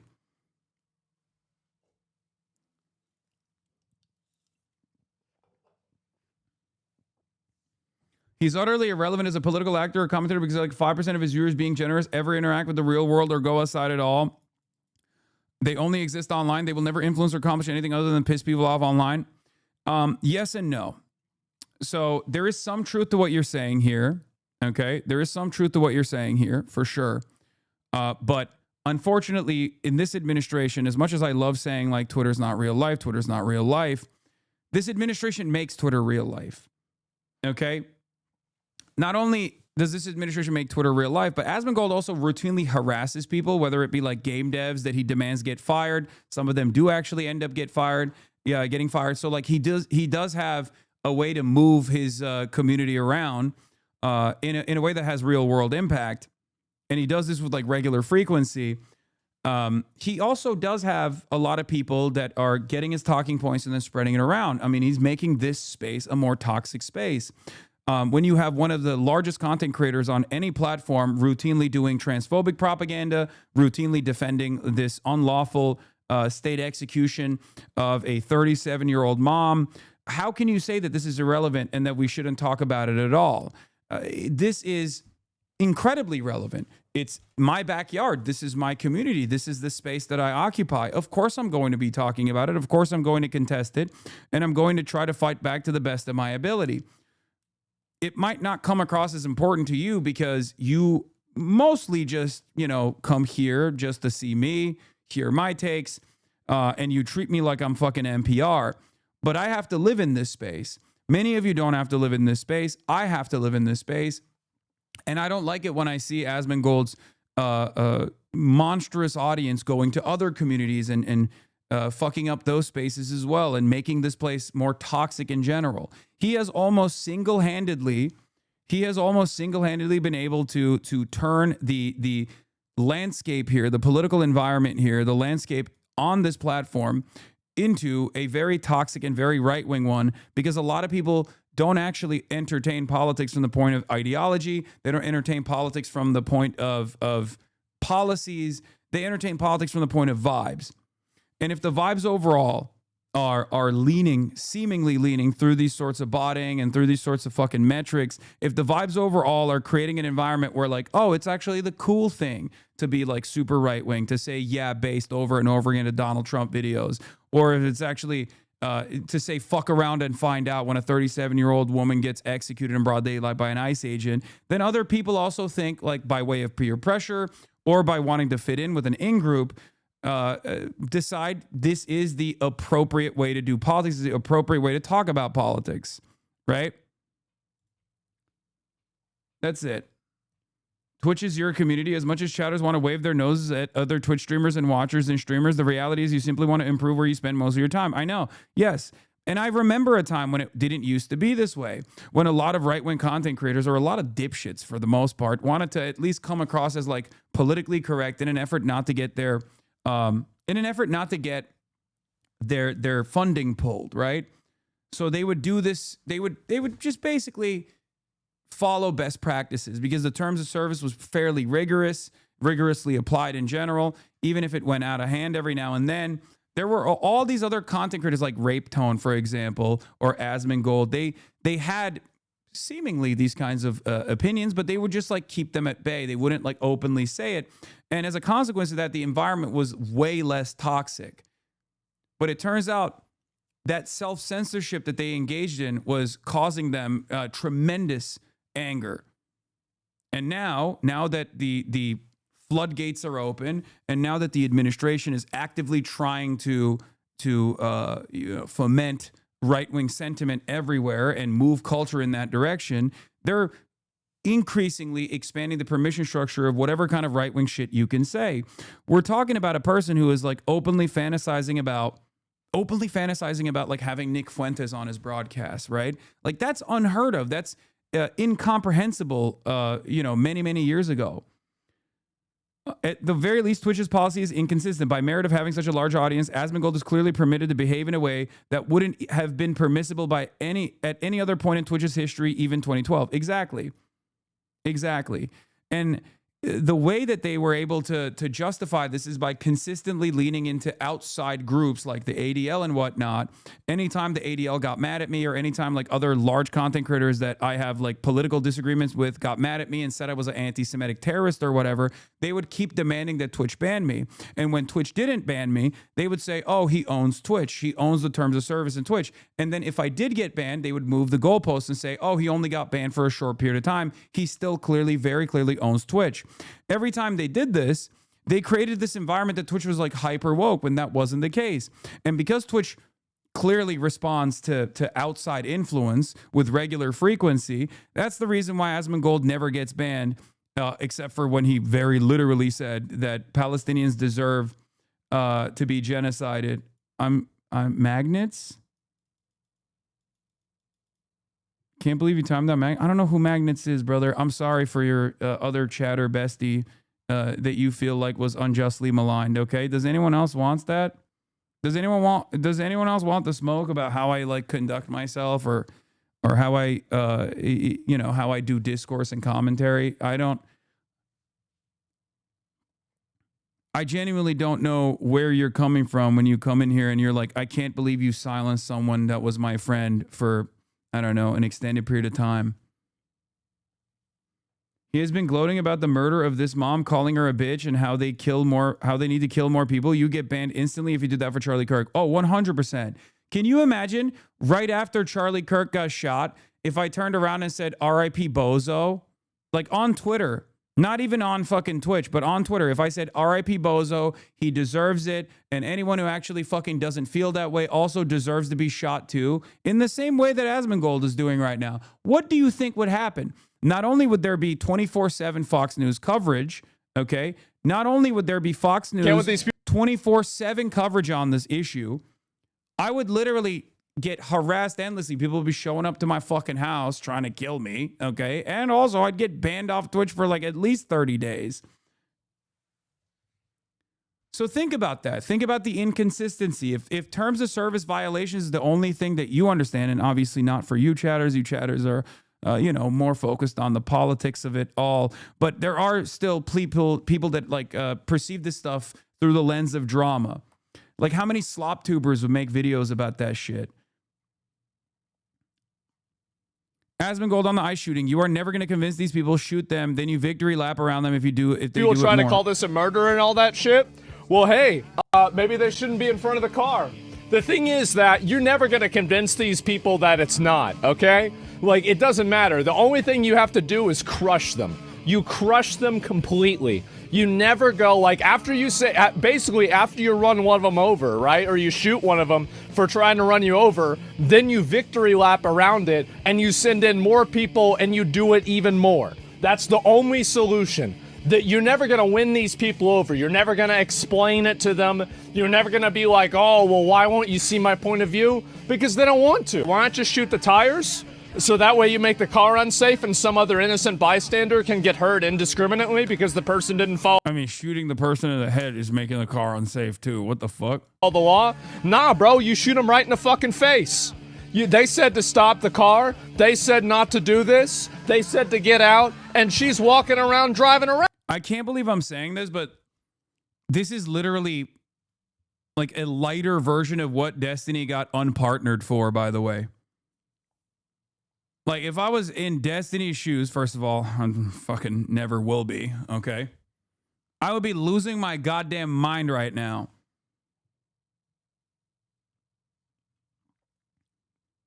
Back in the day, during Peak Woke, when Destiny said, I don't give a fuck, the riots need to stop so bad. The riots need to stop. They're harming the Democratic Party's chances of winning the election. I don't give a fuck if a white supremacist, runs the rioters over or whatever. Okay?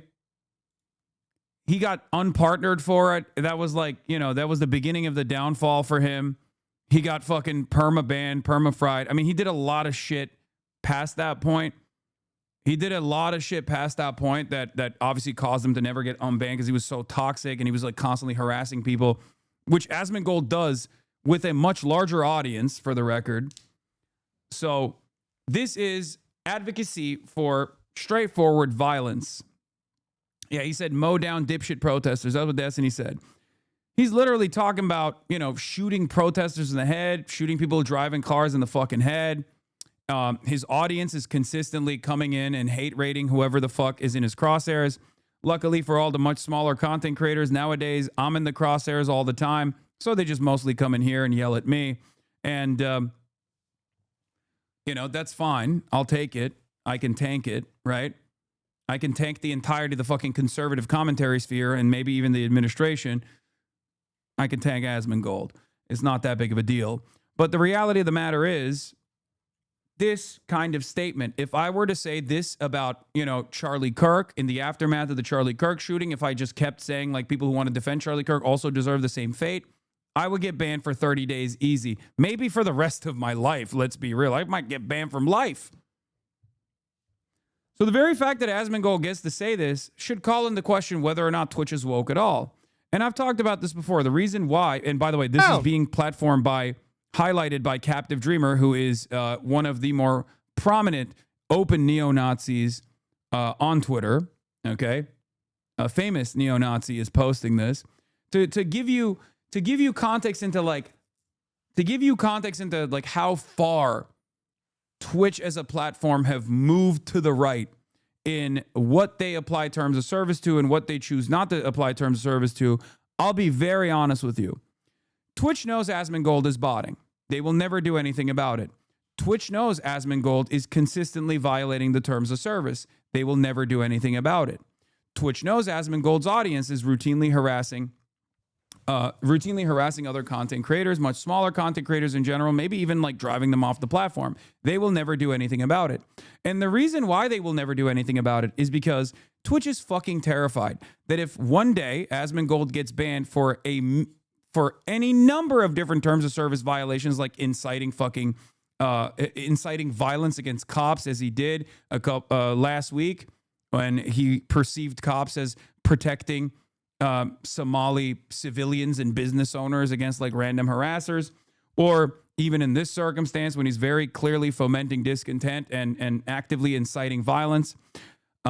If he were to get banned, the entire right-wing movement would come down Twitch and would consistently fucking scream about how woke Twitch is. And I'm afraid a lot of people who are in the margins, like a lot of the slop tubers, would probably not even see this glaringly obvious inconsistency, and they would probably lean into that as well. And that's the reason why they are afraid of retaliation.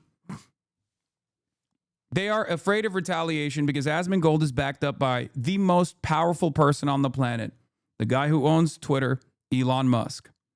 Okay? That's it. That's the reason why a lot of people look the other way when they see the glaringly obvious hateful shit that he spews on a regular basis.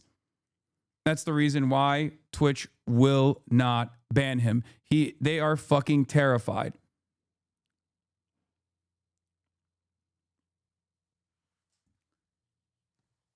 Yeah, Twitch will most likely, Mike from PA said Twitch will only act after Trump loses control of Congress in both chambers. Yeah, for sure.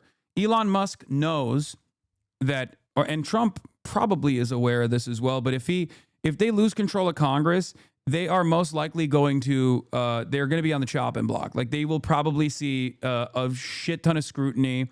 The attitude shift will become calcified. And that is what they are trying to stop from happening to the best of their ability. I was actually talking to Mehdi Hasan about this, and Mehdi Hasan said that the next Democratic leadership has to go after Elon Musk and has to, hold him to account for the dangerous amount of misinformation that he's spreading on. He's spreading on his platform Twitter, and all of the racialized violence that he is fomenting, right? And what did Elon Musk do? Elon Musk turned around and retweeted El Jacobi, claiming that Mehdi Hasan was trying to fucking say that he wants 9/11 to happen again or something. Like, these guys are very obvious. I mean, they're very obviously aware of all the stuff that's happening on Twitch. They're very obviously aware of all the stuff that's happening on Reddit, on all these other social media platforms. They are legitimately worried about what might happen to them. Okay.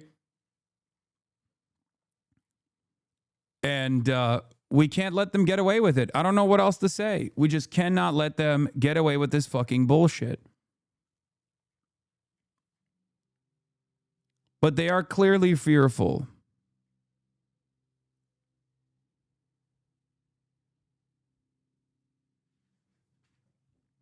Abi lütfen mesajımı oku, kafayı yiyeceğim. Aman ananı sikerim eğer iyi bir mesaj yoksa yalnız.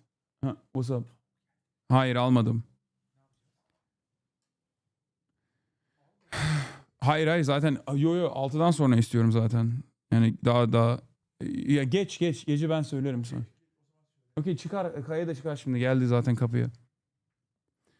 Abi yardım et ya. I have a new job and a guy I work with watches Asmold. He watched him for an hour today and I had to listen to that. I even turn you off when you react to him. What are the fucking odds? He even argued with somebody else at work today that the women who got shot deserved it and made all the same talking points. I felt like it was in a fever dream. Çıkar istiyorsan. Trying to talk about American politics when you have a Chinese flag hanged in your room, Lord. Yeah, that's the beauty of the United States of America. You can actually do that, and it doesn't mean anything. I have a Cuban flag back there and a Palestinian one, too. I don't know if you noticed that. I'm sorry. Do you have an issue with that? Yes. I think that these countries have wonderful people in them, and I think that they should be able to live normal fucking lives. Yeah. What's the issue? It's called freedom of speech. Suck my dick. Not only is that a Chinese flag, it's a Chinese flag that I picked up off the ground in Tiananmen Square, as a matter of fact, when I went to the flag raising ceremony. What other flags do I have?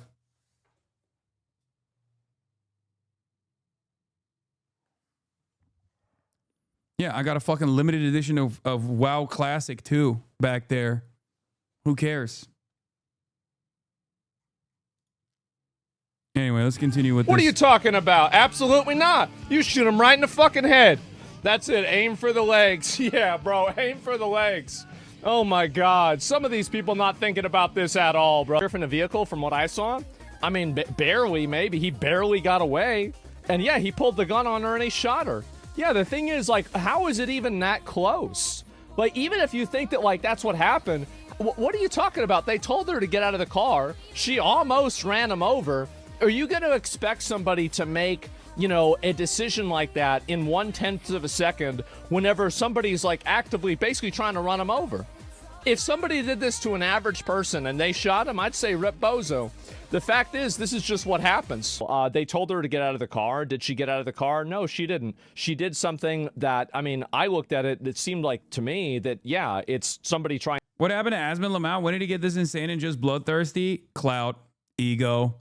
Got to his head. That paired up with the boss that he's been getting made him feel powerful.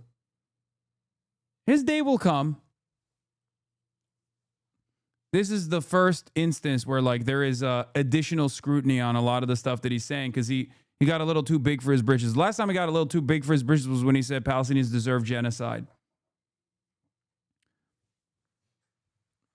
He at least, as a room reader was... or as a Reddit reader, really, was a little bit more sheltered with like the more insane things that he truly believes. To run over a police officer, number one, and number two, she disobeyed a direct order, and who knows what somebody like that is going to do. And this is a big issue that a lot of people don't understand, is that they don't understand the butterfly effect of allowing a person who... Yeah, no, he's getting cooked on Twitter for the first time ever because most people didn't know who the fuck he was. But the more they see his pop-off moments, the more people will cook him. You can see right. Oh, yeah, this is another one I was going to show you earlier. This is good trouble cooking his ass, too.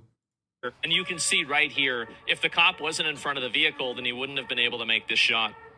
There it is. It's pretty fucking obvious. Yep, it's pretty fucking obvious.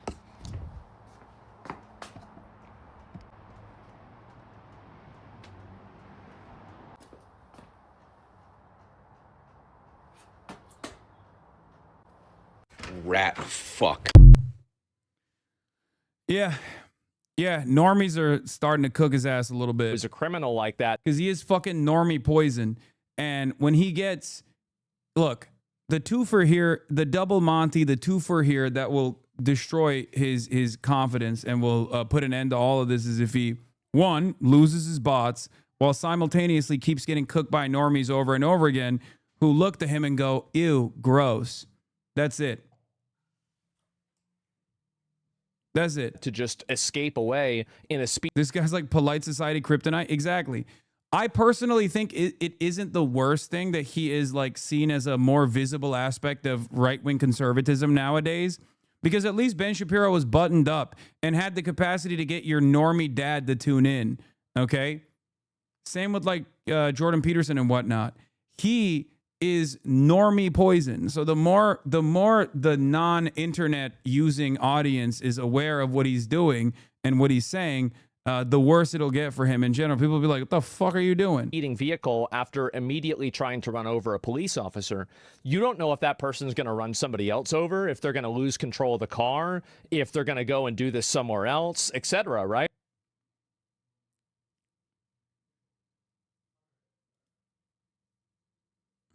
Yeah, I saw this. This was funny too. Yeah, Rip Bozo. This was like another moment, another big moment. That, or if any of his OTK friends decide to grow a backbone, Emmer just being a doormat for another man's personal. I don't know the relationship that he has with Emmer or anyone else for that matter. I don't live in Austin, and I'm not like super close with anyone that is there, so I can't speak to that. But I don't think that is gonna do it either. He only cares about fucking views. Like, let's be real. Came back an hour after. We were still obsessed with Asmongold. Yes, chatter. That's what's going on. Okay. Hasan is the easiest country to rage bait. Twitch drama ZZZ. We do not care. I want to see what you fucking say on Asmongold's chat. Now, prior to this, the video shows the SUV had been stationary and sideways across the road like that for about 3 minutes. The reason for that is unclear. CNN has obtained some new video. Again, it's grainy and distant, but it shows 4 full minutes leading up to the shooting. It shows Renee Good's maroon Honda Pilot entering from the right there. Then 20 seconds later, someone gets out on the passenger side. We don't know who or why this person leaves the car. We then see her turn and pull perpendicular across the street, seeming to block the way. But as you see here, leaving room for vehicles to pass by her on either side. Finally, there is this new angle of the federal officer who shot her. He arrives. Another federal SUV pulls up. As the ICE officer briefly goes back to his car, then he returns, and with another agent grabbing at her door, she starts to move forward. Again, it's hard to see from this angle, followed by 3 gunshots in quick succession. 4 minutes in all from start to finish. But for all the video that may reveal, it says nothing about why Renee Good was where she was or what she was doing there. And it's not all we don't know. I can't believe they're still fucking manufacturing consent for this, like the viability of this, you know? It's crazy. Anyway, here is another law enforcement like person analyzing the situation. The reason law enforcement officers are supposed to be Here he is holding back tears and shaking. Okay, this is the last thing I'm gonna look at. AoE damage. Here he is holding back tears and shaking before he quit Dark Souls 2. I'm AoE farming him. I've never seen this. That was a To be fair, Dark Souls 2 is fucking, you know, it is heartbreaking. I'm dead. Also, unironically, this is a far more preferable version of Asmongold. I'm done. I'm done. I'm done. The game gives me the fucking shakes. I get stressed out whenever I'm playing it. I'm done. We had a good time. I enjoyed it, but I don't like playing a game that gives me that makes me feel like that. That's all there is to it. Yeah, I'm shitty at the game, and that's it. I don't want to deal with it too much. Malding Listen, it was rage. fun. Thank you guys very much for watching. I appreciate it.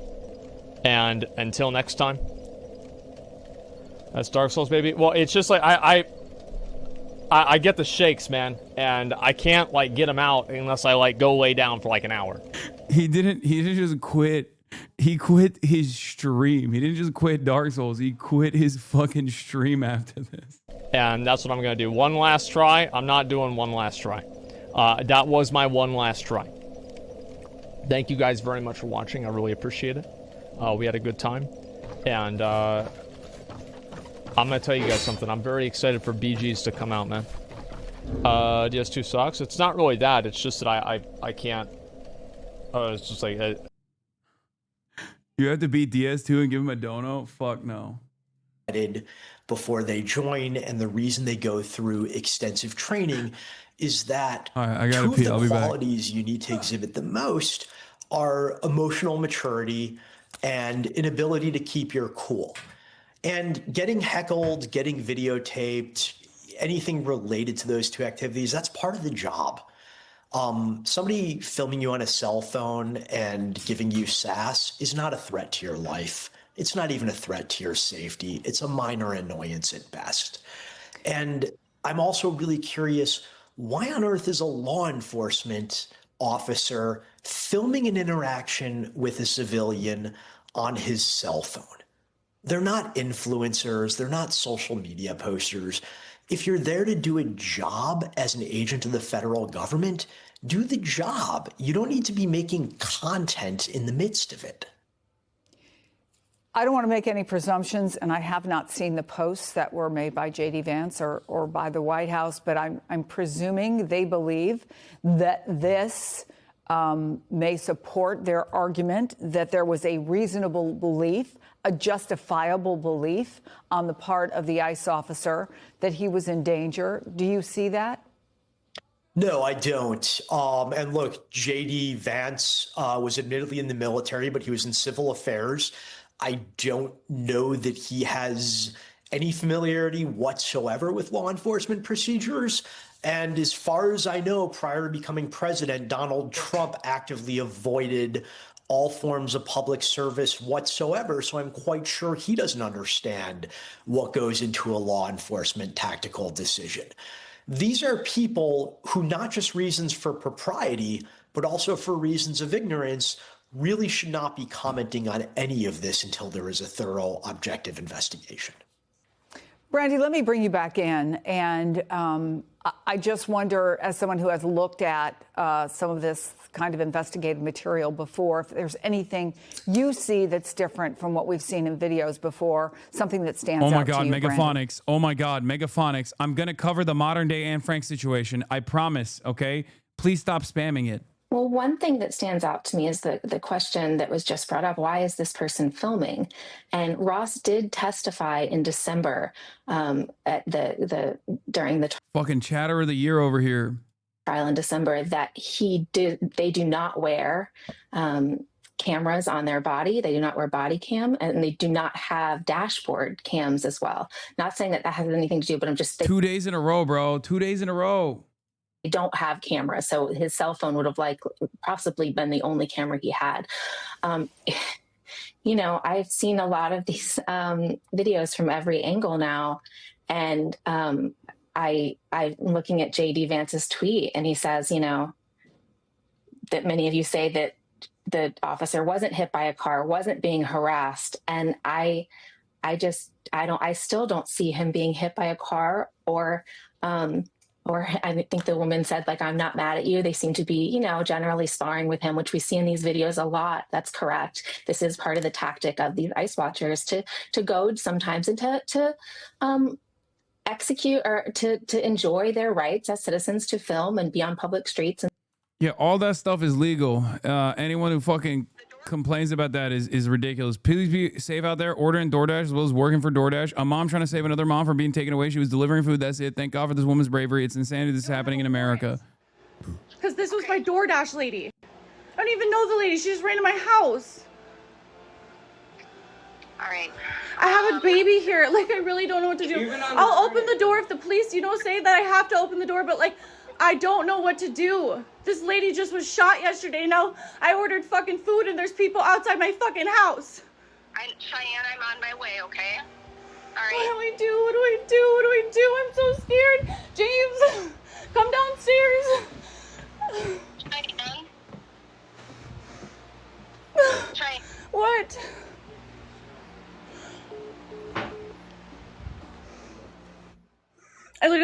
ordered DoorDash, and now there's ICE agents around my house because the lady ran in my house, and I don't know what to do because I don't know. They have no warrant. They have no warrant. They said that they were going to get one. I don't know what to do. I called the police. The police are on their way.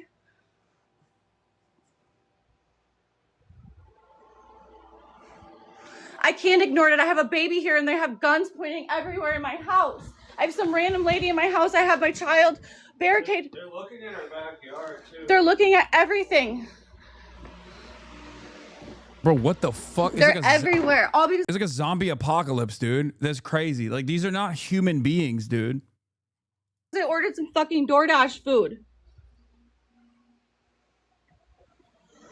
I don't know what to do. I'm gonna have a fucking. So I guess she ordered DoorDash, and the lady that was delivering her DoorDash might be an immigrant, and while she was in the process of doing the delivery, ICE just rolled up, and were trying to detain her, like trying to arrest the DoorDasher. Okay. So I guess she ran inside the house, like the DoorDasher ran inside the house, and she just like offered her shelter. This is the lady's license plate. They already took someone out of her car. I called the police. The police are on their way. I asked for a warrant. I just fucking ordered some fucking food, and then some lady ran to my house. They grabbed her husband and kid from the car. DoorDash lady ran in her house.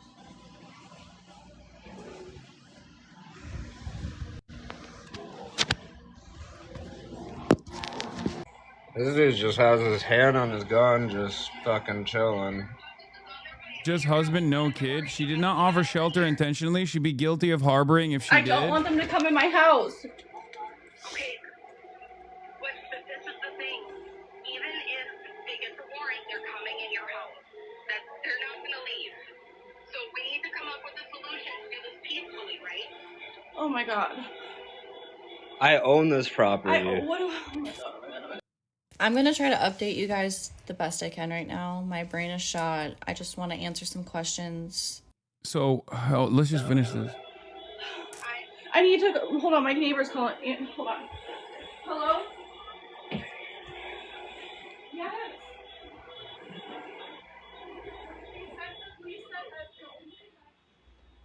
They said they're gonna get a warrant to come in here because we ordered some DoorDash and somebody ran in our house. So now we don't know. This is why you can't wave someone in when they're running from ICE. If they come in, you don't have to open the door for ICE. Oh, got it.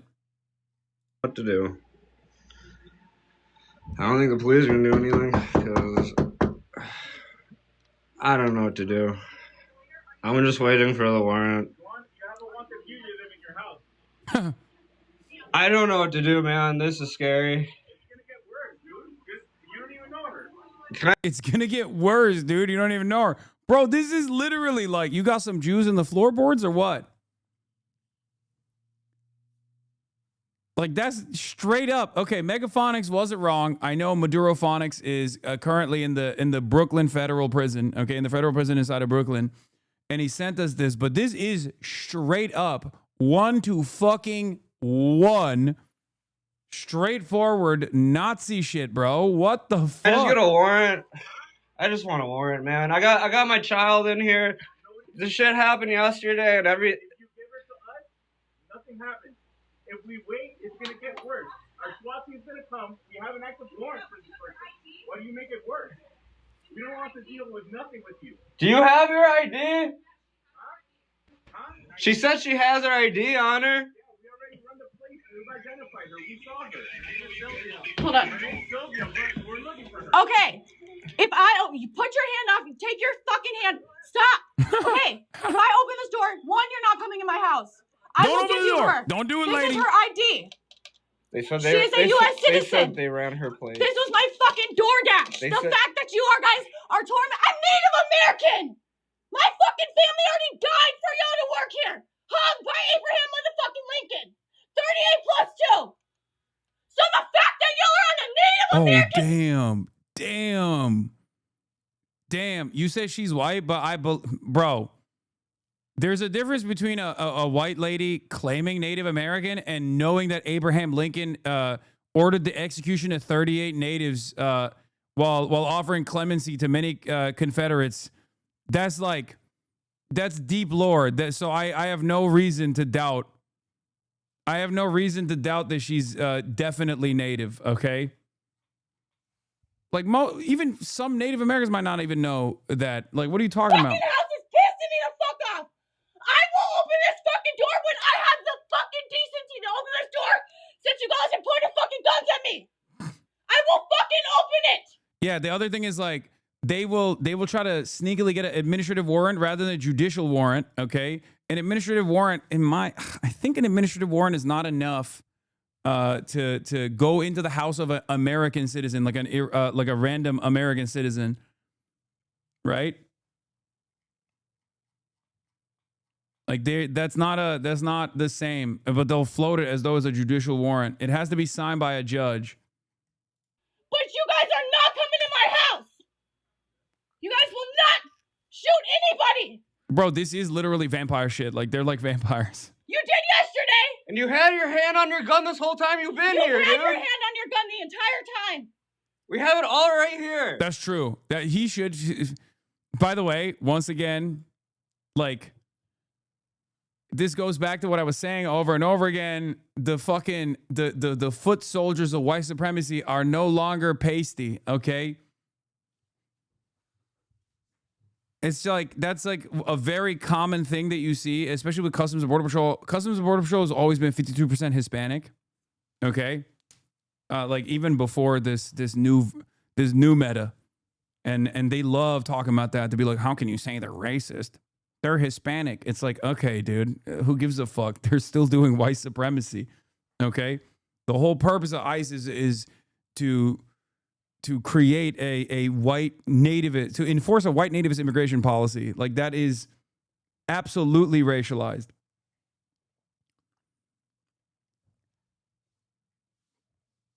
Having said that, it is pretty fucking wild how consistent this is, that like these guys are running around looking for, other dudes and ladies that are the immigrants, just like they are. Hand on your gun this whole time you've been here, dude. You had your hand on your gun the entire time. We have it all right here. You're fucking live. Get off Literally, the Jews in the ghettos with red on. It's called capos. That's what it is. It's like my yard, and I will open the door to let her out. And that's a different situation than this one. That was literally during the Holocaust, and there are those who did it for immediate gain, and there's some like there's different accounts for it. At least I'm not defending capos, obviously, but there's like different accounts for it because it's like a historically complex situation. And the Judenrat Council, yeah, these guys are not under duress to become an ICE agent. Okay, like, oh, if you don't become an ICE agent, you go to the concentration camps. It's a little different, even then, obviously, it was completely unacceptable still. Go up to the car, because I don't feel comfortable letting. I have a 2-year-old. I have a 1.5-year-old baby. I have 3 more in school. I have 3 more in school. Hello? Hey, Cheyenne, this is Commander Hanky with the Sheriff's Office calling you. Yeah? So, I understand that you're fighting right now. I'm going to, but move. Please. You have 2 options, right? So either let the paramedics come in and take care of them, those are your options. But nobody from the sheriff's office is gonna show up there, because that's all I can tell you. I would just be able to tell you the same thing in person. Okay, but what do I do? Well, I think that choice is up to you. You have those. I mean, those are your 2 options. Right? Saying those charges. You need to come with me. I have family. I'm sorry. You need to come with me, ma'am. There's nothing we can do. Come on. There's nothing we can do. Come on. Just come on. Ma'am, I am so sorry. I don't want to do this. Come on. Come on. Oh my God. I don't know what to do. I'm Native American. This is against everything I stand for. What the fuck do I do, man?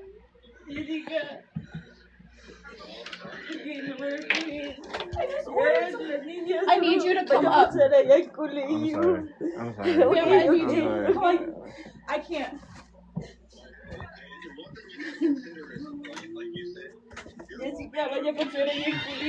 Don't. No guns.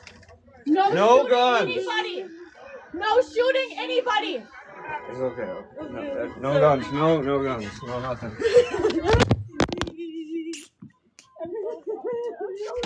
I'm so sorry. I don't know what to do. I'm so sorry.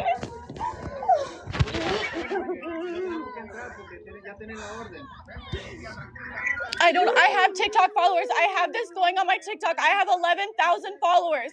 I will let everybody. What is your name? What is your name? What is your name? Let me see. What's your name? Okay, ma'am. The police said I have to let you go. Ma'am. Wait, did they let her go? I don't know what to do. No, they won't hurt you. They won't hurt you. How could you do this to your own fucking people? That's insane. I don't fucking care. Y'all didn't have no fucking warrant. Just give her some time. Just give her some fucking time. Y'all just shot someone in Minnesota. I ordered DoorDash. My fucking DoorDash. Are you fucking kidding me? I'm Native American. Get the fuck off my yard until she comes that way. You don't even have a fucking warrant. But I'm not gonna go to fucking jail because y'all pieces of shit ain't got nothing better to do because your wife still wanna suck your fucking dick. Fucking pussy. No, watch the update video. There's layers to this, by the way. This is a situation where quite literally people treats are coming to face with the reality of this Gestapo shit. When an American can't even order DoorDash without getting put in an Anne Frank situation, shit goes south real fast. Also worth noting, you can't work for DoorDash without a social security number. No, watch the update video. She's safe and connected with a lawyer. I mean, this woman already had the fucking wherewithal to understand that this was like a fuck situation. It wasn't like a totally out of touch person, right? Like ordering treats and then you know, realizing that this is coming for her. Pendejo.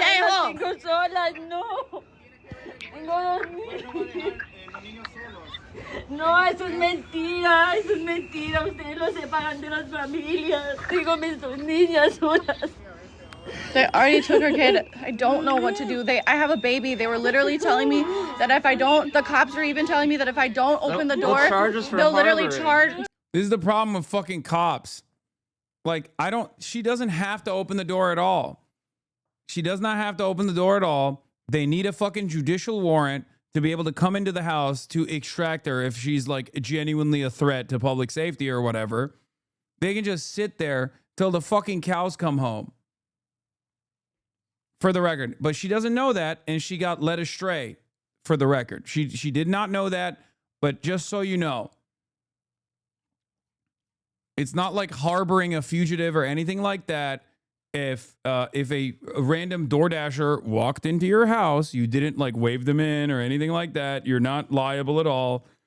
I see a lot of chat blaming her for letting the lady go. Do you think Chad is wrong here? They had a baby. I'm so torn.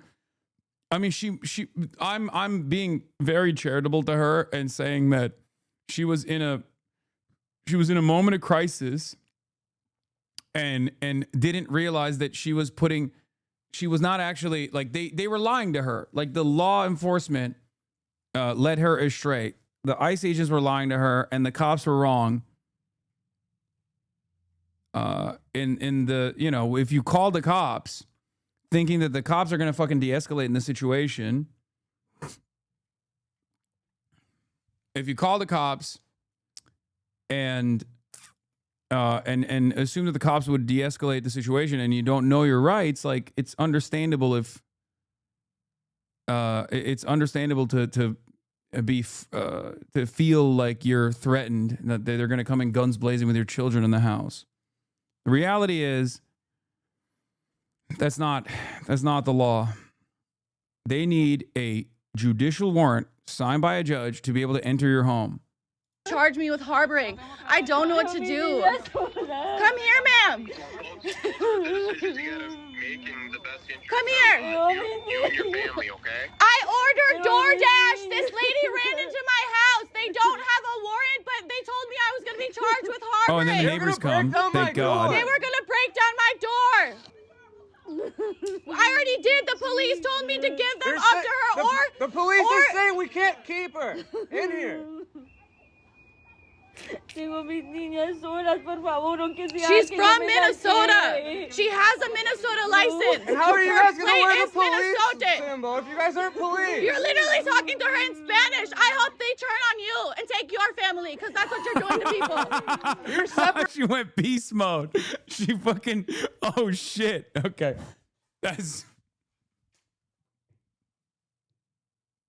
She went dark woke. She went dark woke. She went fucking dark woke in that moment. Yeah, I was going to be charged with harboring. They were going to break down my door. They were going to break down my door. I already did. The police told me to give them up to her, the police are saying we can't keep her in here. She's from Minnesota. She has a Minnesota license. And how are you guys going to wear the police Minnesota symbol if you guys aren't police? You're literally talking to her in Spanish. I hope they turn on you and take your family, because that's what you're doing to people. You're separating family. They took her kid. I don't know what to do. My baby's inside. I did call the police. The police told me that they're gonna help they told us that we have to open the door. We have two or options: get charged with harboring or fucking release her. The police should be on their way, but I don't know. And why don't you guys have a search warrant? Yeah, Chatterling this earlier. Visuals showing of the two warrants. Okay, know the difference. Know the difference. This is a judicial search warrant. This is an ICE arrest warrant. Okay, it's issued by ICE. It's not issued by a judge. If you encounter ICE at a courtroom, contact a lawyer before your immigration court date. Never sign anything without talking to a lawyer. If your case is dismissed, you have a right. ICE arrest warrants do not allow officers to enter your home, workplace, or search your person without consent. You have a right to refuse entry or search. This is what an ICE warrant looks like. Okay, up top it says U.S. Department of Homeland Security. Now, the media will also oftentimes play fast and loose with the way that these administrative warrants are processed. Like they'll say, oh, he had a warrant. He had a warrant, right? This person has a warrant. Did that person have a judicial warrant? Was this like were they actually avoiding, like, did they have a bench warrant? Did they actually not attend trial at the court date that was given to them? Right? Like, or is this just when they say this person has a warrant, are they talking about an ICE administrative warrant, an ICE arrest warrant? Okay. An ICE arrest warrant does not give the ICE agents the allowance to enter your home. They will use it though to lie to try and enter the home, because at that point it's your consent that allows them entry. It has to be a judicial warrant, and it has to be signed by a judge. It has to be issued by a court, not ICE, and a signed judicial warrant allows ICE to enter your home, workplace, or search your person. This is why when they conduct like business raids, for example, if you've seen this in the past, like businesses can just like shutter their doors, lock it, and be like, no, fuck off, you can't come in here. And then the community will storm. The community will surround ICE agents and make it impossible for them to conduct their affairs. And they have to fuck off usually. And the reason why they have to fuck off in that situation is because they do not have a judicial search warrant. If they have a judicial search warrant and you close your doors, they can break the door down. It's that simple.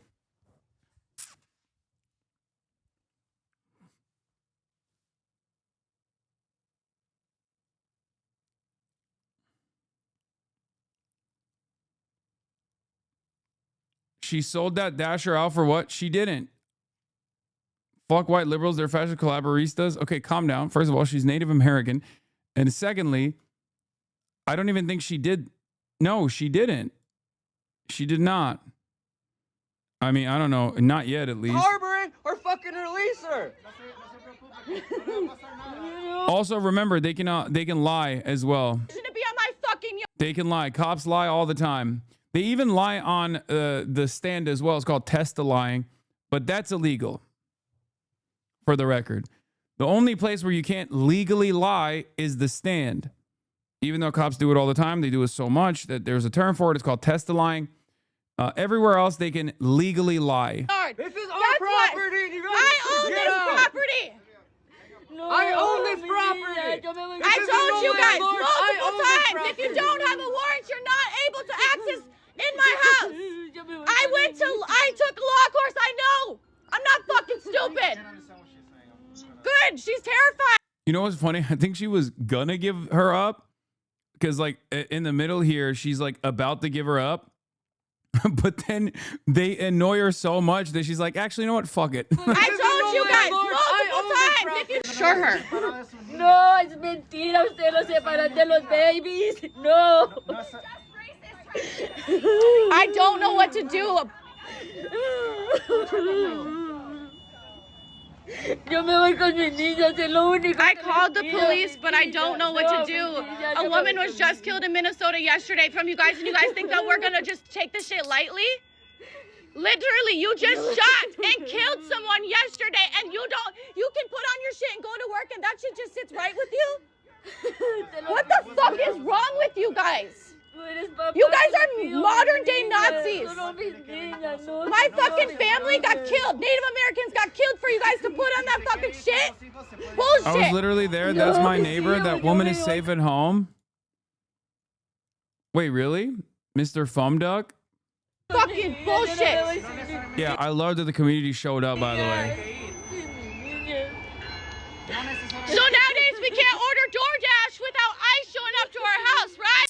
Hasan, this is not a good example of what people should do. Just wait for the cops to arrive. Hey, first of all, chatter, I said that. Okay? I walked you through step by step what she could have done in the situation that would have even made it better. Like what her rights are in this situation. But you also have to understand, she doesn't know that. Okay? She doesn't fucking know that. Not everyone is equipped. That's why I talk about this stuff. Okay? I have a baby! A baby! Get out! Until you guys have a warrant signed, get off my fucking property now! Yeah, see? She gets more. You're seeing in real time why community matters. You're seeing in real time why having numbers on your side matter, by the way. Because she feels more emboldened and she gets braver. I mean, it's already maximum bravery when you got a bunch of fucking people storming your house with guns, okay? Many of you have never been in that situation, okay?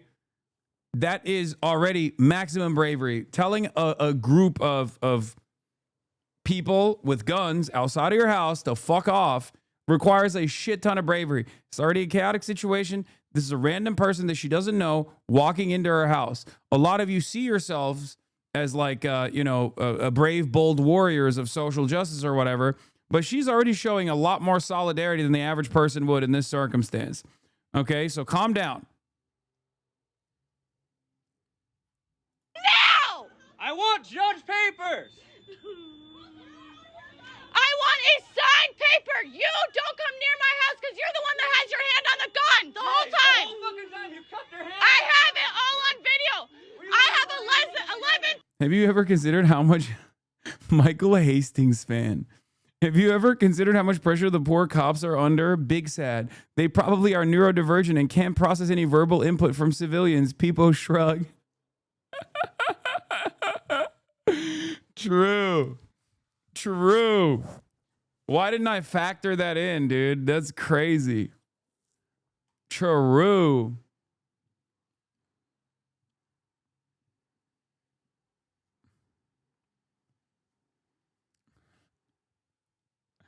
Also, shout out Michael Hastings. 1,000 TikTokers right now. Get the fuck off my 11,000 TikTok followers that I have. A judge fucking 11,000 followers I have on fucking OG heads know. R.I.P. R.I.P. Michael Hastings. OG heads know. I used to work with him. My colleague, who may or may not have been assassinated by the American government for his investigative reporting on the Rolling Stones. You guys aren't wanted here. Get the fuck off my yard until you have a judge's. Stop saying like the 11,000 followers on TikTok is not like a flex, guys. She's not trying to say she's clouded to the fucking ICE agents. She's trying to say that I'm going to post this shit and it's going to cause you headaches, okay? Signature off my property.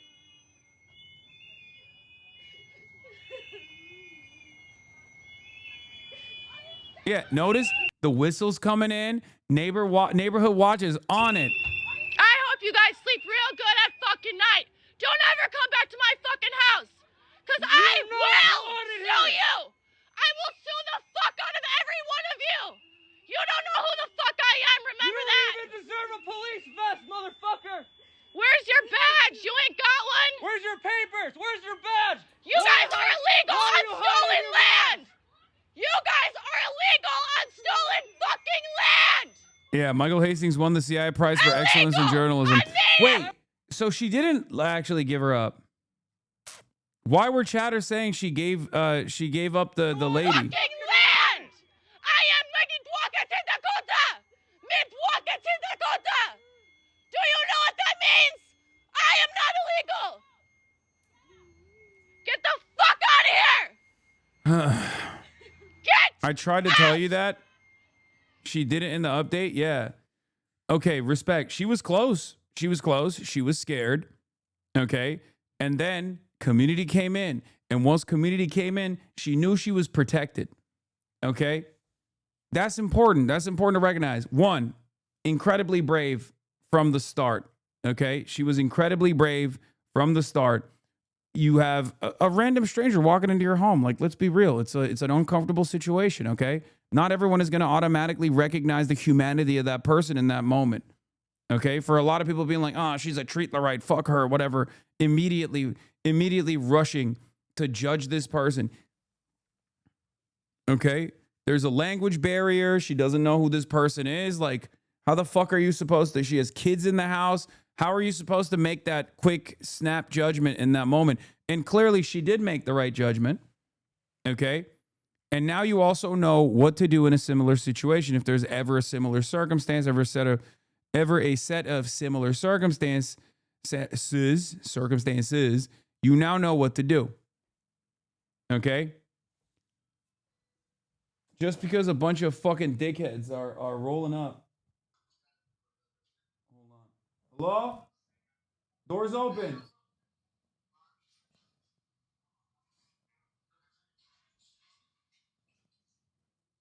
We got a whole ass crew in here. Jesus. 1 second. And then she does an update video. Here, I'll play the update video while I go bring my guests in. And then another time when I'm actually processed what the fuck just happened, I'll talk about it more. So, first and foremost, the lady is safe. I know a lot of you guys were wondering. She's safe. That's all I'm going to say, due to her safety. You know. The person that they pulled out of the car was her husband. I didn't see this at the time because I was putting my groceries inside and I was at my table. So when she had already ran in my house, that's when they were taking her husband. But I didn't see. So I just assumed that it was her kid because when I'd seen them in the car, she kind of looked smaller. Anyways, I'll explain this another time. There was a group of people out there helping me, and I want to say thank you so much to those bystanders that show up, because honestly, I don't know if I could have done it without them. That was a really scary situation, and all I could think about was if I don't open this door, there's a 50-50 chance that they're going to barge in here and shoot me in front of my child. So ultimately, that's what made me not want to open the door. And then when you have officers threatening you, that just scares you, and yeah, it's insane. And I don't think anyone will really understand how anyone feels until you're put in that position. Anyways, enough about me, going back to the lady. Her husband's name is Brandon Stephen Saenz. His last name is spelled Saenc. Brandon Stephen Saenz. Probably saying the last name wrong, but that's how it's spelled. I asked someone that was there that day, because some people have been in contact with her for her safety reasons. I didn't want to be, just in case the less information I have, the better. So I just asked the person, is there anything, she wants to say to you guys that have watched what has happened? And she said, we have never committed crimes and are good people. And I think that one right there just really fucking hurt. It's like that. Because, what the fuck? I don't know. I'm still in a lot of shock. So, I don't know if I'll be posting as much. Maybe I just gotta process a lot of shit, and yeah. Y'all are funny as fuck, dude. Oh my god. No, bro. They've never done a stream before, so they were literally standing back there, be like, "Yo, what do we do here? What the fuck's going on?" We got Mustafa the Poet and Daniel Caesar in the building, ladies and gentlemen.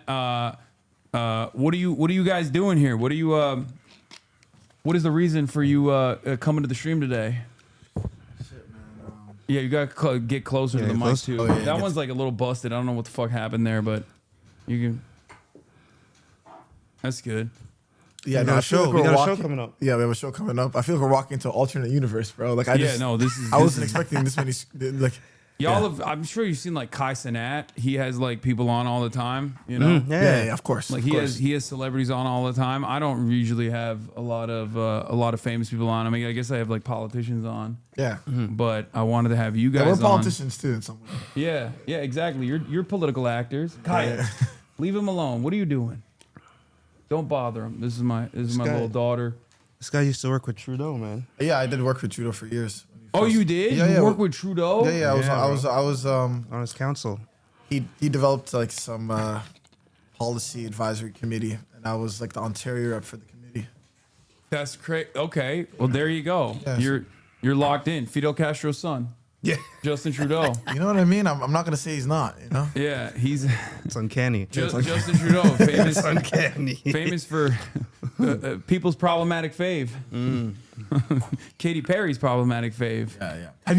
Have you ever shown your people the First Lady of Canada's first ever address?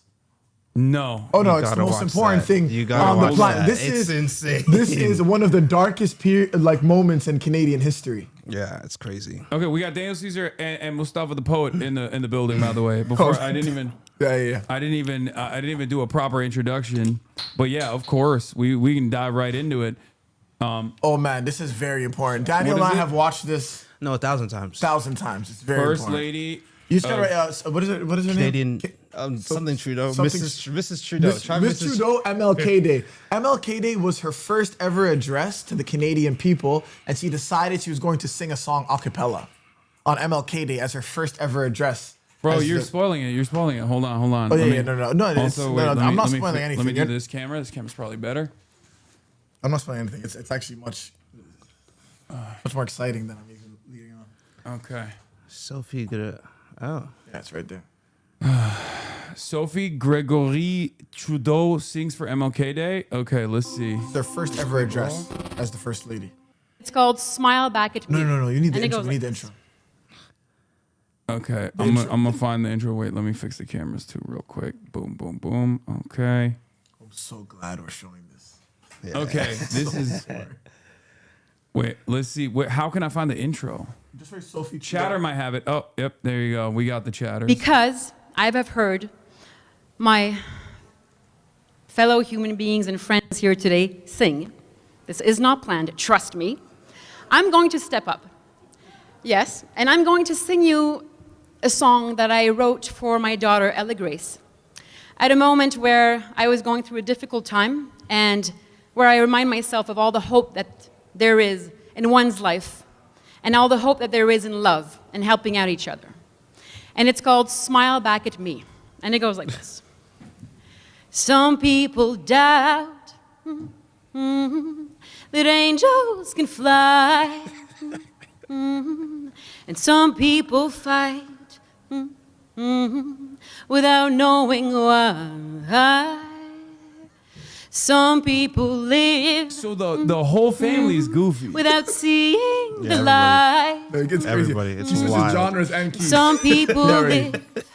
Oh, no, no, no, no, but not quite. Teaching. And I know that good will prevail, and I could conquer the world with all the love that I feel. When you smile back at me, when you smile back at me, Key change again. I see it from the corner of your eye. Like that. The day that we will say goodbye, but nothing will take away what's is like Katy between Perry's you next and single. This is when she me. goes hardcore. When you smile back at me, when you smile. Like, what could the feedback be in this moment that makes her go, I'm going extra That's hard? what I'm gonna do. Like, this is the last minute and a half has gone so well that I'm gonna double down. No, it's crazy. She Double has down. black liberation leaders painted behind her. Yeah, well, I mean, Look at that. One could consider Justin Trudeau a black liberation leader as well. It's true. Back at me when you smile. Dude, what the fuck When you is Canadian smile. politics, man? When you There's so much funny shit. It's wild, bro. I love you, my child. Wow. That was beautiful. It's amazing. Thank you for coming in. You know hot. what? I'm This so was- glad we Yeah, that we was dropped good. it. Yeah. That was. Yeah, The world needs this- to know about this. This is pretty much what we do on streaming. So you're already dialed in. This is like you came in with gifts. God, you know what? Incredible stuff. No, I'm so happy. Dog. So is she going to be attending tomorrow's event? You know what? I wish, but you know, No. She's not going to be attending tomorrow's. No, okay. no, no, Well, no. who do you guys have? Is there a website that I can go to show? yeah. If you go to artistforaid.org. What the fuck? I didn't know we had a website, really? Yeah, we got a website, broski. it's where the Cento is. So if you go on This is it- the one, right? Yeah, it's right here. Here we got artistforaid.org Oh, in this Los looks so Angeles. Yeah. If you watch the Cento, it's a bunch of different artists that came together to recite the poetry of dead Palestinians. Oh, Sudan. Oh, Palestine. I don't know if you guys go somber on the chat in the chat. No, we go, dude. What do you mean? I've been covering this genocide every single day for the past 2 years, and you know, before you guys came in, we were talking about Minneapolis and what happened there. There's been a lot of crazy people just defending that shit, but you know, it's a similar struggle everywhere you go. But yeah, this is Artists for Aid. Artists for Aid. You guys are putting it together. It's hosted by Bella Hadid and Pedro Pascal, right? Yeah. And there's a bunch of artists coming together. Hold on, let me see if I can find the banner here because I want to show it. It's in the Shrine Auditorium, and there's still tickets available, right? No. No, tickets sold are out in sold 10 out. Okay. Yeah, I mean, you know, it's like it's kind of this is our third edition of Artists for Aid. You know, it's always supported Sudan and Palestine thus far, but we did one in New Jersey and we did one in London, and so this is the third iteration of. And you know, it's like you guys were talking about Minnesota earlier, and it's just the reason it was so important that it's in Los Angeles because Los Angeles is a sister city of Tel Aviv, and so much of American taxpayer dollars. Obviously, you discuss this so often. Goes to the state of Israel, and I really do think it's the imperative of artists to try to do something to galvanize support for the Palestinian people as they are sowing. And we're essentially subsidizing the genocide in Palestine, and of course, Sudan is the largest displacement crisis in history. It's 13 million people displaced in. I don't mean to laugh when I say that, but 13 million people displaced in Sudan. It's the largest displacement crisis in history. So, and there's like a kindred connection between what's happening in Sudan and what's happening in Palestine, and also, of course, what's happening here. I was like, reminiscing on, the Colombian president being I think he was in Dubai at that climate conference, where he was talking about how Gaza is a rehearsal for all colonial states to exercise their, you know, power against vulnerable people. And so, you know, what's happening in Minnesota is like deeply connected to what's happening in Palestine and what's happening in Sudan. And so, you know, I think these artists coming here, it's not just about what's happening in Palestine, but it's also about protecting their rights here as well, you know? Yeah. And no, Struggle absolutely. anywhere, struggle everywhere. Yeah. So, Daniel, I have questions for you. Let's go. Not to cut straight to the chase. Let's go. But when I said, and I'm sure you might have heard this, I don't know how much you guys know about my politics in general. I think we got connected through one of the Hadids. Yeah. But when I said I was gonna have, wait, what is the mic muted? Wait, what do you mean? They can hear him, right? Wait, speak for a second. Hello. Yeah, you can hear. You can hear me. You can't hear me. Damn, they're silencing you, bro. Bow, bow, bow. My mic is off. Damn. No, it's not. Who's getting What the fuck? Your mic is shit. No, I think you're probably hearing him from the noise gate as well because I took off his noise gate because his was cutting off. Damn, I love the press vest, bro. Oh, hard. Yeah. That's very Oh, hard. yeah. That's from when we were doing the Ice Out of LA protest. Love that. Yeah, there's no sound gate on, so you're gonna hear echo. You're hearing room audio. Oh my god, my fucking chat is so fucking annoying. All right, you know what? It's probably better this way. All right, so is it better? Do you want room ambiance? Do you want? Oh my fucking god! Here, let me see. This is the most annoying part about my job is that like when you're live streaming to fucking 36,000 people. There's gonna be mad people who are just like, this is not tolerable. This doesn't. No, this is your boss. Except Yeah. it's 30,000 different It's people. worse. But what I was gonna say is when I said I'm gonna have you on, there was mad people in the chat. They were like, Daniel Caesar, isn't he? No, they hate me. Isn't he a Trump supporter? Yeah. Where Yeah. the fuck did that come from? Well, to me, I was just like, I was like, if he's coming onto my stream, I don't think he's a Trump supporter. No. So No. what happened? Where did this even come from? And are you a Trump supporter? No, I'm cynical. Okay. I'm just cynical. You're okay. So wait. You said there was an instance where I think you were talking about how you weren't a Trump supporter, right? There's a video of that out there somewhere, and you were like, "Oh yeah, exactly." Yeah. No, I'm cynical, and I'm kind of like, I kind of observe the world happening around me with the detachment. Like I don't really feel like I'm a part of it. You know what I mean? Mm. And so.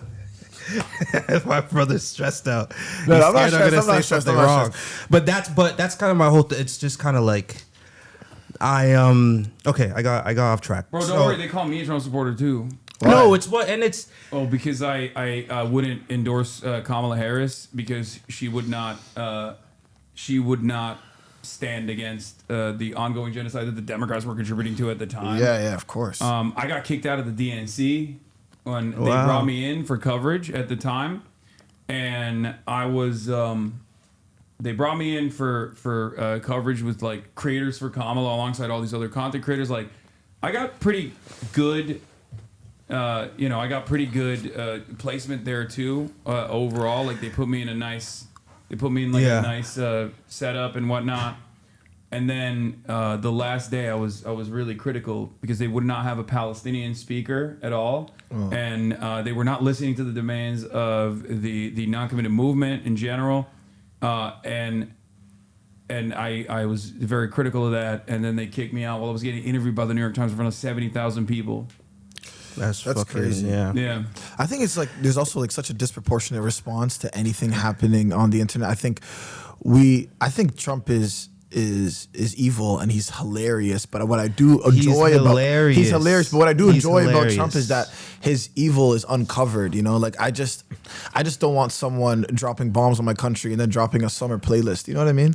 And it's just like I just like the fact that like there is no pop culture harmony happening with Trump. You know that he's Trump kind of is just a true reflection of America. It's impossible. You know what I mean? Where he tries to do the pop culture shit. I think he's a queen. Yeah, I mean he's an Andrew Lloyd Webber fan. He always, I think, wanted to be loved by the liberal elite in New York. Like that's his background, you know what I mean? And he never got like that pop culture. He never got that pop culture relevance that he was desperate for. And And he's just punishing the libs for that reason. Like that's I think his like driving motivator for the most part. But you see it, like he wants to be loved and respected by the cultural forces, and it is just never gonna happen. Yeah. But yeah, but I like that he fails at it constantly. You know, I like that. Like, you know, yeah, he's still trying, but it's not working. And you can tell he just like fucking hates it too. He hates like he'll talk about like Graydon Carter throwing Vanity Fair parties in West Virginia to a bunch of like former coal miners. You know, who's Graydon Carter? I guess the former editor-in-chief of Vanity Fair or something from way back in the day. Okay. And he's like, her parties, his parties, they're shit now. They're not as good. And it's like, I'm sorry, but your mic is toast. I'm sorry. Watch stream, mic sounds bad. Okay, you know what? I'm gonna fucking do that. I'm gonna actually listen to the stream. Okay, you know what? I'm gonna fucking do that. I'm gonna actually listen to the stream. I think you know what? great. I'm gonna fucking... Yeah. That's it? Yeah, I'm banning that motherfucker. Hold on. The mic in front of you is not the one that's coming audio. This is like the Coliseum. Yeah.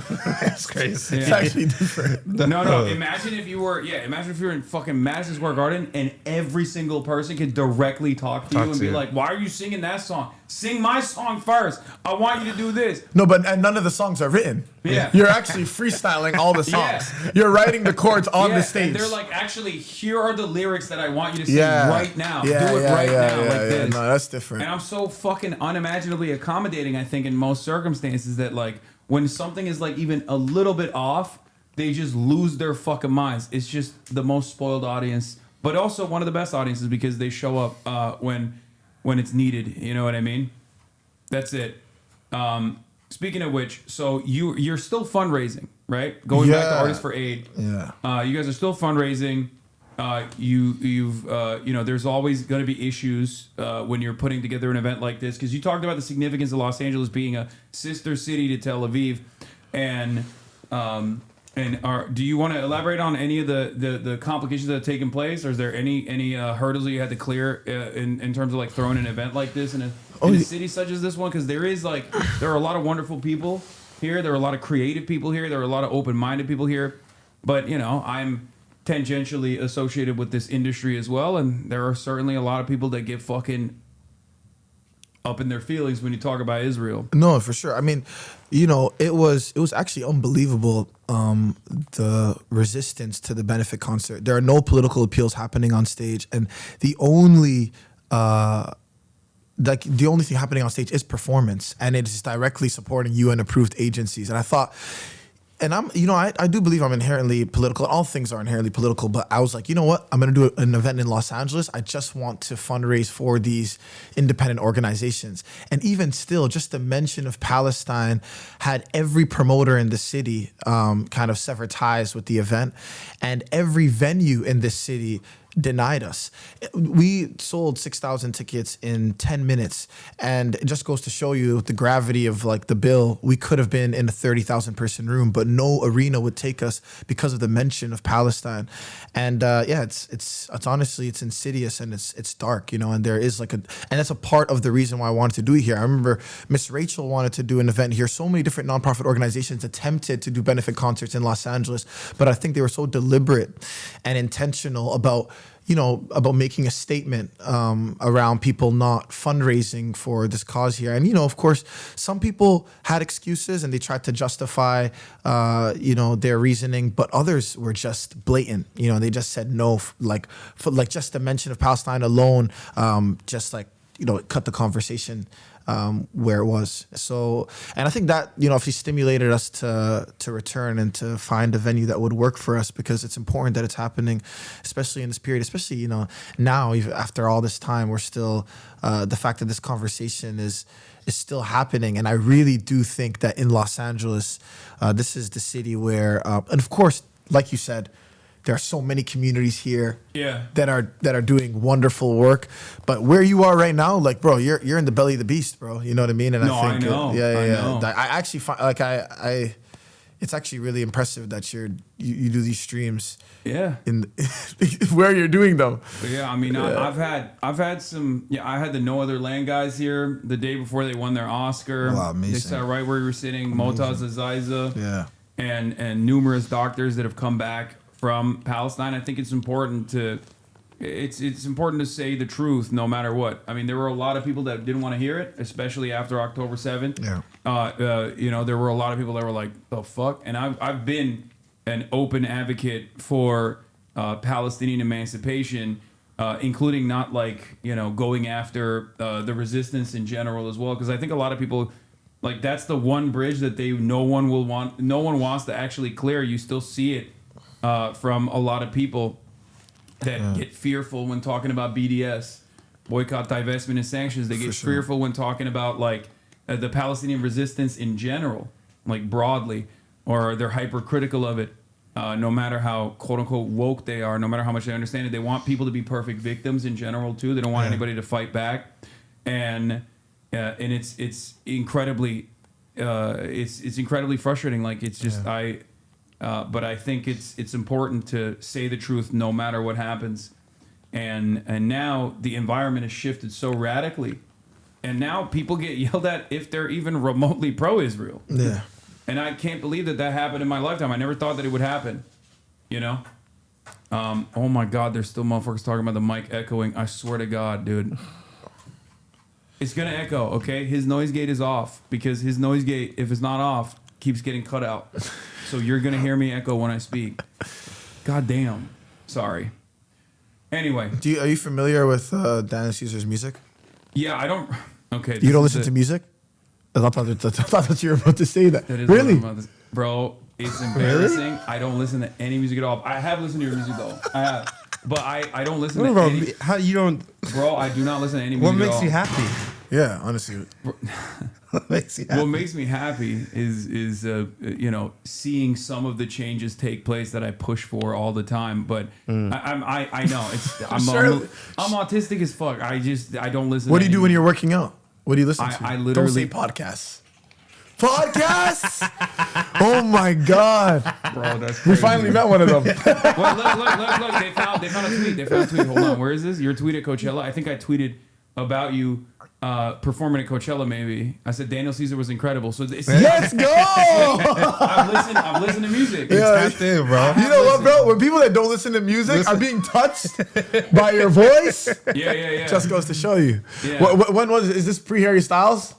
I don't know. This is 2022. Coachella. Yeah. This is one where Harry. I was opening for Harry. Yeah. Wow. Yeah.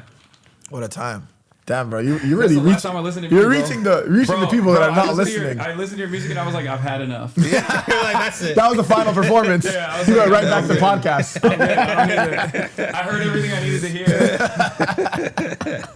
No, I don't have a lot of time. So like, I used to listen to music all the time, but Twitch as a format, like because of IP, like the industry came down hard on Twitch. You can't. And they started like really cracking down on people with copyright. Right. So I stopped playing music in general on my streams, and because I live stream for like 8 hours, 10 hours a day, or back then I used to, I just couldn't listen. I just only listened to lo-fi, copyright-free, lo-fi hip hop, and I mean I do listen to some songs. Who's your favorite artist? Who's your favorite artist? Okay, I'll show it to you. Okay, don't look at the screen. Don't look. No. Let's both make a wild guess at who it is. Okay. No, we're both gonna take a guess at who you're gonna pull up. You are. Okay. Okay. I'm gonna guess. Okay. Consider the aesthetic. He's listening to podcasts while working out. He's a political streamer. This is a singular man. And he's listening to rap. It has to be rap, but what? Yeah. It's not conscious rap. It can't be conscious rap because you know why? Because there's too much careful consideration happening while the conscious rapper is going. So he doesn't want to hear all that. He needs a break from that. Mm-hmm. Yeah. You know, he probably listens to backpack rap. I was gonna say like Mike or something like Mike. that. No, Mike is too conscious. Is Mike too conscious? I think he's conscious. I'm saying he's going.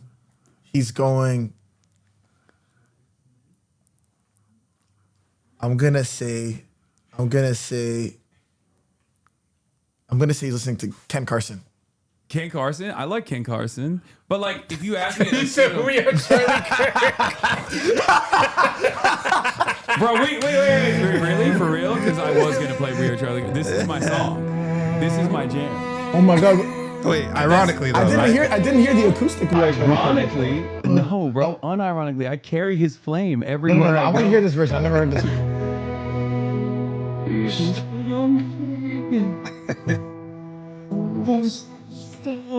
Here, do the harmony. That's a fire harmony.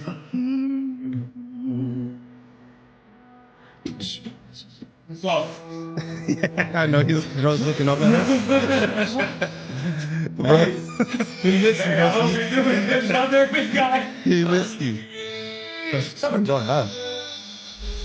Okay, I got more ideas. I'll show you some more of my music. Never heard the verse before. Yeah. Oh, it goes the hard. verse kind of goes off.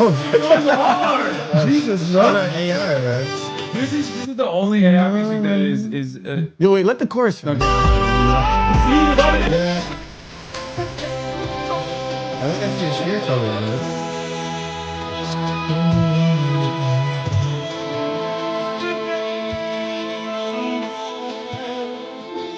Jump out of the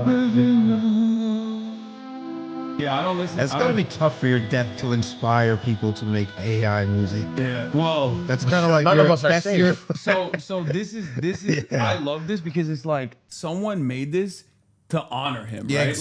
Like this wasn't made in an insincere way. No, Yeah. And then everyone made fun of him. Yeah. So it's one of my favorite. And it also goes hard. Do you know what I also realize is that I've never heard a human sing it yet. Oh, I've heard every iteration of AI, but I haven't heard a person sing it. I've been singing it nonstop. Wow. Like I just straight You up. should release a version of it. Yeah. We can assemble a band for That you. would go And then, so and crazy. Then, I mean, I listen to Kneecap. I love the Kneecap boys. You know, Yeah, they're dope. Kneecap's hard. Shout out to Kneecap. But there's this one is killer Japanese vocals, bro. There's a Chinese one too. Whoa.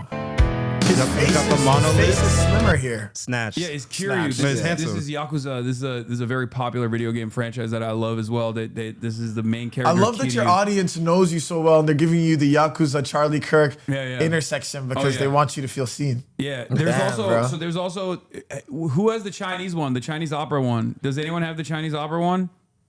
Wow. There's a girl. There's a Chinese girl that made this.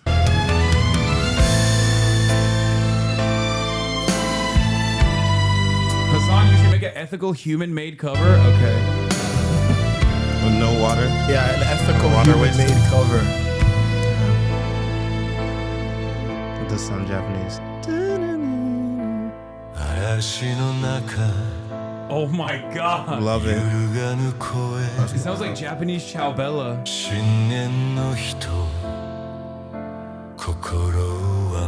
What is that I respect it more now that it's in Japanese? Yeah. What is that? What's that This phenomenon? is the Chinese one. All right, well, this is. She's mocking him, and I don't like that. No. This is honor. Much honor to him. Just the way she's swaying back and forth, like this is not the way we sing that song. Bro. It's the culture. It's You the have, culture, you know bro. what I Put mean? some respect. That she's Yeah, not bro. carrying the flame. She's not carrying the That's what flame. you're A saying. flame doesn't sway like that. Yeah. We're talking about a singular flame. Okay.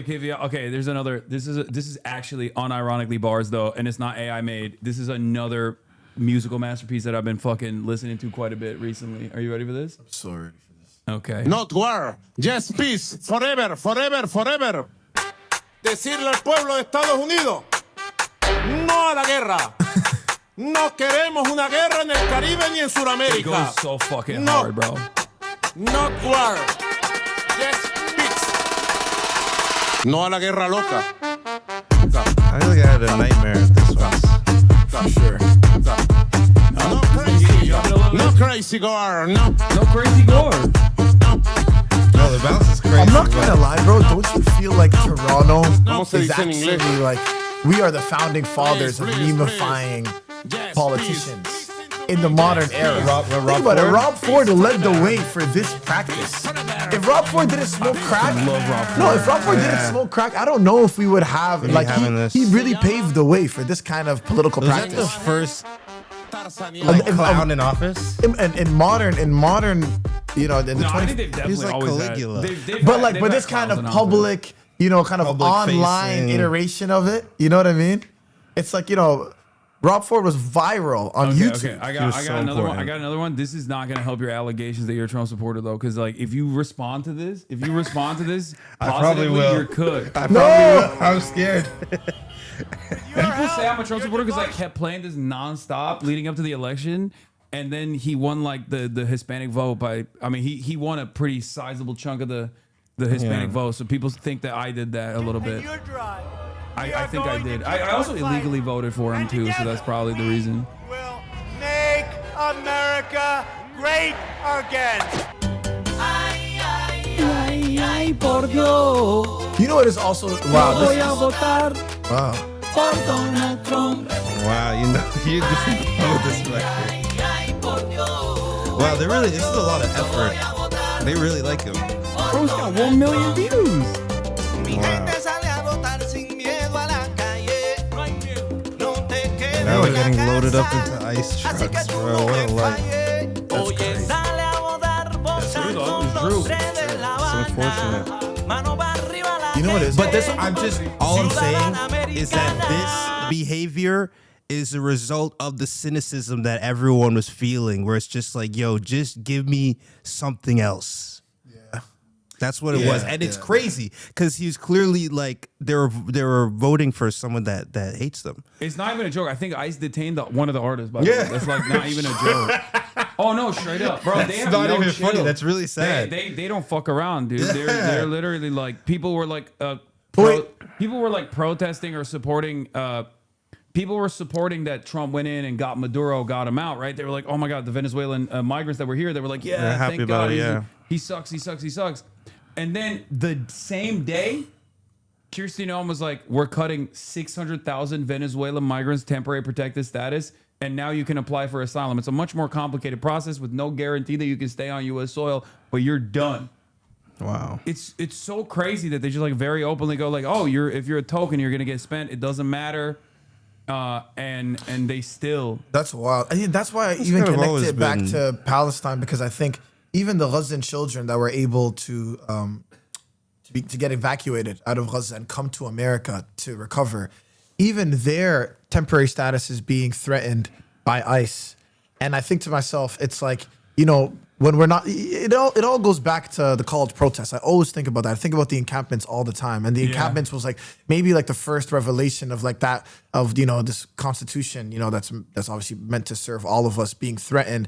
And because not enough people, I think, were defending the rights of those students, it's like it's reached all of us, you know?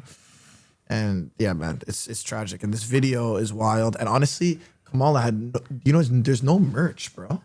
And branding is the most important thing. There's no swag. There was no swag. What do you mean? It was brass summer, I thought. It was no, you know what it was? She had to choose one genre. She couldn't go Glorilla, Megan Stanley, and Beyonce. It's like she should have locked into one thing. I mean, she went bad bitches though.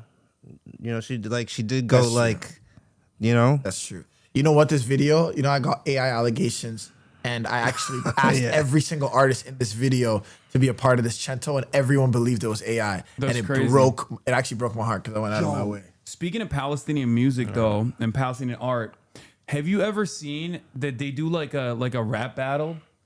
They do like this thing. It's not like an actual rap battle, but it's like an OG rap battle that they do in Palestinians do in Arabic. Chat knows what I'm talking about. I've played it before, but I want you guys to look at it. It's fucking sick. It's dope. They do ciphers, like they do poetry, but they do like a poetry battle. That's fire. In Arabic. Do we have chat? Do you have it? Nemesis. What? No. It's called Zajal. It happens in Philistine. It's happening in Palestine. Yeah. Also, where can people participate in the fundraiser too? By the way, if you go back just on this website, like it just says and you go to donate now. Okay, if you go to artistforaid.org and you click on donate now, you can donate. Well, we were watching Pooh Shiesty get, they were chucking words at him, and he said he could freestyle with any word, and it's really incredible what he comes up with when he gets the words, and that's okay. That's what we were watching. Wait, let me see if I can find this. Where is it, chat? You got, what is it? Nemesis stick of gum? What is this? Is not. Why are you linking this? No, this is not what I'm talking about. This is not it. This is not it. Tell them to use the donate command. Yeah, if you do !donate, you can go to the link directly and donate to the fundraiser. This is an artist from Toronto, by the way. But no, but this is but that's not what who I was talking about. You're looking I think for. this is it. Hold on, let me see if this is it. كل الدعم لأهلينا في فلسطين في وجود No, this isn't it either. No, dude. There's a lot of Palestinian rappers, bro. you're- You're gonna have to sift through. Oh my God, they're sending me Damme Falastini. No, dude. I'm Damme not- Falastini. I love that. I mean, it goes hard. It goes but that's hard. not. That's It not what goes I was hard. talking about. Yeah, they're gonna send me. Udru, That's the Udru all I Tel want for Aviv Christmas next. is you for Palestine. I love that Falastini? song. No, but Muhammad Asaf, right? these are like old. Yeah, I think so. These are old dudes that are just like doing like a poetry slam. Damn, bro, your chat's not coordinated. I can't believe they can't figure it out. I know. I thought you guys were more locked in. No, sometimes they can't lock in. No, Sometimes they fuck okay, I up, get it. I and get then it, they man. start sending me. You know, for a second, I felt like we were just actually walking in on a coordinated attack. No, it did feel crazy. I was gonna. I think this might be it. I think. pee really bad. Oh, yeah, go ahead. No, this isn't it either. It's like they used to go viral on fucking TikTok, man. How do you guys know? How do you guys not know what I'm talking about? Do you played it follow before. Trump on Instagram? No, I don't think so. I mean, maybe. I don't know why.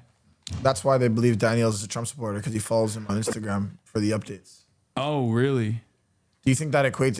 Is No, a I follow? Is a follow support? No, but I like. I mean, it's like, whoa. It's like that's like woke 1.0 shit. Like Yeah. follow policing. Follow policing. I mean, I follow Trump on everything else, so that might be, I mean. Found it? Bro, they keep sending. No, this is not. They're just sending me different Palestinian artists. I'm looking for something different, and they just keep sending me different Palestinian artists. That's not it, chat. My Lord. Okay, we're not going to find it. It's just not going to happen.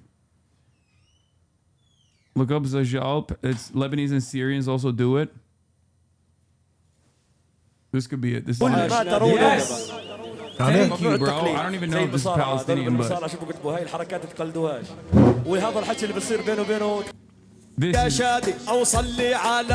this is what I was looking for. Have you ever seen this before? خلى الرابع بتلقاني بدير السابع وبجنيني على يعبد بدي غني انشادي وروق كل العبادي هد شوي يا شادي اوصل لي على محمد بتعرف شادي بالتاكيد ببعث لاحبابه بريد انا متعود على التجديد وفنك عمره ما تجدد انت متعود على التجديد لا متعود على التقليد انت بتكرر بتعيد انا فني كله مجدد انا تعرفني عندي احساس Yo, who's that one Romanian guy that be doing the singing?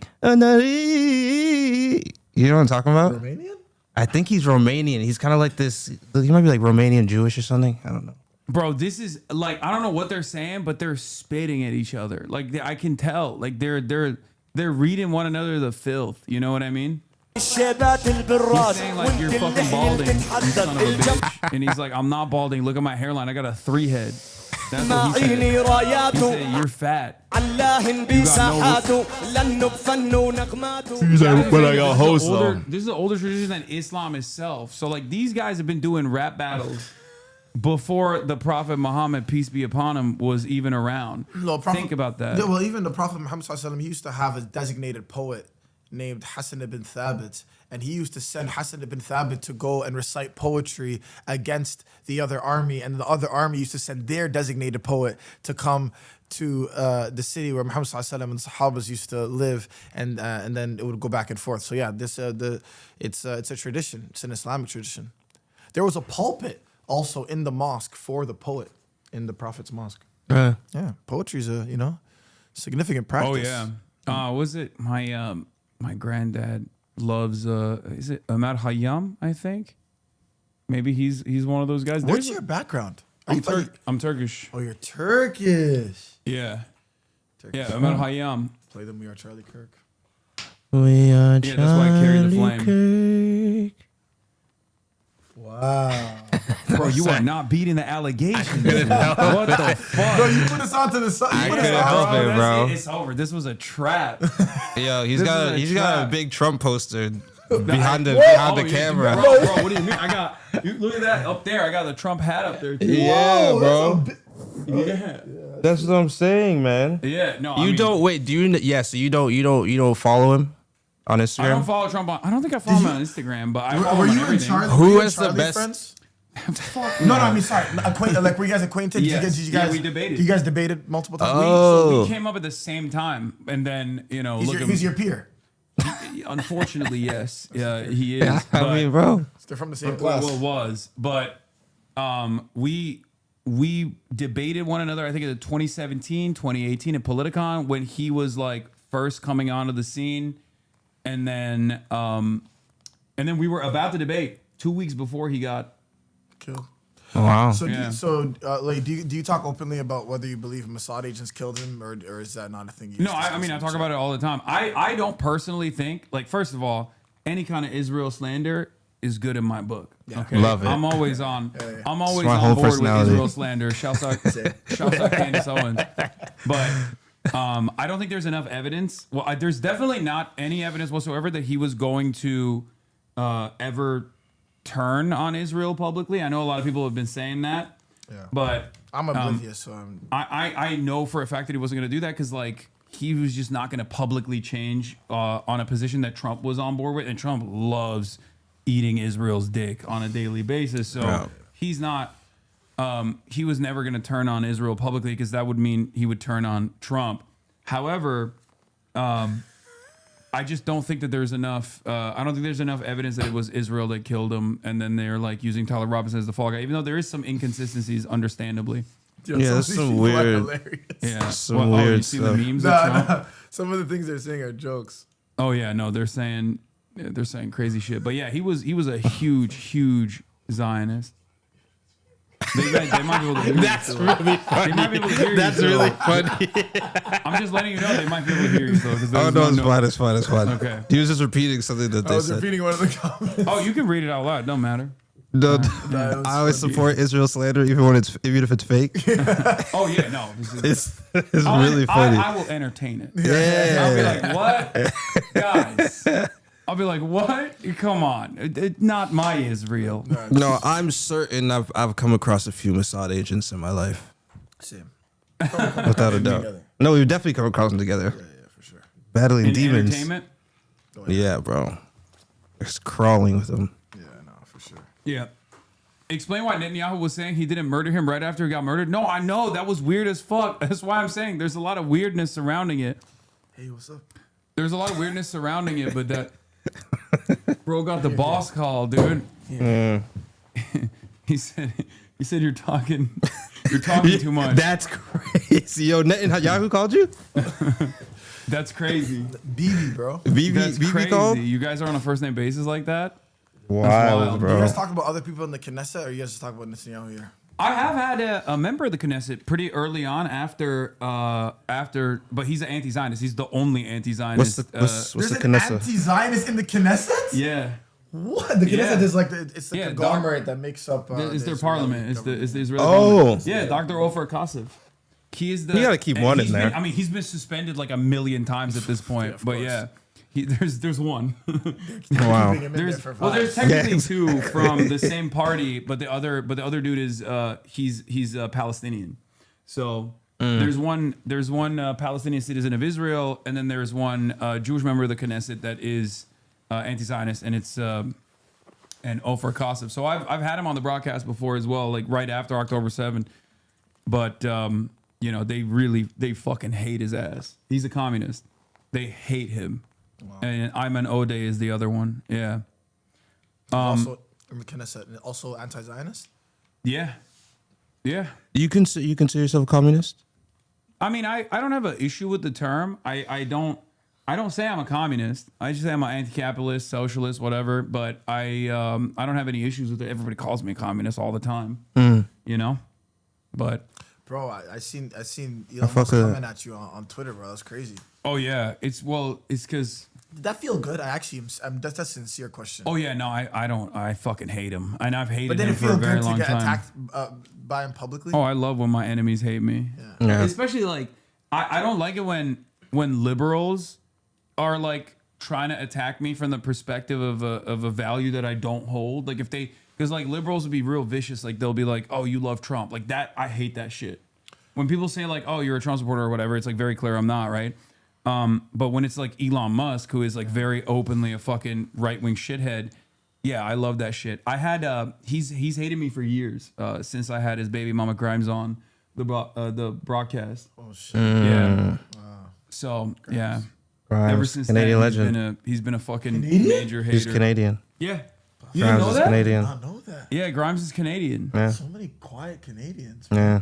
We're out here She's not secretly quiet, let me tell Canadian. Sorry, some people that are quietly Canadian. Quiet Not about their Canadianness. Quiet about their Canadian identity. Yeah. Yeah.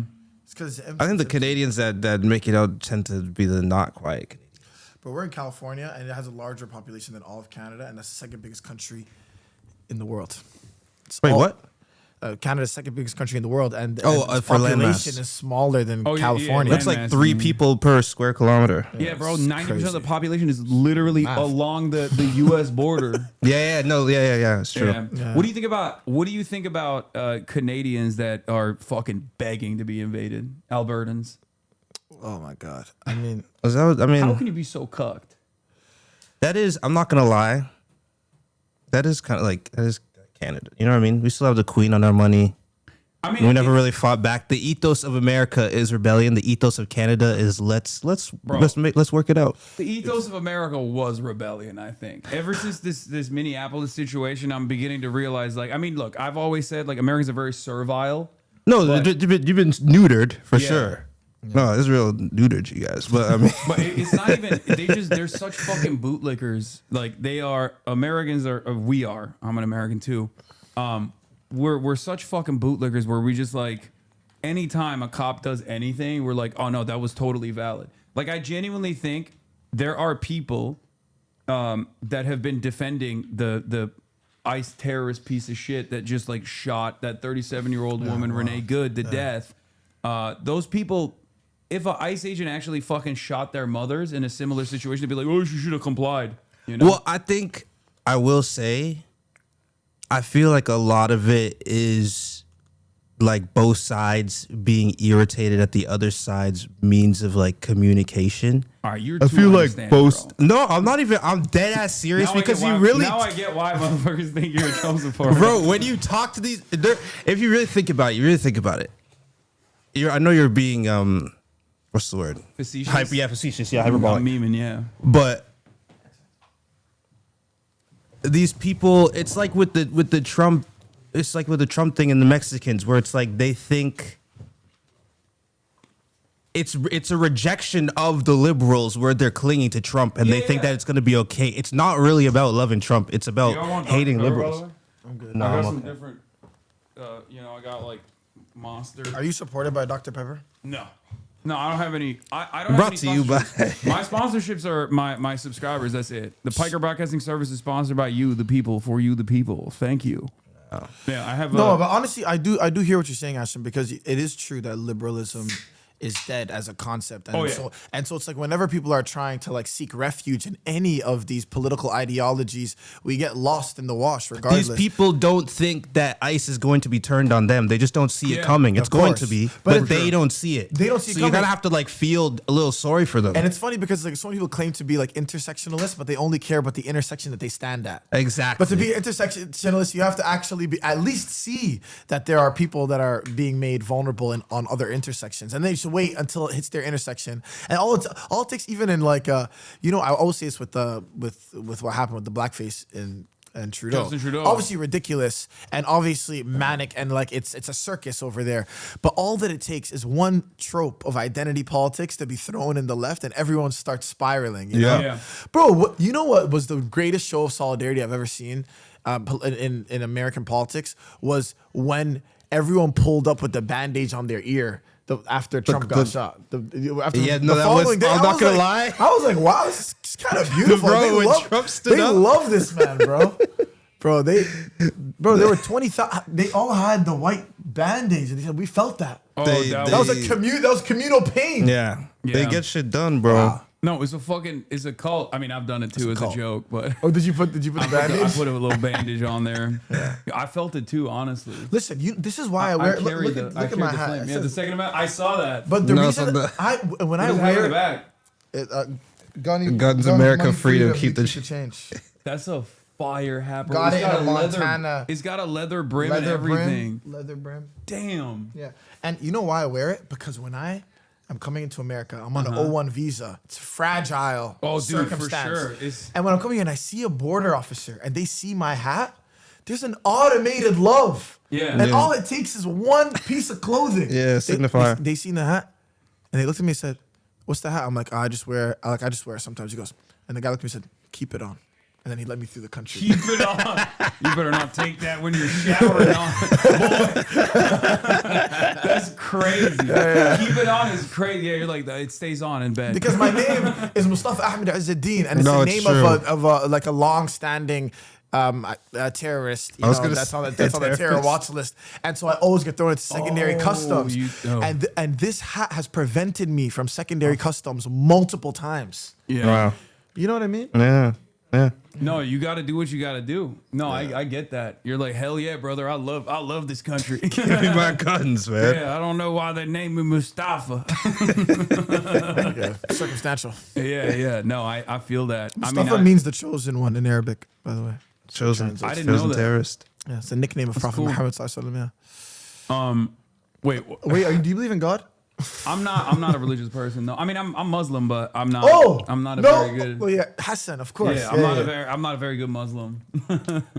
Or I guess like I'm from the standards of like shit that people care about. I get mad. I get a lot of respect from real Muslims for not doing usury. Right. Because I don't play the stock market or anything like that. Yeah, cool. So I feel like real Muslims really appreciate that. And that and also my advocacy and whatnot. But like I'm not I drink alcohol from time to time. Yeah. You know? Yeah. I eat pork.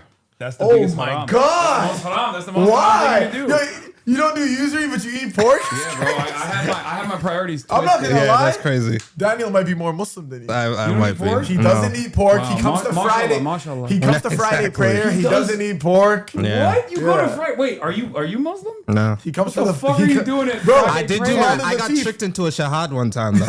Yeah. I did. Qatar Airways. Oh, so you are Muslim? Okay, never mind. Yeah. No, I mean, I've done it. technically. I've done it. That's the other thing. I got mad Muslim points because I've made all of my kuffar ass chat say the shahada.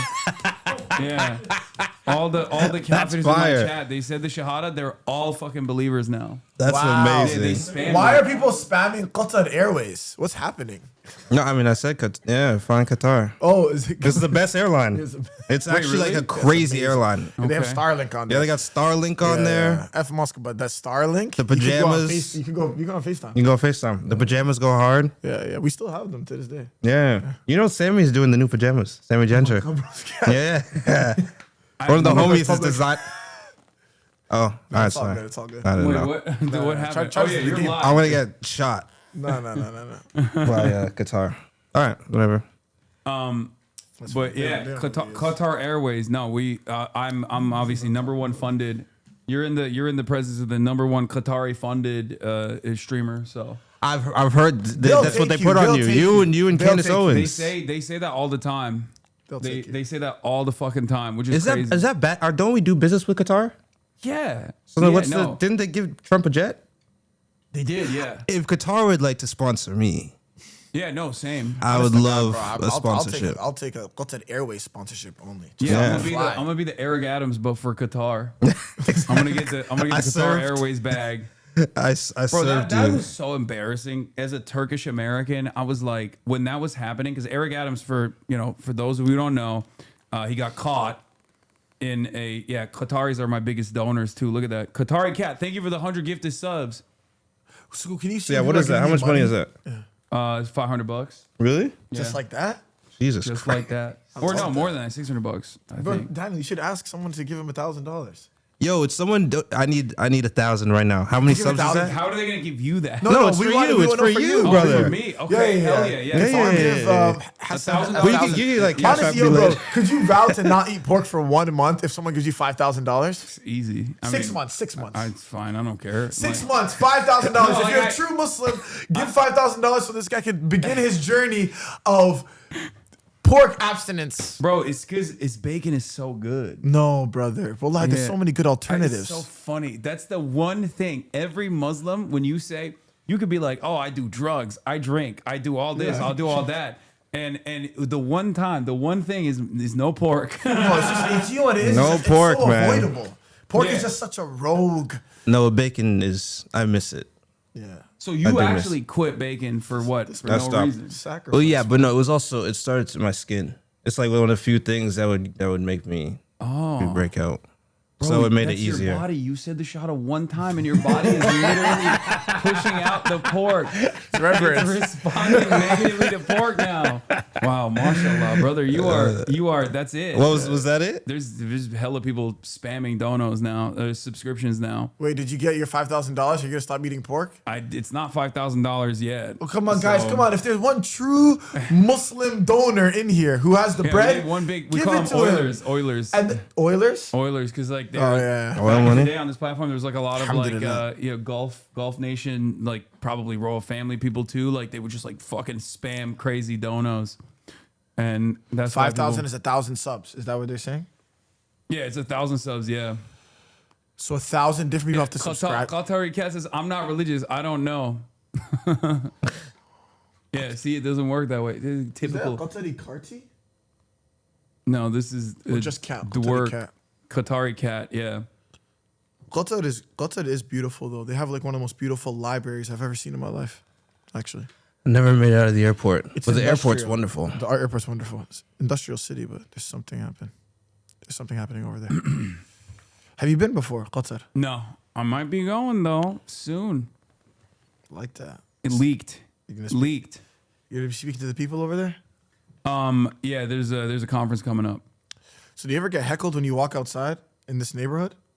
No, but also don't leak my neighborhood, please. Oh no. Yo, this address right here. No, I wasn't gonna say it. But yeah, no. I mean, I say I know. They know I live in, It's a minefield. No, they know I live in West Hollywood. But okay. there are, of course, there are a hella people who love Israel, deep throating Israel here. Many of which are Persian, by the way. That's like the. Oh, what's going on? You good?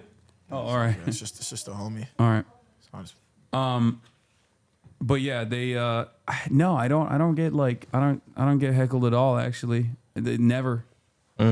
Also, I'm big, so It's true, you are large. What the fuck are they gonna do? You know what I mean? Yeah. Then they're usually very small. I'm not gonna lie. You're working out Those with no people. music. You're different. They don't even know what they're up against. No, you're killer. No, that's no two. There's no killer. synth line going in his brain. Straight. Yeah, it's just Killer. raw silence. I've never really had like a weird I've had some weird moments, but it's never on like it's never about Israel, because I think most people that even in this neighborhood, most people know now to just not fucking be openly pro-Israel at this point. Like if you remember, like in October in 2023, like remember fucking what's her face, Amy Schumer. Like the way that she was chirping, she was like, "Oh my god, they're all rapists, decapitators of babies or whatever," and like she was saying some unhinged racist shit. And now, you gotta. Now it's just Oh my god. silence is violence. Amy, why aren't you speaking out? What's all that purple? What's Because happening? those are subscriptions, and I think we are probably gonna reach 1,000. All right, bro. So please Hannibal. begin your journey. Okay, I have so many alternatives for you, bro. And it's like, and honestly, bro, there's some. House of Electric Love, thank you for the 200 gifted subs. Sorry, go ahead. What were you gonna say? No, what I'm saying is that I have alternatives for you if you want when you begin this journey. 6 months, it's easy, and then hopefully it'll go on for a lifetime of no So pork. you don't pray 5 times a day. I have not missed a prayer since I was 12. Shut up. Yeah. That's You're wild. praying. Yeah. Nah, Damn. You are a very good Muslim. That's I'm a practicing. You know what's so funny is I'm like, praying 5 times a day is actually the bare minimum for like from the community that I'm from, like I obviously know there's a lot of people that are like culturally Muslim and they have the belief, and I think the belief is enough, just believing in one God and that the last messenger is Prophet Muhammad sallallahu alaihi wasallam. But in a community like mine, that's like it's just one of the 5 pillars of Islam. It's the second pillar. Pray 5 times a day. Yeah. No, I've never prayed. Whoa. Yeah, Bro. I've never prayed. I've fasted for Ramadan, but like never fully. Bro, do you know how to pray? Not really. Or I could teach you, man. Yeah, I don't know. I don't even know how to like do the proper washing before you pray. We'll do. Yeah, bro. We can do we'll it. do. There's a prayer coming up right now. What, like the Jummah prayer? No, it happened No, already. Jummah. I went to Jummah earlier. Oh, you did? King Fahad, yeah. Nice. Yeah. That's cool. It was beautiful. Read the Quran. I have read a piece of the Quran, and I have a bunch of Qurans in the house, but it's not. The Quran is beautiful. Yeah, the Quran is incredibly beautiful. I was rereading one of my favorite surahs in the Quran. It's called Ar-Rahman. It's like the most merciful. It's really beautiful. It goes like Ar-Rahman, most merciful. Allama al-Quran. He taught us the Quran. Khalaq al-Insan. He created man. It's beautiful. Yeah, it's bars. I know, right? And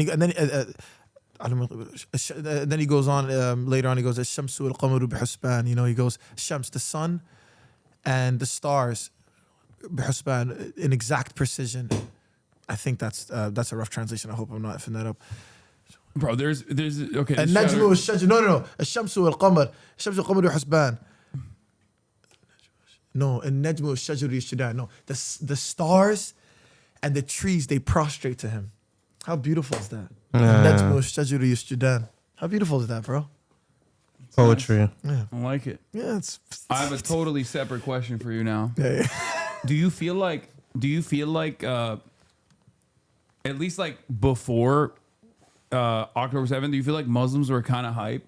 Like they were getting kind of cool, Like there was like a thing where I almost felt like people, white boys saying like mashallah or inshallah. No, it's like it was the wave for a little bit. Yeah, it was the wave. Inshallah, mashallah, wallahi, all of it, and then and then now it's like. But it's coming back. You see, I don't think it stopped. It's coming back. It's coming back full fledged now. Yeah. Cardi and Saudi, the people are doing. I think there's a lot of Muslims that also don't want that, and they're always resisting that because they're afraid. They're gatekeeping. Well, they're afraid of Islam experiencing a reformation in the way that Christianity and Judaism have experienced it. Obviously, no offense to the religion you grew up with, but it's like it's like eventually, if it just becomes like this kind of capitalist symbolic faith that has no intrinsic belief in it, then we're gonna lose our practices. And I think that Islam maybe has the largest volume of practicing people of all theistic religions, and that's just me going off vibes, but I think that's fair. I think it's true, and I think a lot of people are afraid of all of our just like Islam becoming an aesthetic and not becoming a practice, so I think it's good that it that it teeters. But what I do think October 7th did, but I think it's still kind of good though to like make Americans less, like make Westerners less resistant and less like violently antagonistic towards like any sort of expression of being Muslim. I believe that, but I do think that a lot of Americans would love to say inshallah and deport Muslims in the same breath.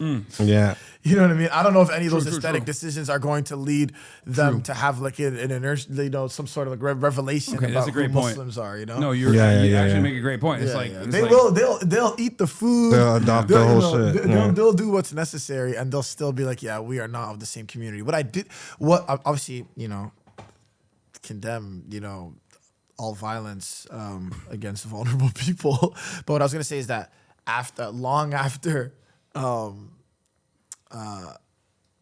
before October 7th, I do think that there was like grave division in the Muslim community, and there's something about the genocide against the Palestinian people Uniting, that brought a lot of Muslim communities together, and I think that, and it's in a way that I have not seen before, and that has been really beautiful. Like even just on like just even in an intimate way, like people that I know that haven't spoken in so long, organizers, community organizers that haven't spoken in so long. I watched them come together on the grounds of Palestinian liberation, you know? And I think we've always had like this kind of like unwavering commitment to Palestinian liberation, and we're always against apartheid, but we weren't doing it in, you know, the kind of, with this kind of harmony, because we have to do it with this kind of harmony now because we have no other choice, you know?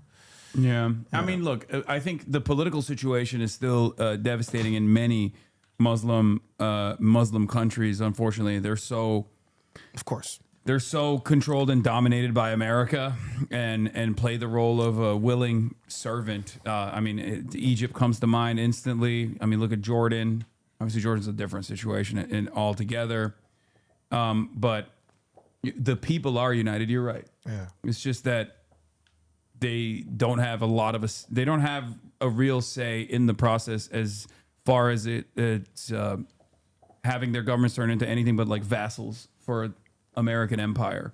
Of course, and so much is American empire. I mean, even a lot of music, like the industry we're in, it's like a lot of pop artists have been absorbed by the American empire, you know, and they are just tools for that empire you know, and I think that, you know, for us, I think gathering these artists it's gathering artists that are anti-establishment and that are criticizing the establishment, criticizing the empire. And so many artists, I think that they are part of what, you know, the violence that the empire is sowing in so many countries in the world. They don't even realize it. It's actually, it's pathetic, honestly. Yeah. Anyway, all right. Well, let's watch the cool video that. Let me explain what it is, because it's actually a really cool thing. It's not cool. It's devastating, but you know, acento is an old practice in poetry, and it's a poem that's comprised of lines of poetry from other poems. And so all of the lines here are from different Sudanese and Palestinian poets who have passed away, with the exception of one line by Naomi Shihab Nye, who's like a Palestinian poet, and she's the only surviving poet from every line shared in this poem. And it was assembled by myself and Safia Al-Halu, which is an American Sudanese poet who's incredible. And all of the poets, all Sudanese and Palestinian poets, are dead, and most of them murdered by the Israeli state. Yeah, I know Refat is in here as well. There's like lines from him as well. Yeah. And there's no AI. I know all the artists that are in this video. And Why the fuck do people think it was AI? No, it's strange. You know, I think because, you know, Bill Skarsgård, he just is doing it in such a stoic way, and I think that they just thought it was AI. And he's too good. He's too good. And we also mixed it. You know, we also the music when we mixed it, it's like, you know, the voices got a little distorted, which I thought was charming, but I didn't know it would result in AI allegations. But yeah. And oh Palestine, dig no grave for me. I shall lie in every inch of the earth. I shall lie like water on the Nile's body. I never forsook my homeland, the land of ultimate beauty. I am from there, I am from here. I am not there, and I am not here. I live in you and cannot remain neutral in sorrow. I have two names, which meet and part, and I have two languages. I forget which of them I dream in. Oh, little light in me, don't die, even if all the galaxies in the world close in. If a single night could pass. With no interrogation, apprehension, no heavy feet chasing us along the sidewalk. No search beneath our skins. I'd tear a map to be right next to you. I cool out. You, who are pouring forth like rainfall. Don't you recall our times together? In a field of ember, we've been waiting for you. You would hide your intimate face inside me. Like a warm star, I, too, will hide your intimate face inside me. O little light in me, say, enter my heart in peace. Like the sun over my homeland's fields. The likes of me never take a grave for an abode. I write to you from a place that no longer resembles life. If I must die, you must live to tell my story. إن كان علي الموت ولا بد فلتحيا أنت لكي تحكي القصة. يا فلسطين يا سودان. To Palestine, O Sudan. These are all poets. Wow. When they pass.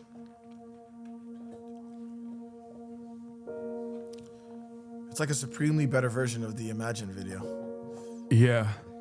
That's really powerful. That's great. Yeah, no, it felt good. Shout out to all the artists in there. Brennan from Turnstile, Anake, the Marias, Jeremy Allen White, Rosalia, Bill, Skarsgård, Mark Ruffalo, Sudan. Daniel. Appreciate all of them, man. Honestly, it's been so nice to get people on board with the cause. And you know what it is. It's like once you see it, you can't unsee it, you know? I guess Gal Gadot wasn't available for this. We was calling her up, bro. I sent her, I said, yo, Gal, bro, what's going on? Because she really knows how to put these videos together. She does. She actually opened and closed the Imagine one. Yeah, that's why it was so powerful. When Yeah. I think we were going to use the well same. received. Yeah, She can act and sing. Get out of town, man. Yeah. How is she so? She's incredible, bro. I had a real viral. I got interviewed by Vanity. Was it Variety or Vanity Fair? Variety. I think it was. I always fucking mix it up. But they asked me about Gal Gadot, and I was like, she's fucking dog shit. And that shit went LeBron numbers on Twitter. Like, it went super fucking viral. It was in print.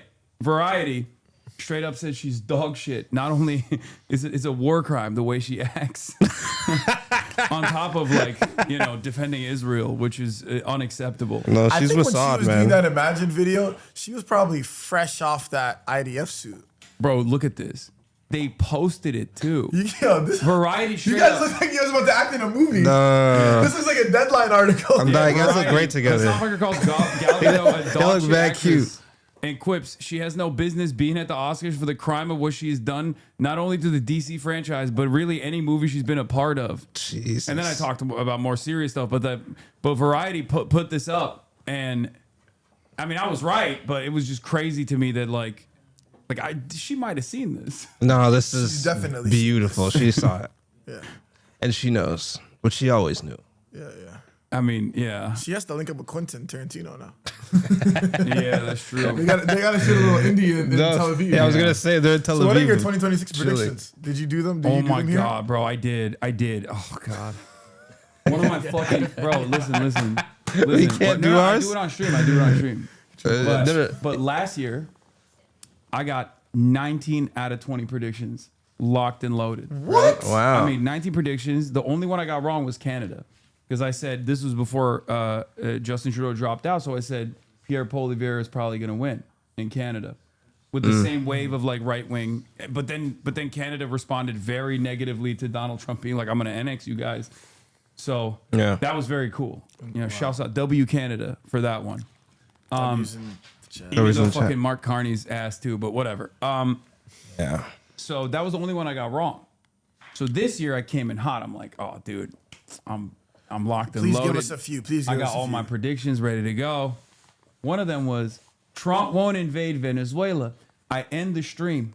An hour after I ended the stream, announcements start coming in. I get text messages like, bro, are you seeing this? Are you seeing what the fuck's going on in Venezuela? Oh, no. Trump does the fucking military operation to extract Maduro, kidnap Maduro. I'm like, fuck! First I'm gonna prediction out of the come. gate. An hour later, he reversed me.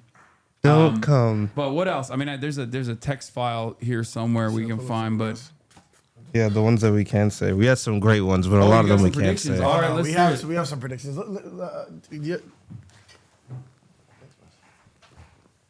Hasan's fault confirmed. Yeah, it was the Death Note, dude. It was crazy.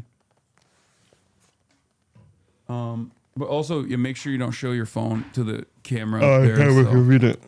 Watch you out. got some prying eyes in here. All right, here it is. Yeah, that motherfucker did it out of spite, bro. I swear to God. Here, one of the easiest ones is AI will get completely out of control, but instead, it will lead to a catastrophic issue. Like I think there's going to be an AI related incident that is beyond like how Grok is making like child sexual abuse material right now. Yeah. Like it's way worse than that. Like there's going to be like mass panic caused by an AI video where people will like genuinely, sincerely believe it and act out on it. So that's one. I think people are going to be way chiller about China in general. Like the more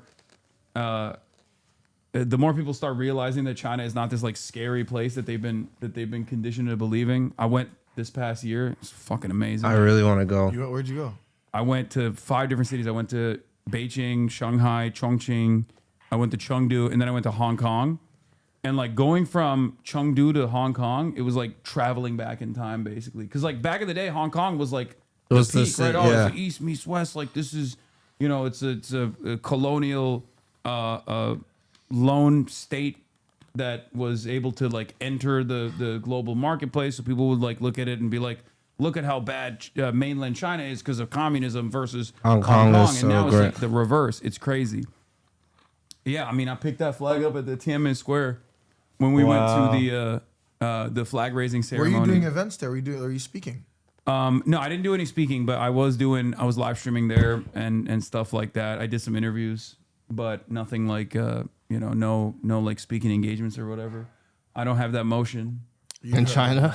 Not Yeah, mad motion, bro. China motion. No, you definitely do. It's just they're not allowed to come see you. I just feel like No, I'm pretty. I'm pretty. Let's just say, I see a lot of positives in the way that China operates. So I talk about it pretty. So you don't criticize China? I do. I mean, there's things that are worthy of criticism in terms of like back in the day, especially like mass detention in Xinjiang. Yeah. That's something I've criticized quite extensively. Yeah. Then beyond that, I mean, I don't. I'm more of a I'm not a libertarian by any means, but as far as like any sort of censorship, I'm not on board with. So I go back and forth on the way that they operate in China with that kind of stuff. It's not as bad as like the way people represent it in the West, but in general, it's pretty good. I love the development. What did you feel about? Oh yeah, we're doing. No. I just realized we're just in a different. Oh yeah, we're on a different. No. But we give me- actually. I actually read through them, bro, and wallahi, bro, like No, they're all jokes. I'll shut off my predictions. Well, one of them I think is woke is making a comeback.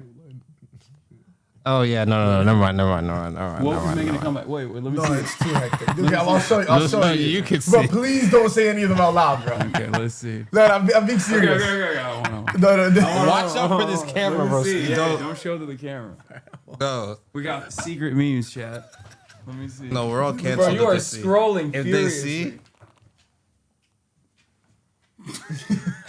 Bro, you can't say. Oh my god. Oh my. Okay, no. Why did you even bring up your prediction? No, I thought it was just a joke. Like, I thought that you were doing like predictions that you don't actually want to happen. Yeah, no, these are not. These are But, those are but, real predictions that I have. This one's very possible right here. The second last one. Oh, for sure. Really? I think this is possible. Second last one. Oh, it's yeah, loading yeah, up. yeah, That's yeah. it feels like it's loading up. Yeah. Okay. Yeah. Okay. I mean, yeah, you got like, okay, give us some real predictions that you have. What do you think the future holds? Sincere predictions. I do think there'll be a terrorist attack. Oh, you saw the? Yeah, I think so too. I think that there's No, gonna I be do. Like some sort of. Yeah, I think there's gonna be they're gonna try and shake shit up this year, and really get people scared. Bro, There's they're always somebody. they're already shaking shit up. Like, Yeah. But I do think that like there needs to be. Like, they can only shake shit up so much in the way that they're currently doing with like ICE and all this shit until like, people push back, obviously.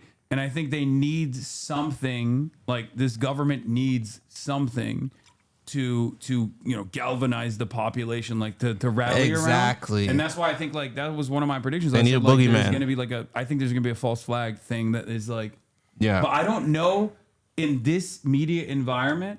I don't know if they'll be able to keep people organized enough to like not immediately start asking questions. You're so right. I mean, you got the Charlie Kirk. It's like, maybe Candace not. Owens like threw a fucking grenade in the At the Charlie whole Kirk thing. stuff At the by whole being like thing. Israel did it, and then people genuinely fucking were like, yeah, Israel did do it probably. You know? I mean, Yeah, I've heard crazier the ideas. love for Trump is like, it feels like whatever remaining kind It's of waning. loyalty that people have for Trump, it's like an ephemeral one, and it's gonna end very quickly. Yeah. And I think that if they do return to the Capitol, it'll be for different reasons. You know? Oh yeah, this time they won't be saying hang Mike Pence. Because No, it's that's like, true. you know, I have a friend who was like, I mean, I don't want to use the word radicalized, but it's like he just came to his senses because he's from Texas. And then when he realized that like Texas gave the state of Israel $1.4 billion just in 2024, true, yeah. he couldn't believe it because he doesn't want to have a child because he can't afford to. While like, you know, They're just the state of Texas is dishing giving out money. in 1 year, $1.4 billion in 1 year. And there's like mandatory, like, you know, Israeli Bro, remember education. when the public fucking schools. the floods happened in Texas? Oh yeah. And Oh my God, yeah. the floods happened in Texas, and they were literally saying like, if you've ever criticized Israel, you're not gonna get relief money. Bro, what are you doing? At that point, it's like you're Israel's #1 op. I think like they dick rode Israel so hard that It it made caused like people- average Americans who otherwise wouldn't give a shit because they're like, oh, they're fighting Muslims, who cares, whatever. Like to go, yeah, actually, this is really fucked up, and they did that. I mean, Donald Trump trying to fucking deport Mahmoud Khalil and then being like, Shalom Mahmoud, like. You better think twice before you fucking, you know, criticize Israel. Like, what the fuck? Do you ever get the feeling? I've been thinking about this a lot. Do you ever get the feeling that the point that we're being rage baited about Israel, like, the point is for everyone to hate Israel? Because it feels like they're not trying anymore. It felt like there was a lot of effort in the past to do things covertly, and now it's like we're killing babies, and you can all watch. You know? Yeah, I think it's Suck my dick. It's like there is definitely an attitude. There's definitely an attitude shift that has taken place. And that's something that you see with like even the way that Trump operates as well, where he'll be like, "I'm going to steal the Venezuelan oil. It's my oil there's now." not exactly the mask has come off. Yeah, and this is a very like which side are you on moment, because like a lot of liberalism has been the monoculture. Even Republicans to varying degrees behave in the same exact way as like liberals do in general, right? And now that like liberalism is seen as like a failed political project because capitalism is failing and unwinding right in front of our eyes, and as the contradictions worsen, you have this moment where Trump is basically saying, no, this is the truth, and we're doing it, and it's good, right? We're going to Venezuela, and we're stealing their oil, and it's good. And it creates this unique environment for a lot of liberals, self-identifying liberals who think like, oh, I'm a progressive guy. Maybe I believe America is not the best power in the world, but it's trying its best. It's the world police for a good reason. Now those guys have to sit back and go, wait a minute. We're not the fucking world police. It's not for good reason. This guy's saying it out loud. bullies, Like, what the fuck's This going headline's insane. Yeah, that's from the ACLU. Texas City tells people no Hurricane Harvey aid unless they promise not to boycott Israel. Yeah, how bro, are you it's telling rage bait. American It's rage people bait. that? It's rage bait. It's rage bait. It's rage No, bait. but Holy But the shit. same fucking, I call it peasant mindset. The same attitude that a fucking hog MAGA Trump supporter has when they see a 37-year-old mother get shot by an ICE agent for like, you know, the ICE agent having a bad day, right? The same mindset that justifies that, I think also justifies this to a certain degree as well. Like, you have to be a real fucking peasant you have to have like permanent peasant mindset to look at a situation like this and be like, well, you know, there's probably a good reason for it. You know, you are so cucked. I have no respect for you. No. You know? Yeah, absolutely. It's just in that way, it's like it's no different than the fucking guy who would go up to the Lord and be like, "Oh, my Lord, they're stealing the grain, my Lord. They're keeping it away from you, my Lord." Like, God made you king. You deserve all the grain. Fuck my wife. You know, prima nocta. I was gonna say prima nocta. Yeah, but it is pretty crazy. I mean, there was this too, Lieutenant. Seeing the DNC talk using that George Orwell quote about like it was their final command to disbelieve their own eyes and ears. But like, you know, I said, how dare the DNC it's use crazy. that quote after what they made possible, after what they made us deny with our own. Yeah, you know what I'm saying? They did it for a fucking and all year, that. and they still haven't let up. Like that's one of the craziest things. Is like I talk to politicians all the time. I talk to consultants all the time, like you know, both privately and publicly. And it's one of the wildest things because I always ask this question, and I've asked this question to every single politician that I've ever encountered. Are they cynical or are they stupid? Yeah. Like, are they aware of what's going on? Yeah. And cynically choosing not to be aware of it and acting like, oh, I'm oblivious? Mm-hmm. Or are they just fucking so echo chambered and so stupid that they legitimately do not realize what's at their fucking doorstep? Absolutely, yeah.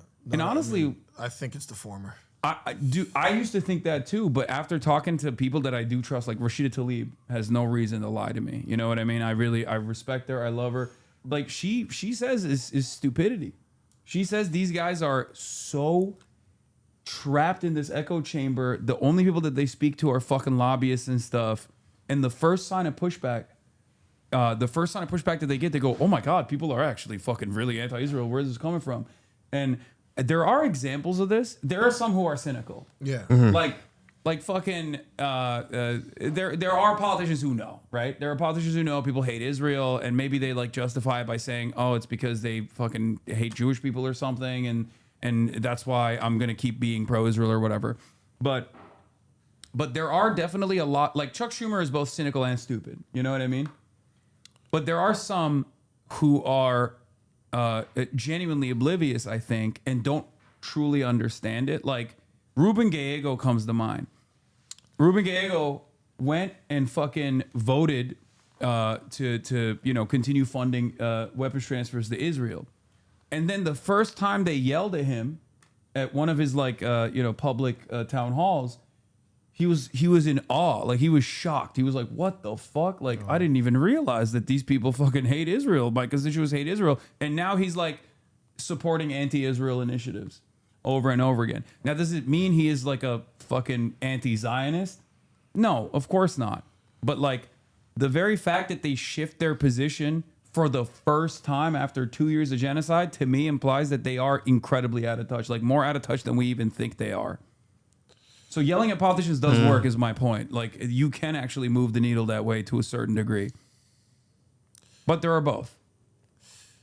Yeah, well, when I think about like the role that like, obviously you discussed this, but like AIPAC is so critical in a lot of like the ideology that's being spewed by these politicians. So in my mind, I'm like, it does feel very intentional. You know, it's like the whole thing is like it's just the action of the state of Israel is undeniable. You know what I mean? And it's like it's funny that Rashida would say that when Rashida has been abundantly clear and cutting and sharp about what is happening in Palestine in front of so many of these politicians.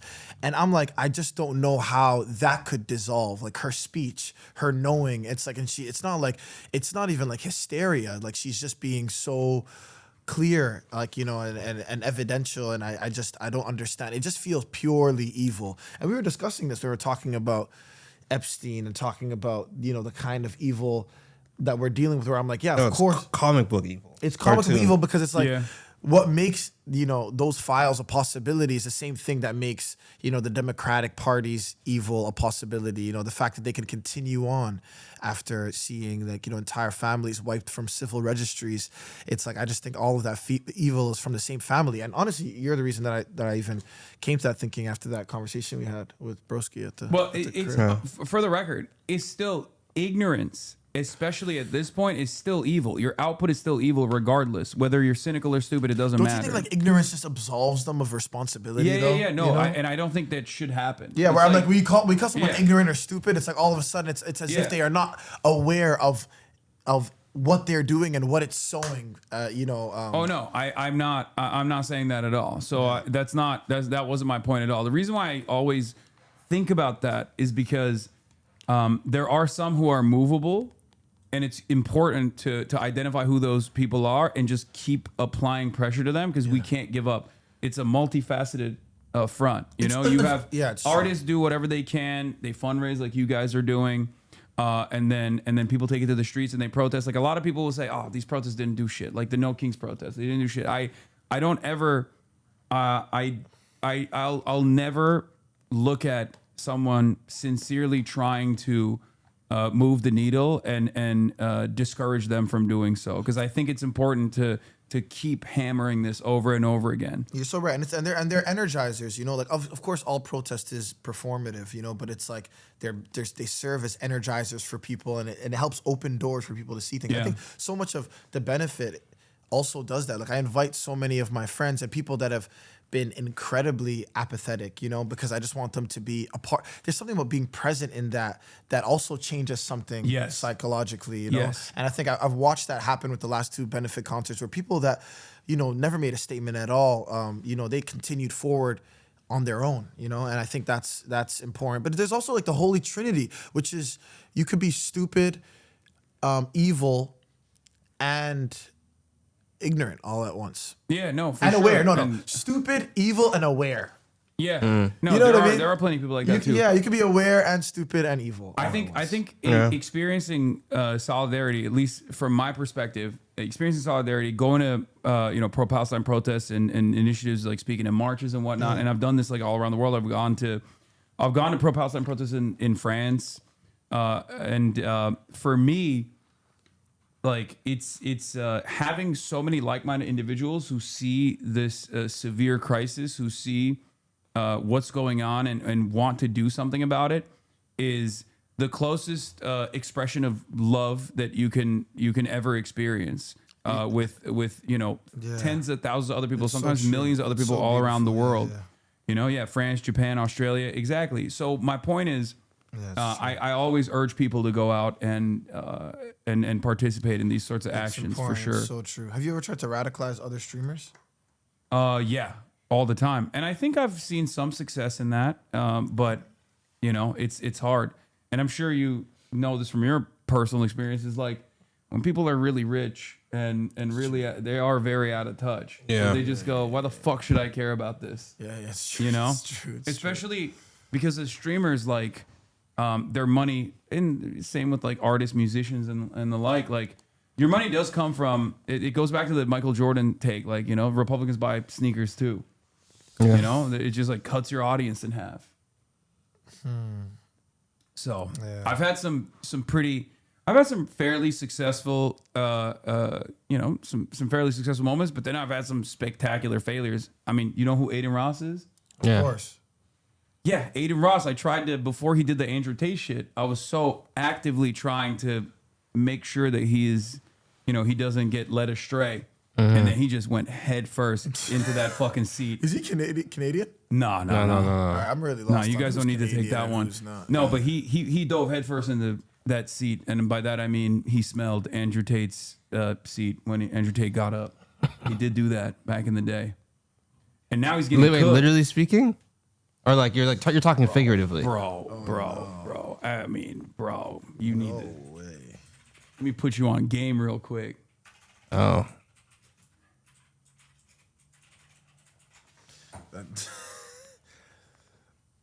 that's crazy. Where you going?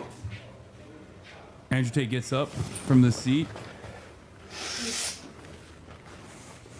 And I just want to say, bro. Wait, could you play it again?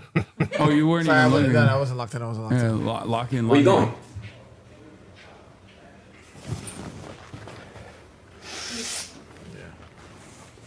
And I just want to say, bro. No shame, brother. That's like you're doing that to another man. I'm done. God, he's not I fixed even it. close. Yeah. He got up in his Where you going? bathrobe. yeah, it's a little homoerotic.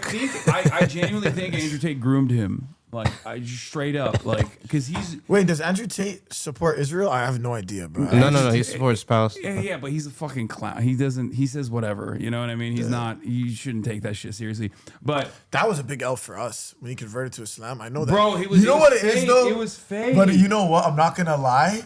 It was prime move from Andrew Tate, because one thing a Muslim loves, yes, bro. Oh my is fucking a transformation. They love a conversion, Dude. bro. A conversion, bro. You know when someone converts at an Islamic conference, there is a line, bro. 1,000 people waiting to exchange numbers with this person, Bro. to help them continue on their journey. So I was like, damn. When he converted to Islam, I said, wow. You know what?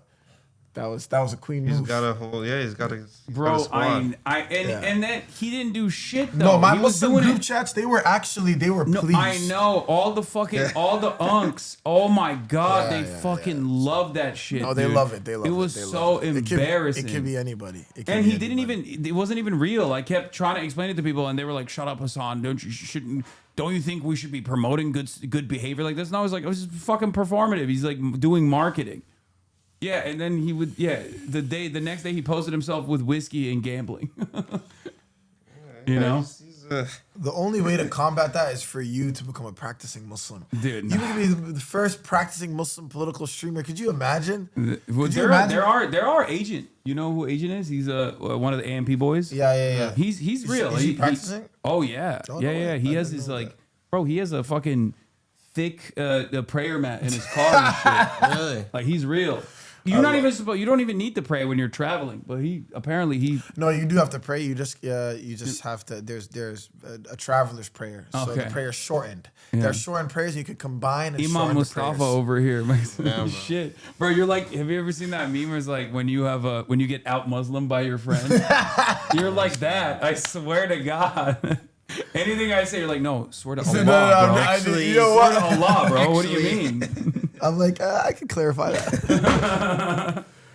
Yeah, he's doing the opposite of Reddit atheism. You're doing Reddit Islam. Wait, what's Reddit atheism? Oh, the actually, God is not real. You can't prove it. Like is that called Reddit atheism? Yeah. When you're like a militant anti-theist, yeah, you are fucking extremely online. I can tell. I can tell you're brain broken. Just straight up. Yeah. Do you guys? You know a lot of celebrities. They have like burner accounts and shit, right? Be honest.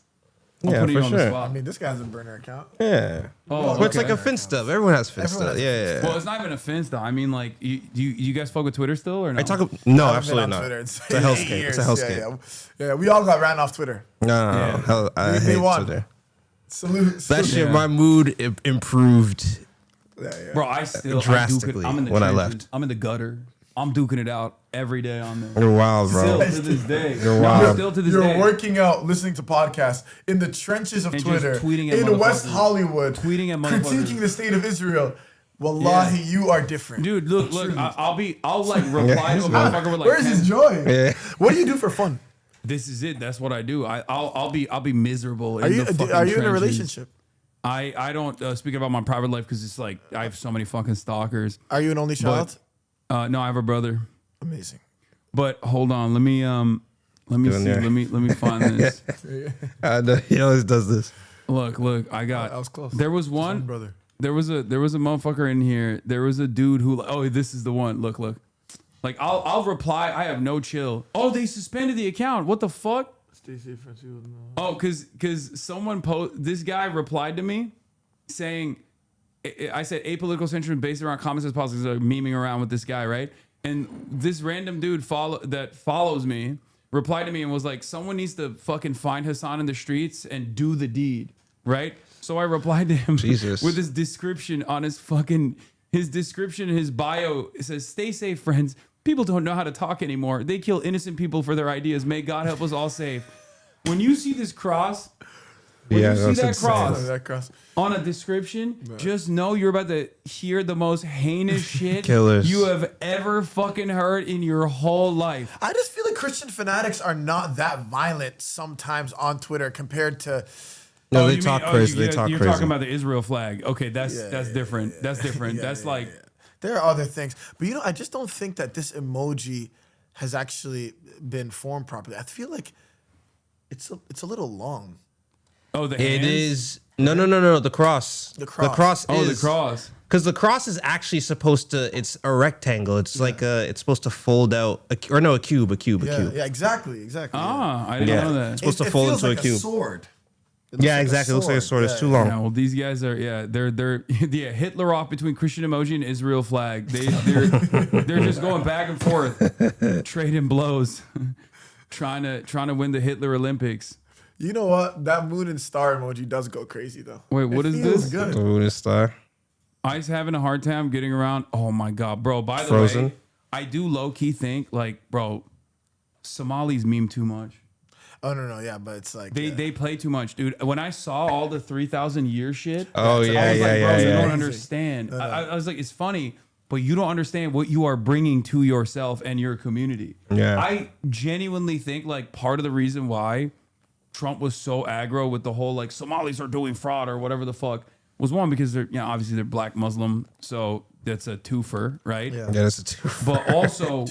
But also, I genuinely, I mean, I'm not victim blaming, but I do think that played a role in how much they went hard after, and nobody in the news covered it too when the Somali memes were going crazy about the 3,000 years, like Minneapolis was promised to us. Yeah. It's very interesting how no one on CNN took that beat. No one was talking about that. I wonder why. No. But I do feel like they got they got attacked a little bit for that reason. They're down. That's what I like about Somalians the most, though. They're down for action, for that action. Oh yeah, for sure. Yeah. They will go to war. And it's like it's actually in like the DNA of their language is to make light of things. It's like there's so much levity. It's like Somalis. If someone has one arm, they call that person Arm. Like that's literally their nickname. That's some Jamaican shit. Yeah. That's some Jamaican shit. Dude, yeah, no, they're funny as fuck, and they have zero chill. I call them Flappy or something there like was that. But you see, call a nigga Flappy. That's funny. There was a Somali American Uber driver who got stopped by ICE. And it's really funny because he was just like, "The fuck are you doing?" He's like, "No, I'm not gonna give you my ID. I'm an American." And it's pretty funny because like a lot of people have this assumption that Can we see the video? Yeah. I'm trying to chat. Can you send me that video of the altercation with the amazing system? It's nice that there's an exchange here. Oh yeah. There's a lot of back and forth here. Community. Why the hell would I show random people my ID? You want to steal my identity? He says, "Why would I show you my ID? Are you trying to steal my identity?" Can I see your ID? Why the hell would I show random people my ID? You want to steal my identity? Where's your ID? Let me check if you're a U.S. citizen. Hey, you guys better move on, man. Look at this motherfucker. A4. What kind of name is that? Alcohol 4? What's your initial? No, like Americans don't know how Somalis operate. Like they don't understand it. I think because they think like the thing that a lot of Americans like that have never encountered like Somali people. I think like they assume, oh, they're black, they're Muslim, they're from Africa. They must not be an American citizen. 90% of Somalis on U.S. soil are American citizens. 60% of them are also natural born U.S. citizens, right? So like they're just American citizens, but a lot of people I think assume that they're not. So no, because they when retain get their own talked back culture as so an much. American citizen normally would. They go, "What the fuck?" It's just so funny because it's like, obviously they resist anybody assimilating into like an American culture, and then when someone just kind of retreats into the culture that they know, then they're like, "Oh, you're not doing any work to try to assimilate." Look at this racist ass motherfucker. Just because you're born here don't make you America. Yeah, you are more American than everybody else, buddy. Don't worry. You don't even know how to fucking use proper grammar, you dumbass. I actually really love the way that Somalis are responding to this because, it's like that Toni Morrison thing where it's like the very function of racism is distraction. They have you explaining yourselves over and over and over again to the point of delirium. And they're like, we're not even going to explain ourselves. Yeah. We're actually just going to make light of this entire circumstance because even if they did, it's a losing battle. Like if they, because they know that it's even with like, whatever, like that, obviously kind of like falsified, kindergarten schools Yeah, scandal. that shit was so whack. It's so whack, but you know what it is? It's like when they don't respond to it, it's like we're not even going to give in to this kind of that hysteria, and instead we're just going to joke about it because I think so many people spend their time exhausting themselves trying to explain themselves to people who are just dedicated to misunderstanding them. And so I like the way Somalis are responding to it. Actually, you know. Yeah, that's what you got to do. You got to fucking fight it with humor. I think 100%. Yeah, troll it. I do have a tendency to sometimes get very serious Do you and have over-explain merch? shit. Yeah, I got mad merch. You guys want some? Yeah, yeah. What Yeah, you hook got? it up, man. Hella merch. What are your sizes? Yeah, bro. Large, Large. please. Merch? Yeah. Do you have a hat? A red one. I have a merch hat, but I don't think I have any. I don't have any here, but I have mad merch here for large. Both of you are large? Yeah, large, please. All right. Yeah, let's go. Why would I answer you? American made, union Why made. would I not be a citizen of this country, man? Here, I'll show you. I got a whole website, but I mean, they all go out of stock pretty quickly. So curious about what it looks like. Oh, let's go. Hey. Yeah. Well, guys got the With sword. the American flag. You know what? Why get a model? You know what I mean? Yeah, You can do it yourself. Yeah, I'm Yeah, you're not effing around. Yeah, I model all of it Bro's myself. got the pistol. You got the blower on you? Yeah. Oh yeah, there's like, yo, I got the AR-15 back there too. You want to pick it up? Wait, I do want to pick it up. Yeah, bring it. Not gonna lie, guns are my favorite. Guns, money, freedom. Guns. What is the Glock? And then this is the big one. Here you go. Oh wait. Oh no, sorry. I thought there was a bullet in the So table. is this No, it's airsoft. It's airsoft. It's not real. But it is like 1-to-1, like weight and everything. Yeah. Oh wow. Yeah, we got that. We got the guns. We got the merch. Do we have any of the newer ones, or is it just these? Oh, we got one. Not Your Empire. Okay, these are the only ones that are like remaining. That's why here. Not Your Empire. Wait, hold on. I'm gonna grab it from my room. I have some extra ones upstairs. Are you sure you want to leave us in the state with your people? What? Yeah, I don't care, but I'll grab it later. But yeah, I got a bunch of different ones. But these are the new. This is the newest collection. This one's the one that everybody loves. The capitalism is voluntary. Get bread or get dead with the Marlboro. That's fire. Get bread or get dead. See, yeah, let's go. These are the baby tees. So we had to get a model to do the women's. You should have done it. I can't fit in it. I like it. I like Not Your Empire a lot. This doesn't have all of the collections, but yeah, I do. So you got $5,000, right? And so which means you're gonna not Bro, eat I don't pork. think I did, bro. I don't think I did. I don't know. I mean, sure, for you. You know what, man? What's the most you've ever got? Muslims, What's the most you've ever the gotten? Muslims didn't show up, I man. don't know. I mean, I probably like during the election, maybe. I don't know. Because like the most subscribers, because I currently have 50,000 subscribers, almost 51,000 subscribers, but the highest amount of subscribers I've had, I don't know, maybe like 70,000 or something. Chat would know. Wow, what a community. Abi amına koyayım şu daha önceden demokrasiyi alacaktım. Gümrük vergisi %80 yaptılar. Götüme girdi bir ara Türkiye'ye gelirsen getirsene. Let's go. He's saying Oh, you I was gonna actually- buy the Dungeons and Democracy shirt, but the entry fee, like the tax, is now 80%, and they shoved it in my ass. So if you ever come to Turkey, please bring it with you. Much love. 80K range. All right. So yeah, I had the most subscribers I had is 80,000. Whoa. Wait. What is? But subscribers is One money? subscriber is $5. Okay. Yeah, bro, that's what streamers got it like that. No, I mean, it's- I'm also one of the top. 85,125 is the most I've had. Most Bro, I subscribers I've had. love this community. But I'm one of the. This is I am. wild. I'm. You know what I mean? Like the average streamer is not like that. Obviously, I'm one of the biggest Twitch streamers for like the last almost 6 years. You know. So it's different. And also, all of my revenue comes from subscriptions. I don't run ads any longer. I used to when I had a contract, but I don't run any ads. I don't do any of that stuff. Wow. So that's the reason. It's just like mostly. You just step into the subs. Coliseum every single day. Yeah. Yeah, you stream every day?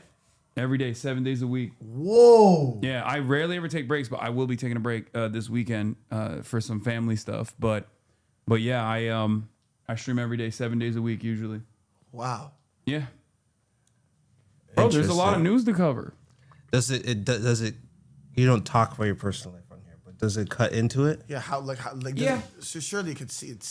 But for me, it's like I got this house so I could be here with my family. You know, I brought my mom out here. Amazing. My dad comes and visits and stays with me for 3 months at a time usually.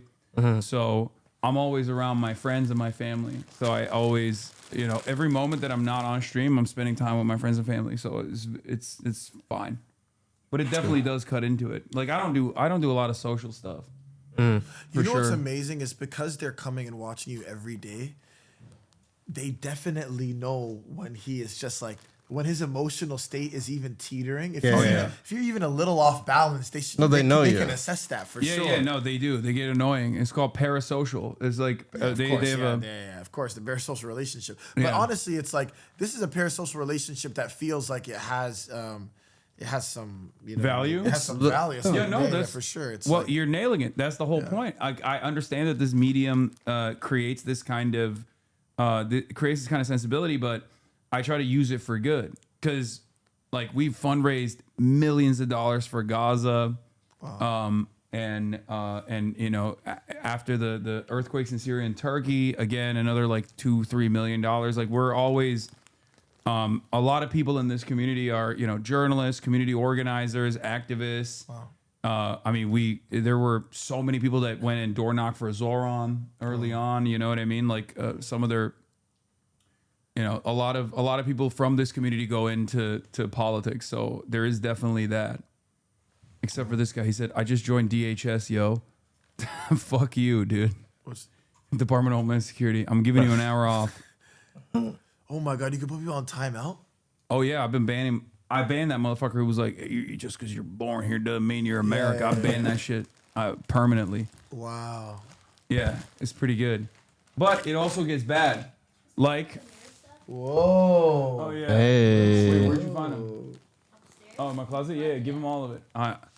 They might be like, the sleeves might be cut off, some of them, but. No, this is great. I like these colors. I love this American. Yeah, that's from the newest collection. Americana, man. Tap in, guys. It's good quality. Okay, they're not gonna wear fucking 4 t-shirts. I feel like we're just like shoving these things at them. This is my favorite. Yeah, you can look at it But I after. can't pray in this. That's the only thing. I always try to get no shirts I can skulls? pray in just because of the. Oh, because of the skull. Yeah. Yeah, but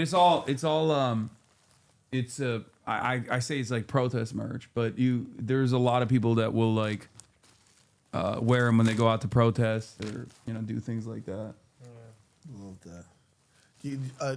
Does your streaming community have a name? I just call them HasanAbi heads.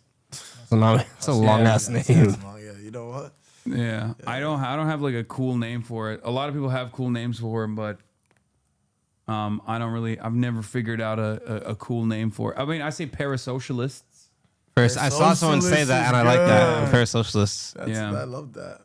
That's amazing, it, bro. Yeah. You know what? This was actually an incredible experience. It was. I've never experienced something like it. Yeah, bro. It's a sport. you Yeah, know? it's a new thing. And it's hard to enter and to navigate. Yeah. You know? It's easier to go on a stage. But you guys are really you're chill with it, because like sometimes like Kai will have like everybody on, you know what I mean, and sometimes you can tell when someone famous goes on a stream and they're just like uncomfortable. Yeah. You guys were a little worried at first, but you were on it. You came in hot with the Justin Trudeau first. You know what? Yeah, Shout out to that woman. Yeah. Because we needed that. But her voice gave way for hours, and she did it on MLK Day. So maybe, you know what? She helped us speak. That's what she was trying to do on that day. Beautiful. Have you seen the David Guetta one? I love that. Have you seen that? That's a classic. Shout out to George Floyd and his family. You've seen that a million I love times. the edit where My Diddy favorite plays. is Madonna's son. dancing in the kitchen of her home during BLM. There's so many I love, but that's one of my favorites because he was wearing a shirt. Can you tell Mustafa what my mom said? Can you tell Mustafa that said this? Mustafa, I'm from Toronto, born and raised in Jane and Finch. We love you, man. Thank you for everything. I remember when you released Stay Alive, and I've been following you ever since. Oh, man, I really appreciate that. Shout out to Jane and Finch. You know, it's a legendary intersection right there. And we are intersectionalists, so I care about that intersection as well. This guy fucking Fizz, are you doxing yourself? What the fuck? Is that the intersection? Me? No, I'm saying Fizz, Jane and my Finch. mod. No, it's a famous area. Okay. Yeah, it's a famous area, and there are so many hoods that all intersect at Jane and Finch. Oh, I didn't even know that. Yeah. So it's just like Driftwood is. Wait, Danny, where are you from? I'm from Toronto. I'm from Oshawa, so I'm from like the suburbs, an hour outside. So what do you guys think about the Toronto slang then? You know what? We were Are raised, people putting that on, or is that real? No, they're in the crevices of Scarborough. There are people that are speaking like that. Yeah, for real. Actually, like it's from honestly, we know some people that will lie. That is their language. Yeah, that's true. They just straight up like, why are you cheesing? If I call someone, I could call someone right now that would speak just like that for sure. Yeah. No way. 100%. A lot of people put it on. A lot of people put it on. There are people who are like they're locked into the speech for sure. Wait, let's see. But it is real. Would you have imagined that it would take center stage? Yeah. Of all things. No. And you know what's unfortunate? How popular it is. But there's no rapper that is coming forward from the city to Have you be the seen this beacon. guy? Yeah. My producer March fucking loves this guy. He explains Toronto slang in Japanese. 今日の言葉は waste youth waste youth 例えば Yo, you didn't ring your mom's on her birthday. You're actually waste youth, fam. この言葉は無駄にする若者と組み合わせたもので、非行少年、ヤンキー、問題児という意味です。じゃあ後について繰り返してください。Waste youth? Yo, Jarvis に生まれたね。I went to Jarvis Collegiate. Yo, I love that you said Jarvis Street. I feel very seen. And you know what? Waste you. We use waste you. That's real. We came up like that raised us. Yeah. Waste you. I love bucket. That's one of my favorite. You call someone a bucket? Yeah, it's amazing. What does that mean? When do you call someone a bucket? It means you're fucking goofy, bro. Yeah. You're an idiot. Okay. You're a bucket. You just let people put things in you. Okay. You just let anybody put anything in you. you. As soon as I said, is the Toronto accent real? You guys both literally tuned it up. Like you started without even realizing. You just went. No, it's in us. You know what? It's a thing you have to actively tame every morning. Yeah. What people don't know is that for us Toronto men, we wake up in the morning and it's a thing you have to tame in your body. Tame the beast. And then there are some people that they let it overtake them. Yeah. And it's like they don't know about the ritual. That 10-minute ritual of practicing regular English before you go out into the world. What's up, Krosky, the word, bro? Krosky. You know what my favorite is? Gurks. Gurks. See, Gurks, that's stealing, right? Gurks. No. Gurks is like if you you can get stealing, Gurks, right? you can get like you can get like beat up, like though you can get Gurks. Oh yeah, Gurks. What that one? I don't know. I didn't know about that one. Crazy. Accent's so hated. Yinged, stabbed. It's actually kind of beautiful, honestly. No, it is. It's very creative. It's the most creative slang. Yeah, and there's something about the way we're jumbling all these letters but together. Because Toronto is the realest mixed melting pot. Yeah, it's actually people from all, and it's not true. segregated. New York they all is the live salad together. bowl. Yeah. We actually have like Bengali Jamaican restaurants. That doesn't exist. There are boroughs. We don't have boroughs, bro. Everything bleeds into everything. In Toronto. Toronto is the true example of Wait, what? The girl who said you left your moms in the hood is Palestinian? What? That's not true. Wait, I believe it. That's a white woman, bro. She gives half Palestinian. Really? I can see that. No, because there's mad there's super white Palestinians. But she looks like she might be like, she might be like British Palestinian, Canadian Palestinian. Right? Wait, does anyone have the clip of her? You know what? She's also saying a very noble thing. She is. And no one's talking about that. It's true. If you left your moms in the hood, somebody go and smoke this person. It's crazy. It is who left their moms in their cities, Make bro. me sick to my I stomach. kind of respect that. It you know does what? make me sick to my stomach. And you know what? There is like And what I don't her like- and the first lady of Canada. But also at the same time, it's like, maybe you don't. Maybe we don't want to claim this. As if the business is true, that you left your moms in the hood, somebody go smoke that youth. You don't leave your moms nowhere. You have money and you left your moms there? Yo, you're sick to my stomach, fam. But if it's not... No, I mean, yo, This time I felt it. I felt it. No. You know what? It's like Kamala. Remember Kamala? Like, we do exist in the context of all that came before us. That was a bar. Yeah, it was a bar. It was actually a beautiful. But it was a bar. That was a beautiful bar. Everyone's always like, oh man, she's saying a whole lot of nothing. You know, that's actually the speech online that pisses me off the most, because a lot of people are saying things. Yeah, just saying words. You exist in the context of all that came before you. That's inspiring. And you didn't follow it. It's literally, she is doing historical materialism when she does that. Which is what's crazy. Yeah, she was probably quoting her Marxist dad. It's true. Her dad is Pete Buttigieg and Kamala Harris. Both of them have fathers that were Marxist professors. Pete's dad passed away, but he was the guy who translated Gramsci's work to English. And Kamala Harris's dad is still a Marxist economist at Stanford University, but he disowned her I think a while ago. Whoa, that's so he's like active in at this university now. I think so, yeah, but he's so old he probably might be like just tenured or something. But he was there's a piece in like I forget which newspaper it was, but it was like a Jamaican newspaper where he got really mad about her being a cop, and then also fake like talking about how she like smokes weed, and he was really mad because like he was saying like, why are you associating your Jamaican roots with like weed smoking when you're a cop who has prosecuted people and arrested people for smoking weed. Whoa. Yeah.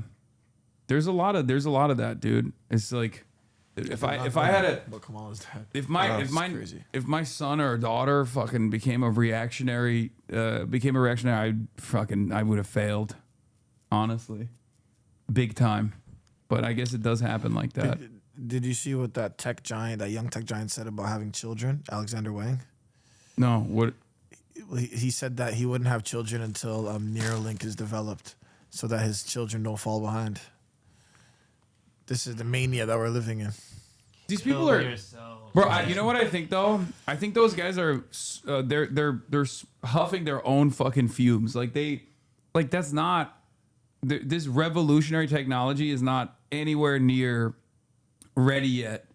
So for that reason, when they say stuff like that, they're dumb. They believe their own lies. I mean, like even when they talk about AI in the way that they do, when they're like, oh, it's gonna fucking change the world, it's gonna shock the world when it comes, when it finally comes to fruition, it's like, yeah, okay. I mean, it will. It's just not there yet, and you're grossly overestimating it. You're grossly overestimating it. Yeah. All right. Well, we've done. I've been doing this for 7 hours at this point. I don't want to keep holding you guys. No, bro. Thanks for having us, bro. Yeah, thank you very much. It was actually a great experience, man. And really appreciate it. Thanks for the work that you're doing for Palestine. Viva Palestine. Viva Sudan. Viva the Congo. Anyway, everybody, love you guys. Like I said, hold on. I'm gonna before I end the stream, I wanted to get you guys to shout out. Where can people find you, and what do you want to promote? Daniel Caesar dropped an album, Son of Spurgey. I did. It is an important record. He's gonna go on tour. He doesn't need me to promote this. It's gonna sell out regardless. But you should just listen to the music so that you are with the times. You know, we got the Coliseum forming in real time soon. Yeah. Yeah. All right. Yeah. Son of Spurgey. Really, really beautiful record. Okay. All right. Like I said, everybody, I won't be live tomorrow or the day after because I'm gonna, hang out with family. What a historic stream. Yeah, this is a historic stream for that reason. But love you guys, and I'll see you back on Monday. Okay. Stay safe and free Palestine, free Sudan. All right. Bye, everybody. What's this? HasanAbi Broadcast. Sunny Los Angeles, California, says Hasan. The starlight to the starlight to the topic just begun. There he is,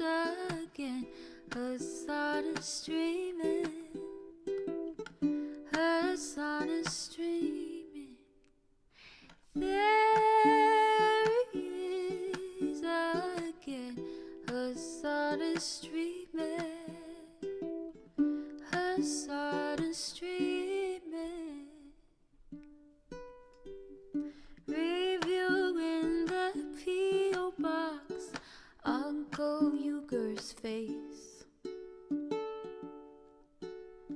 Sudden discord agitprop, great names take embrace. Tiny Bernie Sanders, LGBTQ Air Force. The whole left at your fingertips, Ane at your door. The H3 crowded debate, the Young Turks online show. 3 full fucking years of this, plenty more to go. 90-day fiance talks of champagne bourgeoisie. A Trump rally live reaction, a mass riot at DC.